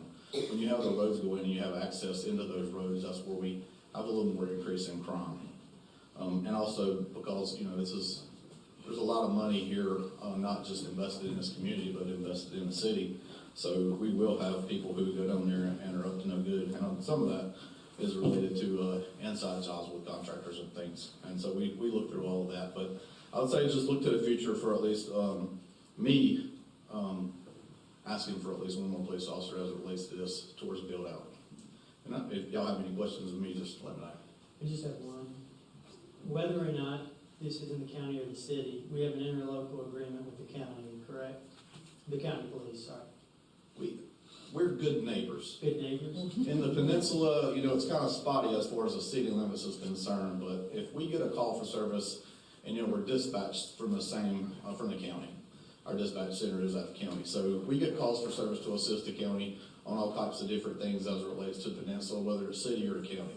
No one who calls the police knows whether it's in the city or county, they just want the police, just like when someone calls for a fire truck, they just want a fire truck, they don't care what color it is or what, they just want somebody to show up. So we're always gonna provide that service and be good neighbors with the county, and we have good relationships with them, and it works back, hand in hand with each other. And so no matter where you live in Belmont, if your zip code's 28012, we're coming to assist you until the county gets there to take over if necessary. But we do have a good relationship with them, and we're gonna continue it. And so, there's a lot of things down south that we go to calls on, and we're first there because of where we're at and we're available, versus the county police is spread out over a bigger area because they encompass the whole county. I guess where I was going with that, we would incur a cost. We're going to be responding there anyway. Yeah. If there's a trespasser call down there, and one of our officers hears it and he works the south zone, he's going to be responding down there to assist the county until someone gets there to take over. Thank you. Any other questions? Yeah. Two things. One, I remember we had a conversation about the flock cameras and their capabilities and how great they are. You had a suggestion one time about requiring them in all new developments. Do you remember us having that conversation? Absolutely. Yeah, is that something we can look at, Miles? Like having that be a requirement of any type of new development's going to take place, we have that in place? Yeah, we can look into that. I don't know the legality to requirement, but I would say suggested, highly suggested. Right. And then I wanted to get your opinion on the road improvements on South Point Road. How do you think that those look? Do you have any? I think you have a lot of experts here that gave you all a lot of information tonight, and I don't want really to get into that as far as my personal opinion on it, because I drive those streets every morning. Well, I want your personal opinion. You do drive them just like we do. I would say that you have some very good experts who made some very good points, and I actually drew, before I seen their diagrams, I actually drew this on the back of my paper to see what the improvements were as far as the lanes and stuff. And I looked back there, I sat and looked at it, and I do think that it's going to be, I would say, because I have a traffic background, I would say that it's definitely going to be some improvements. But I will say, everyone in the room knows what we have to deal with as far as this little corridor. You got so many things compressed into one area with the two schools and all the businesses, and Kinley and Warren said it best. Can't remember her name, sorry. Very thorough, very good. But anyway, they said it right, and they're 100% correct. It's just, there's no good answer to this little area with the way it's compacted in there and all of the build out that's already there. But I think this is a good move in the right direction for the future.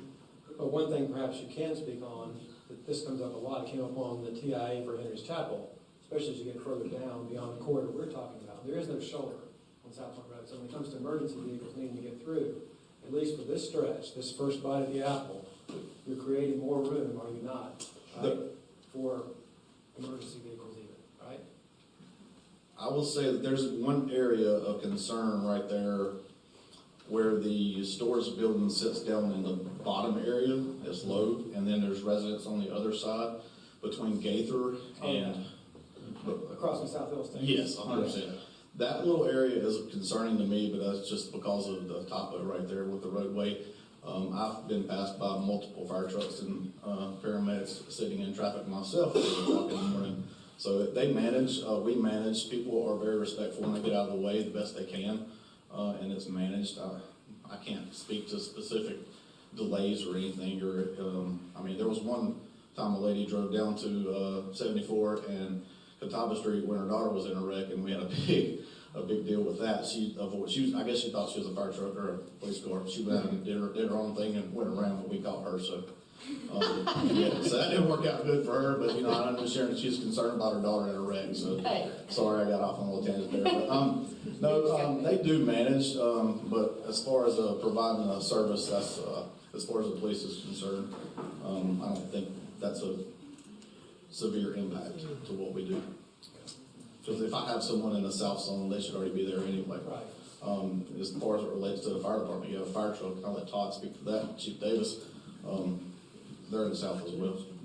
They have a fire station down there. Any more questions? Thank you. I guess that's a good segue, perhaps, to hear from Chief Davis. There you go. Thank you, Chief. Thank you.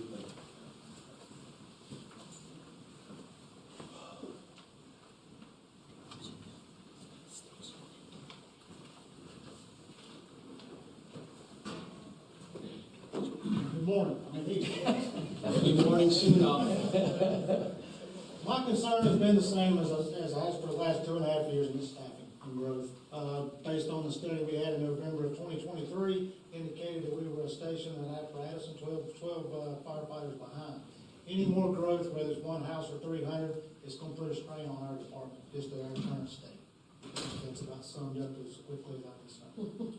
And that would include if this was through the county or through the city. Because with the acquisition of the southern fire department down there on South Point Road, we'd be the closest responder regardless to anything that happens in that property. So if it goes to the county, if it goes to the city, it makes no difference. We've got Response time's the same.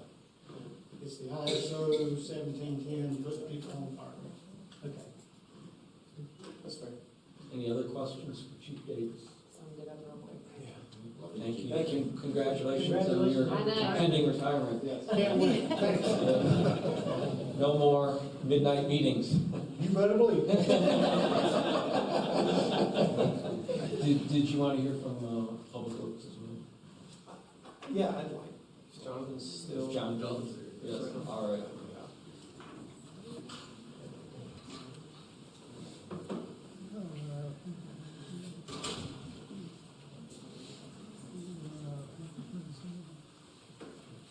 And just kind of as with the other two, I guess what I'm looking for is really more of a response just to this particular development, not necessarily the surrounding areas, and the impact that that would have on your department and your assets and resources. Water supply should not be an issue with this development.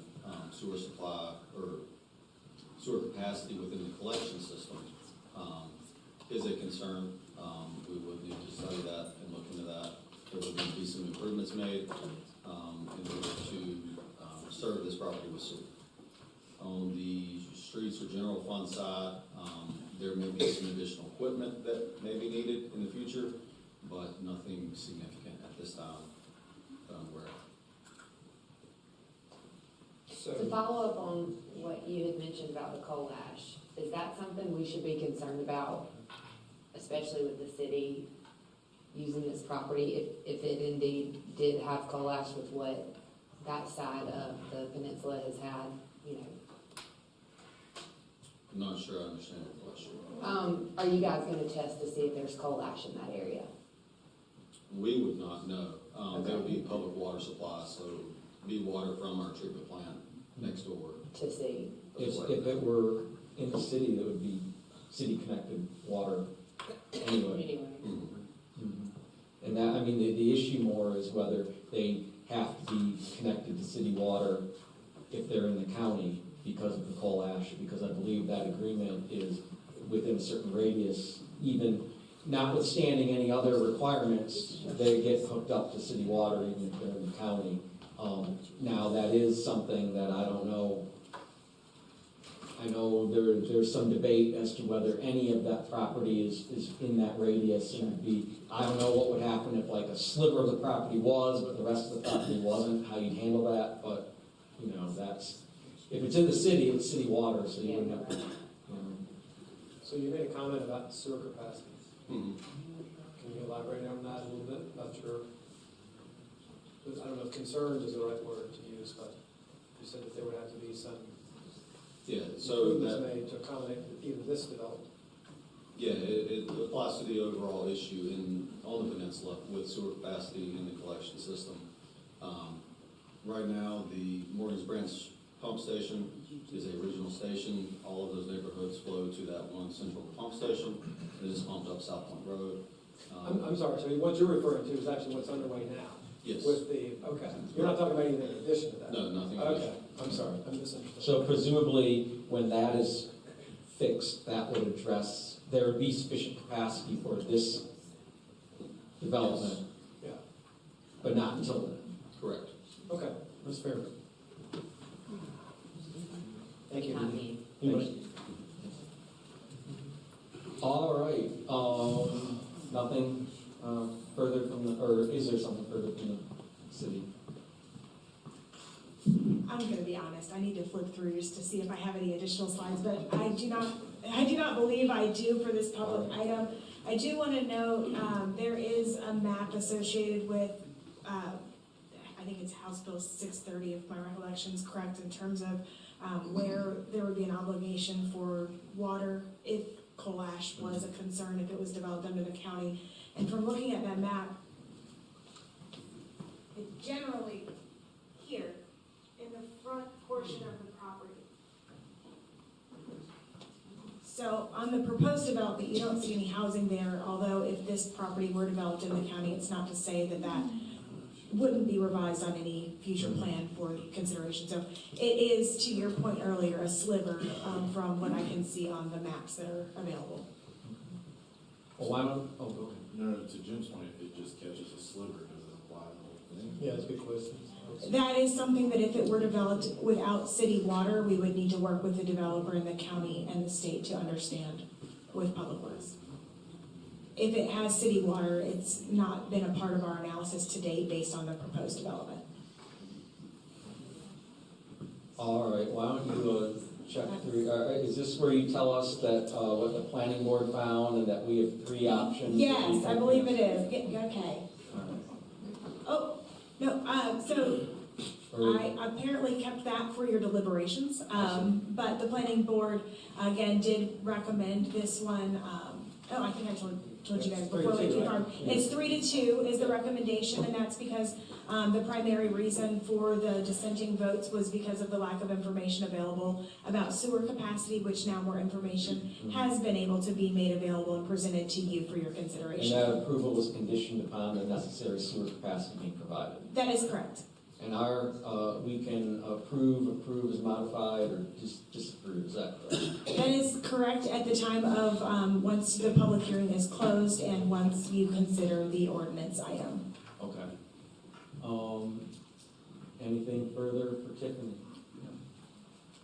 I would now entertain a motion to come out of this public hearing. Motion to come out of public hearing. Motion made by Alex. I'll go seconded by Jason. All those in favor? Aye. Any opposed?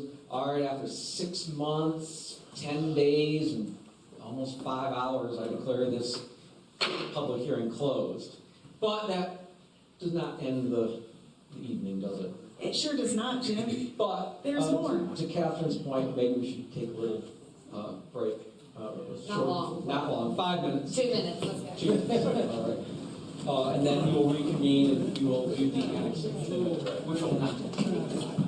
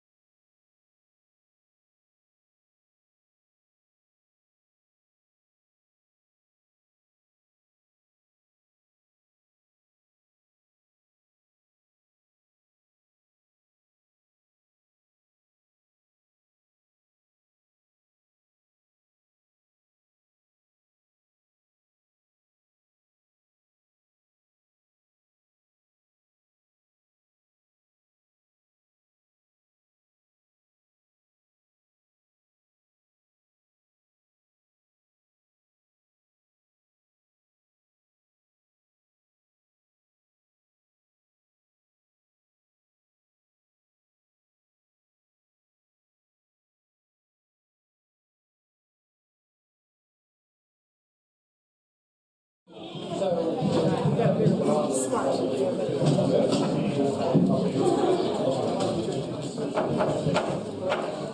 right, thank you everyone that's here. We will now move on to item B2 on the agenda, which is public hearing for Ann 2024-01 Lakeview Farms petition requesting non-contiguous annexation. Again, this public hearing was previously open, so we are already in the public hearing, and I will recognize Planning Director Tiffany Farrow to present on behalf of staff. Thank you, Mayor Pro Tem and City Council. Again, this is annexation 2024.01 related to Lakeview Farms development. And as a reminder, the conditional zoning that you just heard in the public hearing was subject to consideration of annexation into Belmont's municipal limits. So in order to do so, the applicant has filed a petition back in February of 2024, formally requesting a petition into the city of Belmont's limits. This is specifically a non-contiguous annexation request, and that is because even though it is adjacent to Reflection Point, which is in city limits, that is a satellite annexation property, and so because it doesn't touch the municipal core or center, even though it does touch a piece of land already within the city of Belmont, it is technically, through the state laws, considered to be a non-contiguous annexation. That being said, the petition does include 4 parcels. They're the same 4 parcels that were requesting conditional zoning consideration. But for the record, that is 193-558, 193-557, 193-559, and 201-459. That accumulation of property totals 223 acres. The petition was received by Tri-Point Homes on behalf of the property owners, Lakeview Farms, Inc., which has been signed off as part of the petition request by the care of designee of Joe Stowe. After receiving the petition requesting annexation into city limits, that item was presented initially to City Council on March 4th, where Council accepted the petition for annexation and directed the City Clerk to determine the sufficiency of that request. At March 18th, at your City Council workshop, the Clerk presented information finding that the petition met all the requirements for annexation and determined that sufficiency, and also City Council set the public hearing date for annexation consideration to May 6th. At May 6th, it was determined that the conditional zoning application was not going to be quite ready to be presented for your consideration. So at that time, the public hearing was officially opened, but continued to June 3rd in order to allow for the public hearing related to the annexation to be aligned with the conditional zoning request, so that both could be considered in the same evening by City Council. On May 23rd, the city received a formal request by the applicant to continue the public hearing for another 6 months. This was directly as a result of the recently completed sewer capacity study by Withers Ravenel. And this was a similar request to the conditional zoning request for continuation that you just heard about in the previous public hearing. So as requested, on June 3rd, 2024, City Council re-entered into the already open public hearing, but continued it until December 2nd, 2024. At you all's December 2nd, 2024 meeting, City Council continued the public hearing one more time to tonight's meeting because of the scheduling needs to make sure that everything could be heard in one meeting, as we are doing so tonight. One point to note is that the annexation request before you tonight is being requested to be effective in a future date, that date being June 30th, 2026. As you heard in the previous public hearing, there are some things that could still happen prior to that, but the annexation is something that once it is annexed into the city of Belmont's property, it is not a decision by the City Council to then de-annex it if that were to be necessary. And so with that, there is a future date projection on the effective date being requested for the annexation to allow for sufficient due diligence to be had on the property before it formally becomes incorporated into city limits, if you so choose this evening. With that being said, because the conditional zoning would be subject to annexation into city limits, it would therefore put the same effective date on any conditional zoning you may be interested in considering this evening. So both would be effective as of June 30th, 2026, as currently presented for your consideration. And at that time, it's our understanding that the property owner would, the developer would need to close and become the new property owner. So all of those timelines are synced up related to the June 30th, 2026 date.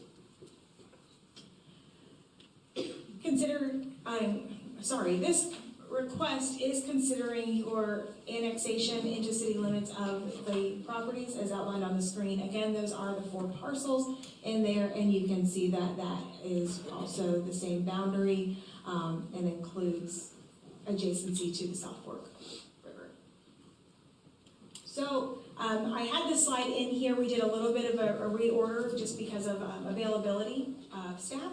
However, just as a reminder, when you're considering annexation into the city limits, staff wanted to make sure that you had ample opportunity to have as much relevant information as possible about the options and the implications of the decision of what could be possible through development under the county's regulations as they exist today, as well as what the implications of the development regulations would be if you considered annexation into city limits.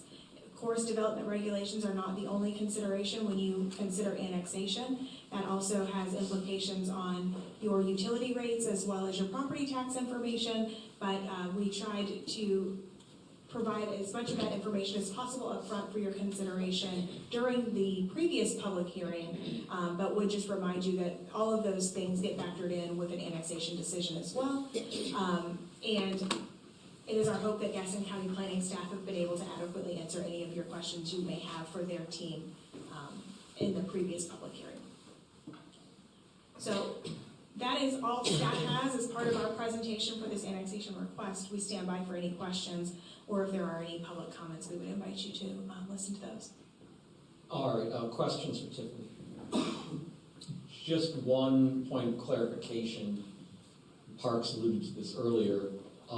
Because of the way the ordinance was originally drafted, that the language needs to be changed because it mentioned another date. And so Parks's reading of the statute, we can only pick today, June 30th, 2025, or June 30th, 2026. Those are the options. That is correct. So, staff is recommending that we strike the text specifically reading earlier of A, the date of the developer acquires the property, or B, and just leave the remaining date. So we'll need to account for that depending on where we end up in our deliberations tonight when we vote on this. But that was all I had. Anything else? All right, well, there is one speaker signed up for public comment, Rob Modlin. I've been informed that he perhaps is not here. All right, that being the case, there are no other individuals signed up for public comment. My understanding is that the applicant is willing to answer any questions, but has no formal presentation on this. Is that correct? That's correct. Any questions for the applicant? All right, Parks, do you have a question? No. Okay. Is seeing none, I will entertain a motion to come out of public hearing. Motion to come out of public hearing. Motion made by Alex, seconded by Jason. All those in favor? Aye. Opposed? All right, we are out of public hearing on the annexation. And that brings us to B3, public hearing for Lakeview Farms Development Agreement. A request to enter into a development agreement to allow for 385 home sites, single-family detached residential and townhomes on 223 acres. Now, this is the first occasion for this public hearing, so I will need a motion to go into public hearing. Motion to go into public hearing. Motion made by Alex, seconded by Catherine. All those in favor? Aye. Opposed? All right, we are in public hearing on the development agreement. Thank you again. This is a public hearing for the development agreement related to the Lakeview Farms proposed development. Just wanted to start off with some background, as we haven't done one of these in quite some time, or to, at least to my recollection of being planning director in the city of Belmont. So the general statutes for the state of North Carolina authorize the utilization of development agreement as a tool for local municipalities, and all of the regulations as it relates to that are outlined in 160D Article 10. So we would need to make sure that in entering into a development agreement that we follow all of the state statutes as outlined in that article before doing so. And so I'll highlight a few for you this evening that I feel are the most relevant, but just to make sure that you're aware that staff is working with the city attorney to make sure that all of the provisions of those guiding regulations are followed. Again, Article 10 allows local governments to enter into development agreements subject to the outlined procedures, and it specifically notes that a development agreement may be considered concurrently with a zoning map amendment affecting the property and the development subject to such a development agreement. It also notes that if incorporated into a conditional district, the provisions of the development shall be treated as a development regulation in the event that the developer becomes bankrupt. So your development agreement is specifically with the identified developer, aka the applicant in this case, and it is allowable to be entered into, and the provisions of the agreement, if something were to happen, are protected and become effective as ordinances and that are enforceable by the city related to the subject development and proposal. A little bit of background again, the development agreement would, as proposed, be effective upon approval by City Council. So this is the one that would be effective immediately, but that would allow for the provisions as outlined in the development agreement to begin being able to be worked on. And then there are other timelines built out into the agreement for other milestones at that later time. But the provisions and agreement are locked into place through the development agreement at the time as council adopts it. As a note, in terms of vesting, a development agreement entered into by a local government before the effective date of a change in jurisdiction. So when we're annexing that in and we have a different date for the change in jurisdiction to a future date, it's noted by state statute that it is valid for the duration of the agreement or 8 years from the effective date of the change in jurisdiction, whichever is earlier. So while I cannot predict the future based on the information shared this evening and based on conversations from staff and the developer, it is our belief that the earlier date as proposed is most likely the duration of the development agreement, as it is subject to a contingency and end date of June 30th, 2026, if there's not other actions made. The developer ultimately is responsible for recording this development agreement, if it's approved, at the Register of Deeds within 14 days of this approval. That is to make sure that everything is on record and publicly available and as transparent as possible between both parties. So there are two major topics outlined in the proposed development agreement, although you can see there's more than 2 sections. But I just wanted to focus on the 2 areas of concentration, and then of course I'm able to answer any questions that you may have if any more come up. But the transportation commitments is the first one. So through the development agreement, we worked with the proposed developer on language that ultimately, as presented, requires that the developer construct all outlined required transportation improvements. As a reminder, that includes both the mitigation improvements as identified in the Gannett Fleming TITM study that was completed in April 2024, as well as the 2 additional commitments as offered by the developer, including the sidewalk connector and new traffic signal at Stowe and McKee Farm along South Point Road. So all of those are referred to in this agreement as the required transportation improvements, and the developer is committing to install all of them. Again, as you mentioned in one of the previous discussions for public hearing, that does involve some language including some collaboration in the event that the developer is not able to secure some of the necessary right-of-way or easements. But at the end of the day, the language in the ordinance does obligate the developer to construct the required transportation improvements. Yes? What happens if the cost of completion is more than $7 million? Sure. So the development agreement is written, has an out clause. So the developer is agreeing to invest up to $7 million in transportation improvements. If the bids come back to exceed that, then they have the opportunity to request avoidance of the development agreement, but the development agreement is also tied into the conditional zoning. So without a development agreement in place, the conditional zoning is effectively null and void as well. And all of that would be committed to prior to June 30th, 2026. So in that case, the property would not yet be annexed into the city of Belmont. So by June 30th, 2026 would be the milestone for this agreement, as well as the annexation and the conditional zoning, where a decision would need to be made prior to that date. It's also the same date that we hope that the city would be able to give a definitive timeline on what, hopefully at that point, a contractor has been selected to make sewer upgrades. So that date's a pretty significant one in terms of a check back in from both parties to understand what the timeline and build out is, as well as all of the cost implications. So there are contingencies built in with the development agreement, both for in the event that the developer defaults, as well as in the event that the city does, as well as check-in milestones built into the agreement for both parties to reconvene. So June 30th is that really important date throughout the agreement for that. On the flip side of that, if the costs at construction completion are less than $7 million, the developer has agreed and committed to providing a contribution payment in the amount of the difference directly to the city of Belmont. This would be verified by proof of all final costs from the developer being provided to the city to make sure that any difference in cost is properly provided at the time of construction completion. And to be clear, this is construction completion of the required transportation improvements, not construction completion of the entire project build out. So that is a one-slide summary of transportation improvements included in there. Again, there is more verbose language within the development agreement itself.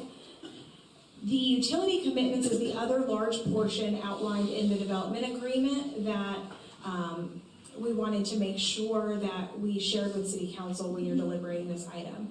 Again, the developer is asking that the city have a conversation and be able to provide a timeline for sewer upgrade installation by June 30th, 2026. It's not that the upgrades need to be installed by that date, just that we would have identified the contract timeline for actual completion and be able to share that with them for the agreement. So let's just pause there. Yeah. I'm not trying to keep this going all night, but this is kind of where I have the issue. So your first bullet there, June 30th, 2026, city to commit to a deadline for sewer upgrade installation, actually installing. So we've got to commit a deadline, a date by this June 30th, 2026, when we're going to install the upgrades.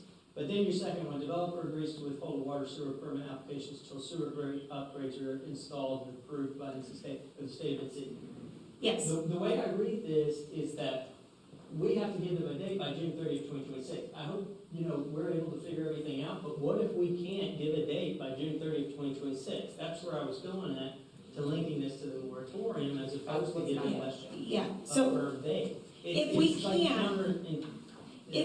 we can't, there's an out. So if we can't fulfill our commitment to this, the developer has the right to request cancellation of the development agreement. Okay.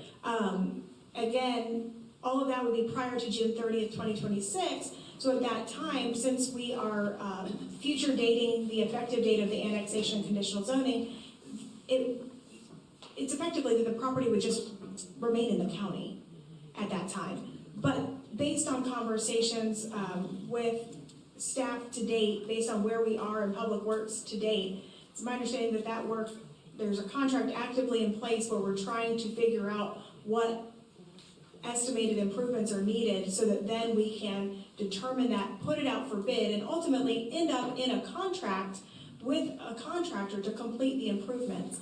And when we're doing contract negotiations with a selected contractor, it is our hope that we would be able to outline a timeline for the successful delivery of the contracted upgrades. And so once we are in contract and have a contract that delineates a timeline for the contractor delivering the sewer upgrades, we could provide that same timeline as to the guarantee of completion there, understanding that we still need to build in contingency because things happen on construction sites, right? So you're not gonna give it a hard fast date, you're gonna take what that contract is for the contractor doing the sewer upgrades and add any necessary contingency to make sure that we can deliver as we've communicated to the developer, whether that's in 2027, 2028, or whatever that ultimately ends up being. It is also our hope that prior to June 30th, 2026, if more time is necessary for the completion of those improvements, we would know that as a city so that we would know whether or not it's likely that the moratorium would need to be extended or if we would need to prolong the commitment date for the installation of those sewer improvements. I mean, we're talking about 18 months, and that, to me, frankly, I mean, we're gonna know the results of this sewer and water capacity in the spring of '25. So for us to work with the contractor that is ultimately selected through the bid process on their most conservative estimates, all they're looking for is a deadline by which these upgrades would be made, obviously with contingencies built in. Right. Right? I mean, can you speak to that? Yeah, even before the contract is awarded, we'll have our construction documents prepared, relying on the engineer to tell us how long this project will take. And so that would already be spelled out when people are bidding on the project. So we plan to have, right now, we're surveying the entire area, and that will be complete early 2025. The plan is to have this information to you all for design discussions at your council retreat. And so that's February of 2025, which leads them down the path of their full design. So their full design, that's 17 months from February 2025 to June 30, 2026. You got 17 months worth of design. I imagine that the design engineer will probably be aware of how long this project will take by that time, and therefore we can provide that actual date for completion to TriPoint. In part, and I appreciate you see no issue. Again, I'm kind of trusting you on this one with the language the way it's written. I just don't want us getting sued in the God forbid chance that this doesn't happen in accordance to this timeline. And then we're pushed into a position and we don't have the sewer to give to them and they're going to proceed forward. I mean, that's just my concern. I think if you get to that point, this could be amended potentially, but I think it's covered. I mean, I think that those timelines are adequate. If you feel better about the other language, then it's up to them whether they'll agree with it. I mean, it'd be one thing if we're expecting them to be through with the upgrades 18 months from now. Yeah. We're just looking for a date, a conservative date, estimated date of when these upgrades might be completed by June 30th, 2026. That's correct. And then, so the second bullet point that piggybacks off of that is, in exchange for the city being willing to commit to providing them that date, the developer is agreeing to withhold even applying for the water and sewer permit applications until the sewer upgrades are fully installed and approved by the state of North Carolina. So, sometimes there are developers who will apply just to see if they can get backup capacity that says, yes, this development agreement is clear that they will withhold even the application submittal until we have that confirmation received back from the state that we have sufficient capacity. So those are the main commitments there. And then also outlined in there, the developer agrees to pay all required application fees and everything else, and that includes system development fees.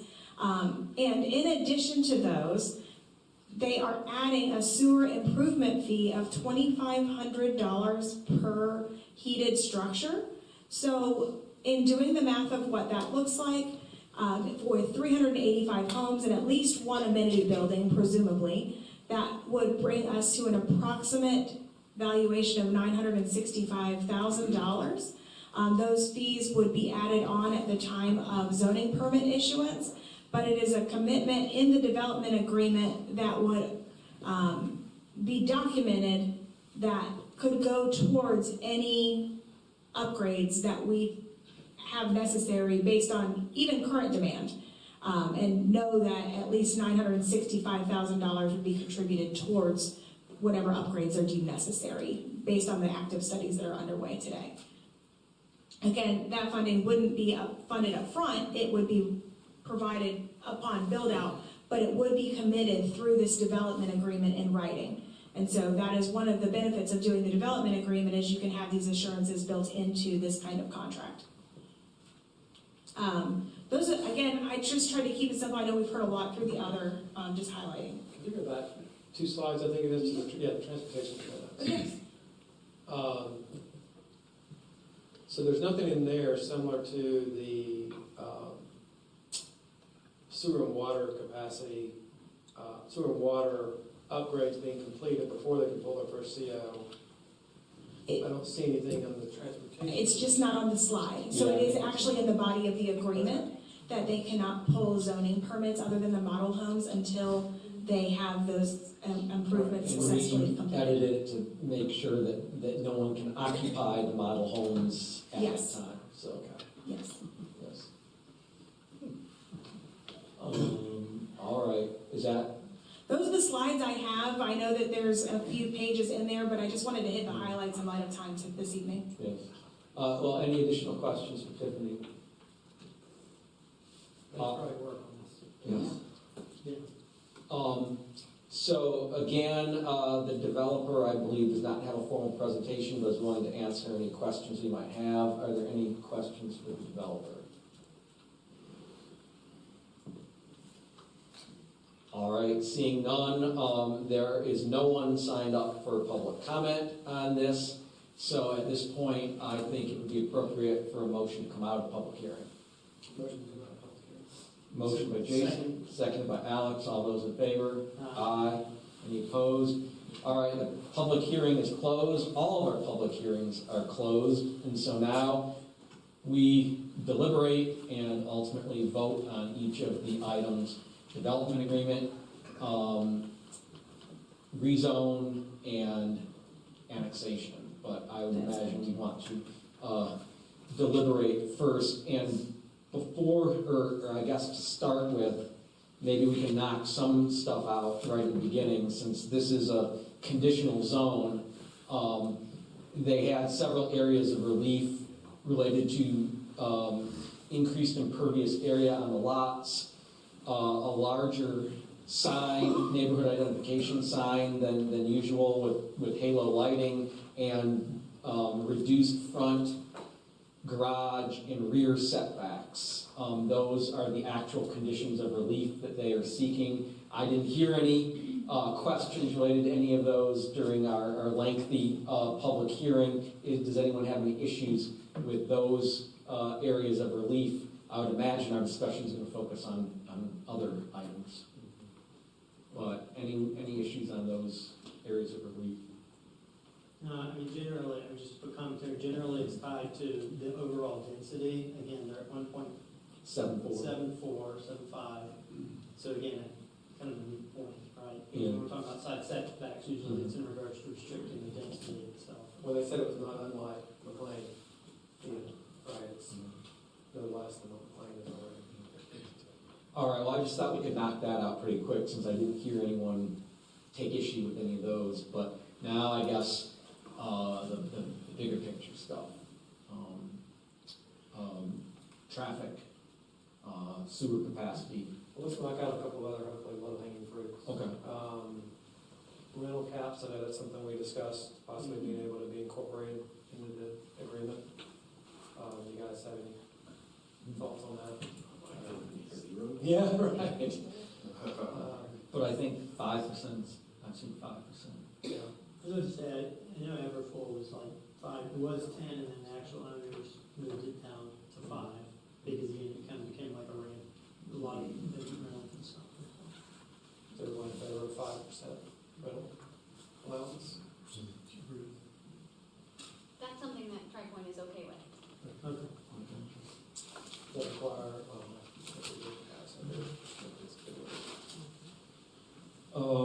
and then next would be the private park question. Yes. Versus public. The amenities, yes. Any public access. Yeah. parts, is it? Well, that was just, Oh. I want to eliminate that public. Mhm. I'm fine with that. Anyone have issues with that? What all is included in that? Again, it's. Well, it's like she was saying, they wouldn't advertise that it's a public park, but like if somebody wanted to pull off their kayak there, in an emergency or otherwise, then they could, I mean, it would technically be a public park, even though they're not advertising it in that manner. But it's, yeah, I don't think it's designed for like, oh, this big parking lot and everyone just kind of pull in and Right. kayak, right? But if you didn't limit it to the residents, you know, as word got out, that could become problem. To your point, I mean, even the playground equipment, right?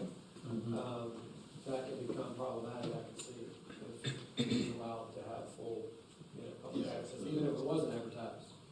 If the residents are gonna pay for it, they should be able to have access to it. Yeah. I think she agreed. Yeah, that's something TriPoint can agree to as well. Okay. Sounds good.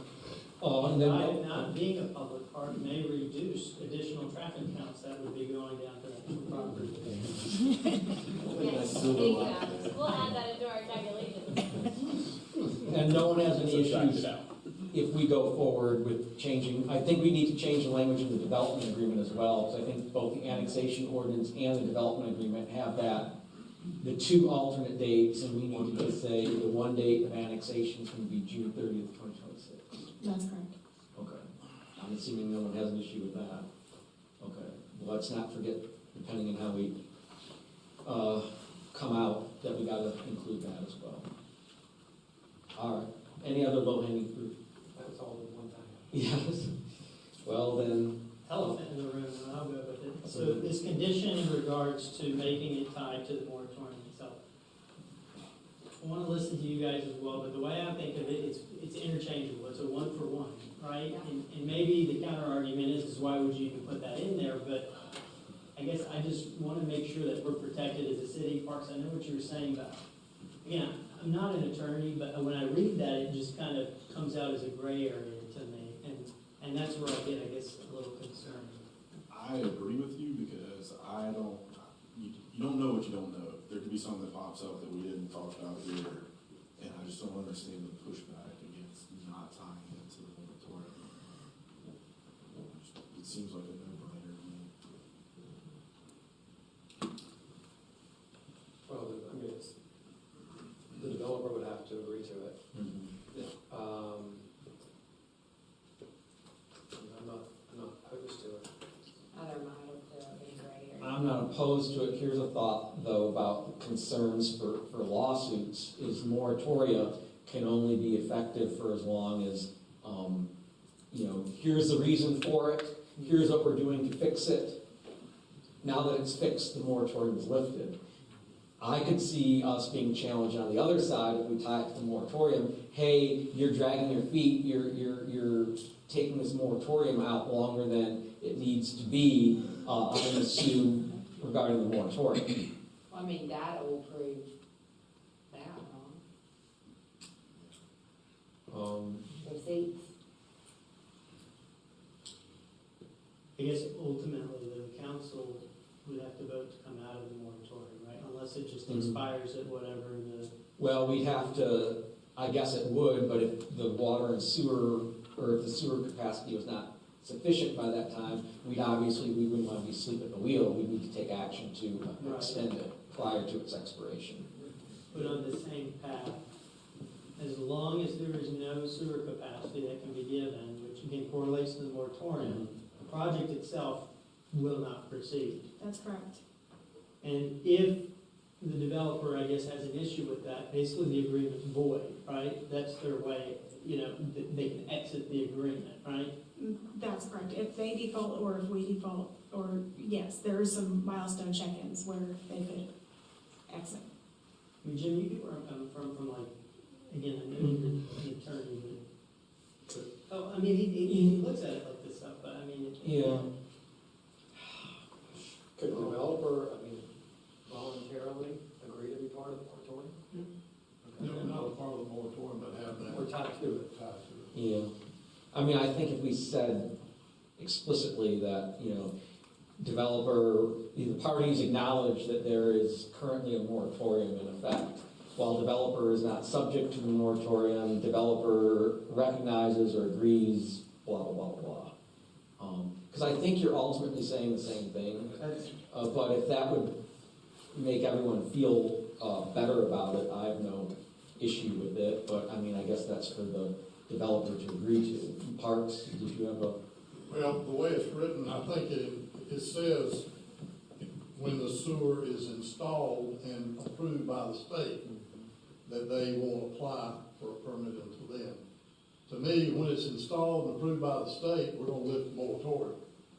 So I think you're getting at the same place, but if you're hung up on the language, that's fine. We can ask them to. Well, let's see, perhaps there's been some discussion, what does the developer say to that? No, I mean, and the way Parks just described it is what we intended, because in my mind, the moratorium would be lifted at the city level, at the state level, when we got those approvals. The hypotheticals of kicking it down the road, it is something, the reason we did not want the language in there that says something tying to a moratorium. What if a new council comes in and everybody on that council just decides that they're gonna continue that moratorium forever? I can't sit in this room and tell the property owners that I just don't ever have an update. So that's why we said when the sewer improvements were complete, we would apply for those permits, the state's approved, and effectively that moratorium is now over once we have those approvals. Is how we intended for this development agreement to be written. I mean, the moratorium has an end date in it. Yes. It's 30 months. So And the way it's explained to me was, it's and really. the only thing that council can vote to extend it, and I guess that would be that'd be what they would be concerned about. But if it's extended, Because let's say that there's actually, because the way I understood it, we had to have a whole fact finding for us to even present it and vote on it. Now, I mean, I'm not saying that a council can't just willy-nilly do that, but then they're gonna open themselves To the very lawsuit that you're trying to that I'm avoid. trying to avoid, right? I mean, is it then maybe as opposed to just going straight to the moratorium, again, for me, and maybe Parks, this is more for you, explicitly calling out until the currently identified sewer concerns are addressed? I mean, I know But it says until it's installed And and approved. approved by the state. Okay. So that's the trigger right now. It has to be in the ground, working, and the state has to sign off on it. So I thought that was out. Okay. And there's no implications from the study that's currently going on for the balance of the city. This is entirely. This doesn't turn on that, because Right. the moratorium hinges on the Morgan's Branch pump station. Mm-hmm. And until that gets fixed, it doesn't matter what happens the rest of the city, this moratorium is No, I specific. get that, but I Yeah. mean, from their side of it, if something popped up in the sewer and water study that's going on for the rest of the city, that somehow tied to this, I see, yes. could that prolong? the That's what I was length getting of- at. We don't know what we don't know right now, so I don't understand why we wouldn't go ahead and tie it to the moratorium. Because the moratorium is specifically to South Point Road. The sewer capacity and permitting and all would be for the entirety of the city of Belmont. I'm okay with the language as is. Because then that would encompass everything as opposed to just the peninsula itself, because the moratorium is specific to that. Well, we brought this up, when we had this conversation a few months ago. If we're in a moratorium right now, and then to Jason's point, that study comes back to the rest of Belmont, and it's terrible, can we put two moratoriums in place, or is it just one moratorium that gets one thing? So you can. Yes, because the second moratorium would cover the rest of the area. But regardless, I guess what Tiffany and Parks is saying, if we don't have the sewer capacity, we just don't get one. Yeah, that's right. Yeah. I'm comfortable. Okay. Sorry.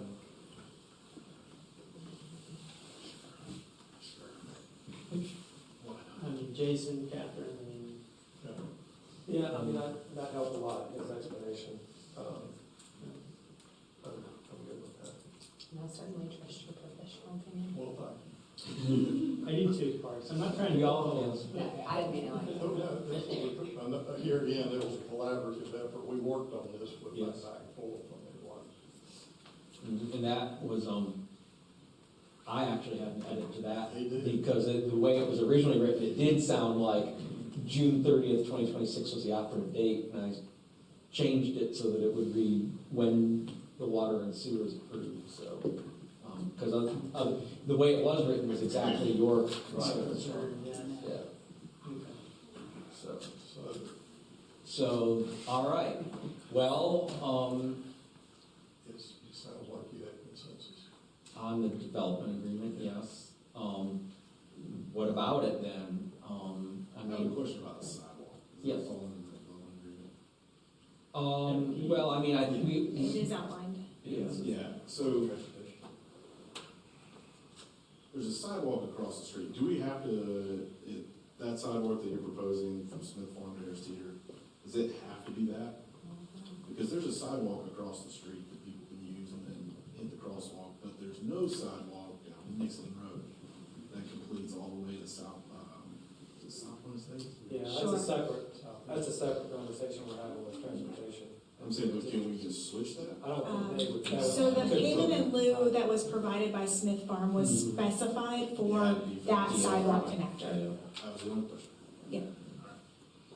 I mean, we've got to approve, everything tied together, so, I mean, is there, if there's. So if you approve this, you're basically agreeing to approve the other two. Right, so I think maybe considering all that we've talked about, I think we should have a consensus on everything before we start voting, lest we end up in a strange situation where some things are approved and some things not, and no one understands what's going on. I guess that leads us to traffic, sewer, bigger picture. And I think it comes down to, for me at least, what, because I understand all the concerns that I've heard tonight and that were emailed. I get it, and I agree. Where I come down is if they could do equivalent, roughly, or more in the county, and we get none of the traffic improvements, none of the tax revenue, none of these other benefits, then as much as I understand the concerns, it seems as though, we're still gonna get the traffic, if they're in the county. We're still gonna get the folks going to the schools and Drain on the services. drain on the services and everything. I'd rather get something out of it than have all the burdens and none of the benefits. So that, I think, should be that to me seems like the crux of our discussion. We have no control if the county has it. Yeah, It's true. It's, I would echo that. It's, as has been said, ad nauseum, we can't stop growth, as a lot of people think, or some people, would have you believe that we can just turn off growth. You can't do that in a veteran community like this to Charlotte.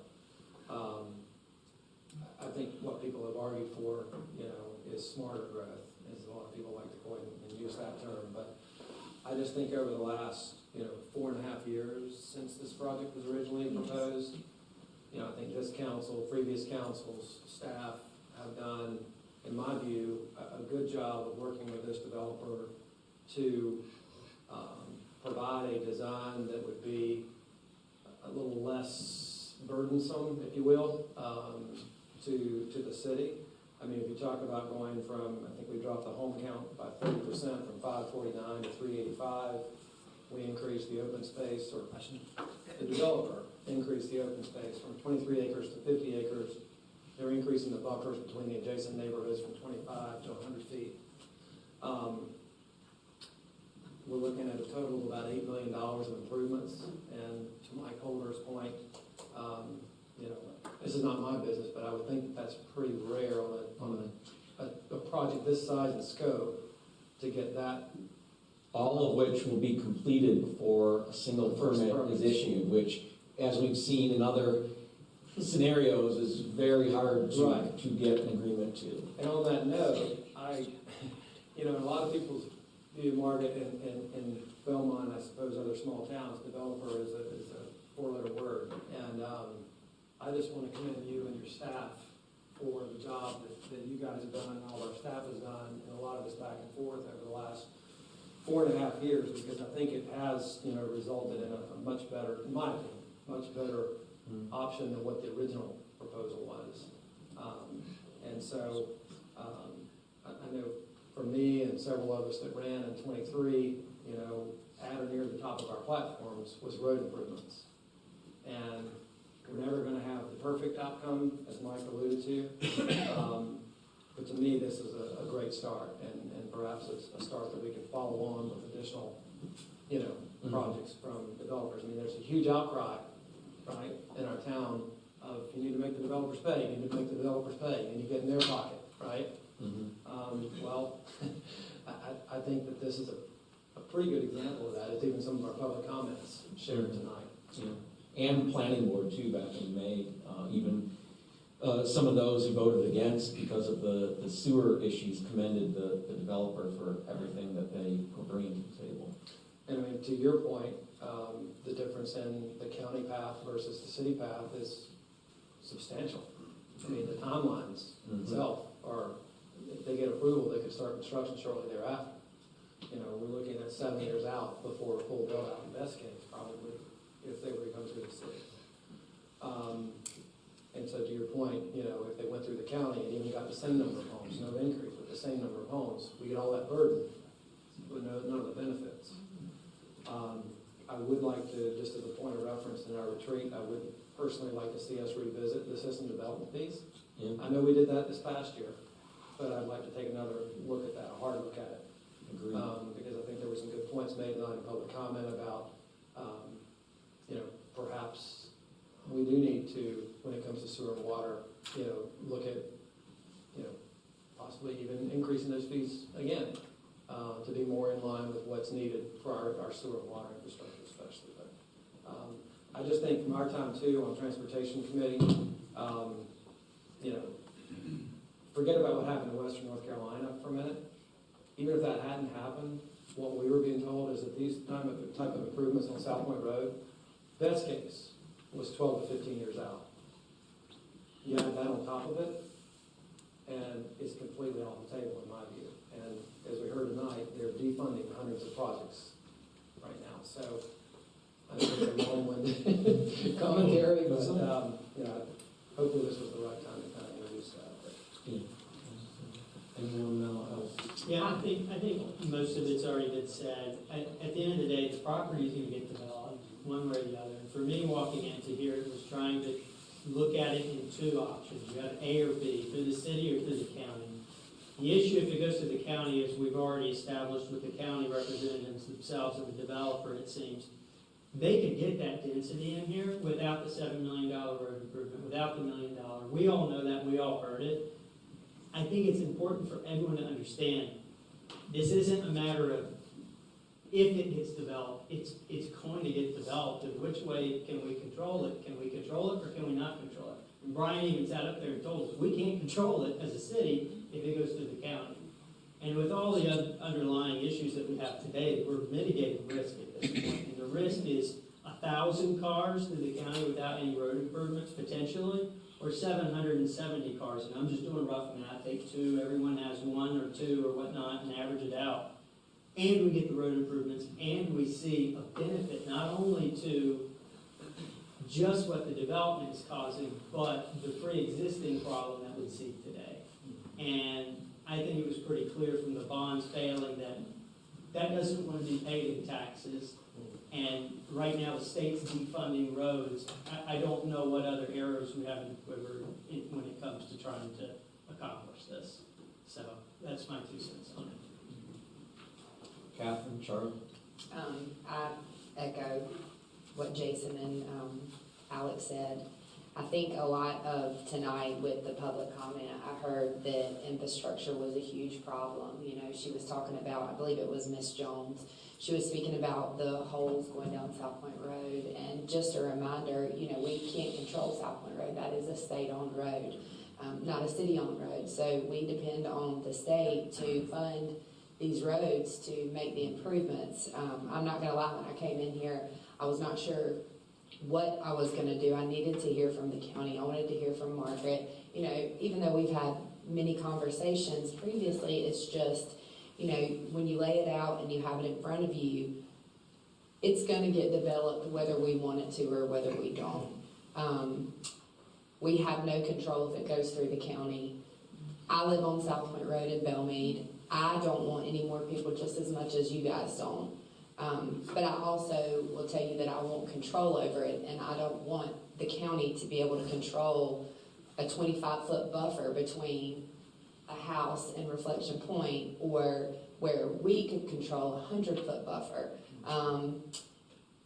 Now, the road improvements, I have some issues with that, but I would rather have $7 million worth of road improvements versus none at all. And I want to say that, you know, just because the bond didn't pass, this is not a punishment to the citizens. Oh, we're going to go through these developers to get, you know, this money and funding for the roads. That is absolutely not it. Right now, our hands are kind of tied. You've got the county or you've got the city, and you've got no control or you've got control. And I am just too fearful that the county could take this over and we would be in a much heavier situation than what we would be if the city had it.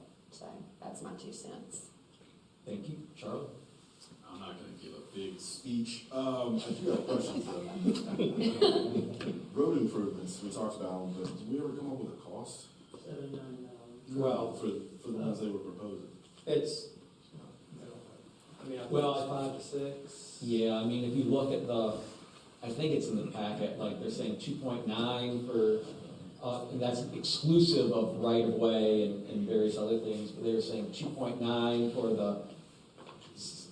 the portion up near the Harris Teeter, and I'd have to look, but I forget what it was. About 3.1 overall. 3.1 overall. So, go ahead. If it goes over that 7 million, what was gonna be the outcome? They can void the agreement and walk away, and nothing, you know, everything just stays the way it is. If they go under, then we get the difference paid to us. What, you say 3.1 all in? 3.1 is construction cost. By the time Margaret pays my fee. That's true. There is a Double cost. that. The right-of-way acquisition. Right-of-way acquisition is, I mean, it's kind of hard to determine that. I mean, you can look at some historical accounts or some, you know, some comps and kind of get a bit of an estimate, and there's a utility relocation that's got to take place in the South Point side. So, Councilman Hill, I would say, you know, estimation probably around 5 million all in, maybe 5.5. And our goal as a developer is always to try to do things under budget. We're wanting to make sure that there's left over. The goal would be to give the city of Belmont an extra $1.5 million to use for sewer upgrades or other projects. That really is the goal, and we wanted to make sure in those conversations that we've had over the period of time where we've been quantifying the dollar figure, it's always been a $5 to $7 million number. So instead of playing a game and really trying to negotiate, we said it's a $7 million number is what we're committing to, which is really that tippy top of what those costs should be. And if I could make one more comment, if you don't mind. You know, if we come in at 5.5 million, and Margaret, you know, she'll be motivating me every chance she gets to come in as most cost efficient as possible, because everything, like Mayor Pro Tem said, goes back to the city over whatever that cost is. So there's a potential that you could go and do one of the other top 5 bond projects that was, you know, voted down in November, to maybe do the connector to the middle school to create more of a system to that. So I think that is the overall goal for me as an engineer. Any other questions? Just a couple of things to Catherine's points. Yes, you know, you're right, it's a state-owned road, and that's why it's important that NCDOT is on board with this as well, so we've got that, I just wanted to point out. And again, to the concerns about the infrastructure and outpacing infrastructure, unlike anything else that I've been involved in to date, the infrastructure will be in place before they occupy and get a permit for a single home. So I think that's a really big selling point as well, because I get it, we all get it, and that's, something that is good about this project. We'll already have the infrastructure before we get a single permit issued. So it sounds like there is consensus, so I guess that leads us to some votes. So I would entertain a motion to approve the development agreement conditioned with the additional conditions that the rentals be capped at 5%, that the public amenity be non-public, that any language. Oh, go ahead. I have one quick question about the rentals. So there's going to be different HOAs within that development, right? Is that One point, finish your motion. Okay. and he can I'm so make- sorry. All right, that's okay. My bad. So it was the rental cap, the non-public amenity, that any language referring to annexation other than June 30th, 2026 be stricken. Was there anything else? I think that's, because we ended up being okay with the language on Because the, it's based off yeah. the capacity at hand. Was there Or anything- you call for a motion with. I've called for a motion with those additional conditions. So, or yes, would anyone like to make that motion? So his question will come after the next. So, yeah, once it's on the table. Did you say all three things? I did. Well, yes, I did. I would make a motion to approve the agreement subject to the conditions that you outlined. Okay. Motion made by Jason. Is there a second? Second. Seconded by Alex. Now. So, Charles. It was just a simple question about the HOA. So it's going to be different HOAs within that neighborhood, correct? The development, right? I thought I heard say there's like a sub-HOA. Sub-HOA. I'm sorry, Sharon, say it again for me. Your HOA set up for this development, how's that going to work? We will have one master HOA, and we'll have a sub that's gonna be, for the age-restricted community, because they're gonna have separate conditions, maintain lawns, things of that nature, and the deeds actually have to be registered and restricted to, follow the age-restricted rules, so there's certain things we'd have to do within that sub. So that 5% encompasses the entire development? The or- 5% would apply, in my mind, to the entire development. Okay. And that includes the townhomes, which is where you would typically see. That's where I was, That's that's what I where was the more getting at. I rentals. didn't want. and we can draft it to make that Yeah. clear. Yep, That's we what- can clarify that. Just a note to add, if you really harp on it real quick, 30% of the entire development is gonna be the age restriction, right? That's not guaranteed through the county, and as you guys saw through Del Webb, the traffic implications to that comes down quite a bit when you're looking at a Mhm. development that's not Yeah. age restricted. I mean, we get it.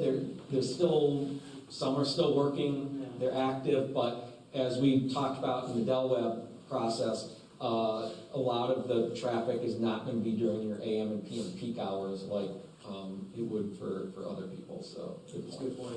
Just wanted to mention that. All right, if there's no further ado, we have a motion on the table, seconded, so all those in favor of approving the development agreement as conditioned, say aye. Aye. Any opposed? All right, it passes unanimously. That brings us to consider approval of an ordinance for ZA 2024-01 Lakeview Farms, a request to establish a conditional zoning district to allow for 385 home sites, single-family residential, and townhomes on 223 acres. We have an ordinance in our agenda packet. Is there a motion to approve such ordinance? Motion to approve. Motion made by Alex, I'll second. seconded by Jason. We have a motion on the table. Yes, hello. Hi, yes, just a point of clarification, since you modified the motion for the development agreement, staff would recommend that you modify for the same conditions to be modified in your conditional zoning ordinance. Motion to approve is modified based off, or the outline of what Jim said. Second. All right, any further discussion? All those in favor? Aye. Any opposed? That passes unanimously. Now, we need a motion that this is a reasonable request and in the public interest and consistent with the goals of the comprehensive land use plan in land use, community character, and environment. Is anyone willing to make that motion? Where is that verbiage? Do we need to repeat that entire? Okay. It is on the screen. So moved. So moved. Motion made by Jason, Second. seconded by Alex. All those in favor? Aye. Any opposed? Passes. That leads us to B6, consider approval of an ordinance for Ann 2024-01 Lakeview Farms, petition requesting non-continuous annexation. Is there a motion to approve subject to striking? With an effective date of June Yeah. 2026. And striking any language to the contrary. Is there such a motion? So moved. Moved by Jason. Is there a second? Second. Second by Alex. All those in favor? Aye. Any opposed? That passes unanimously. Everything has passed. We're done. Manager wants to know if you want to add other business.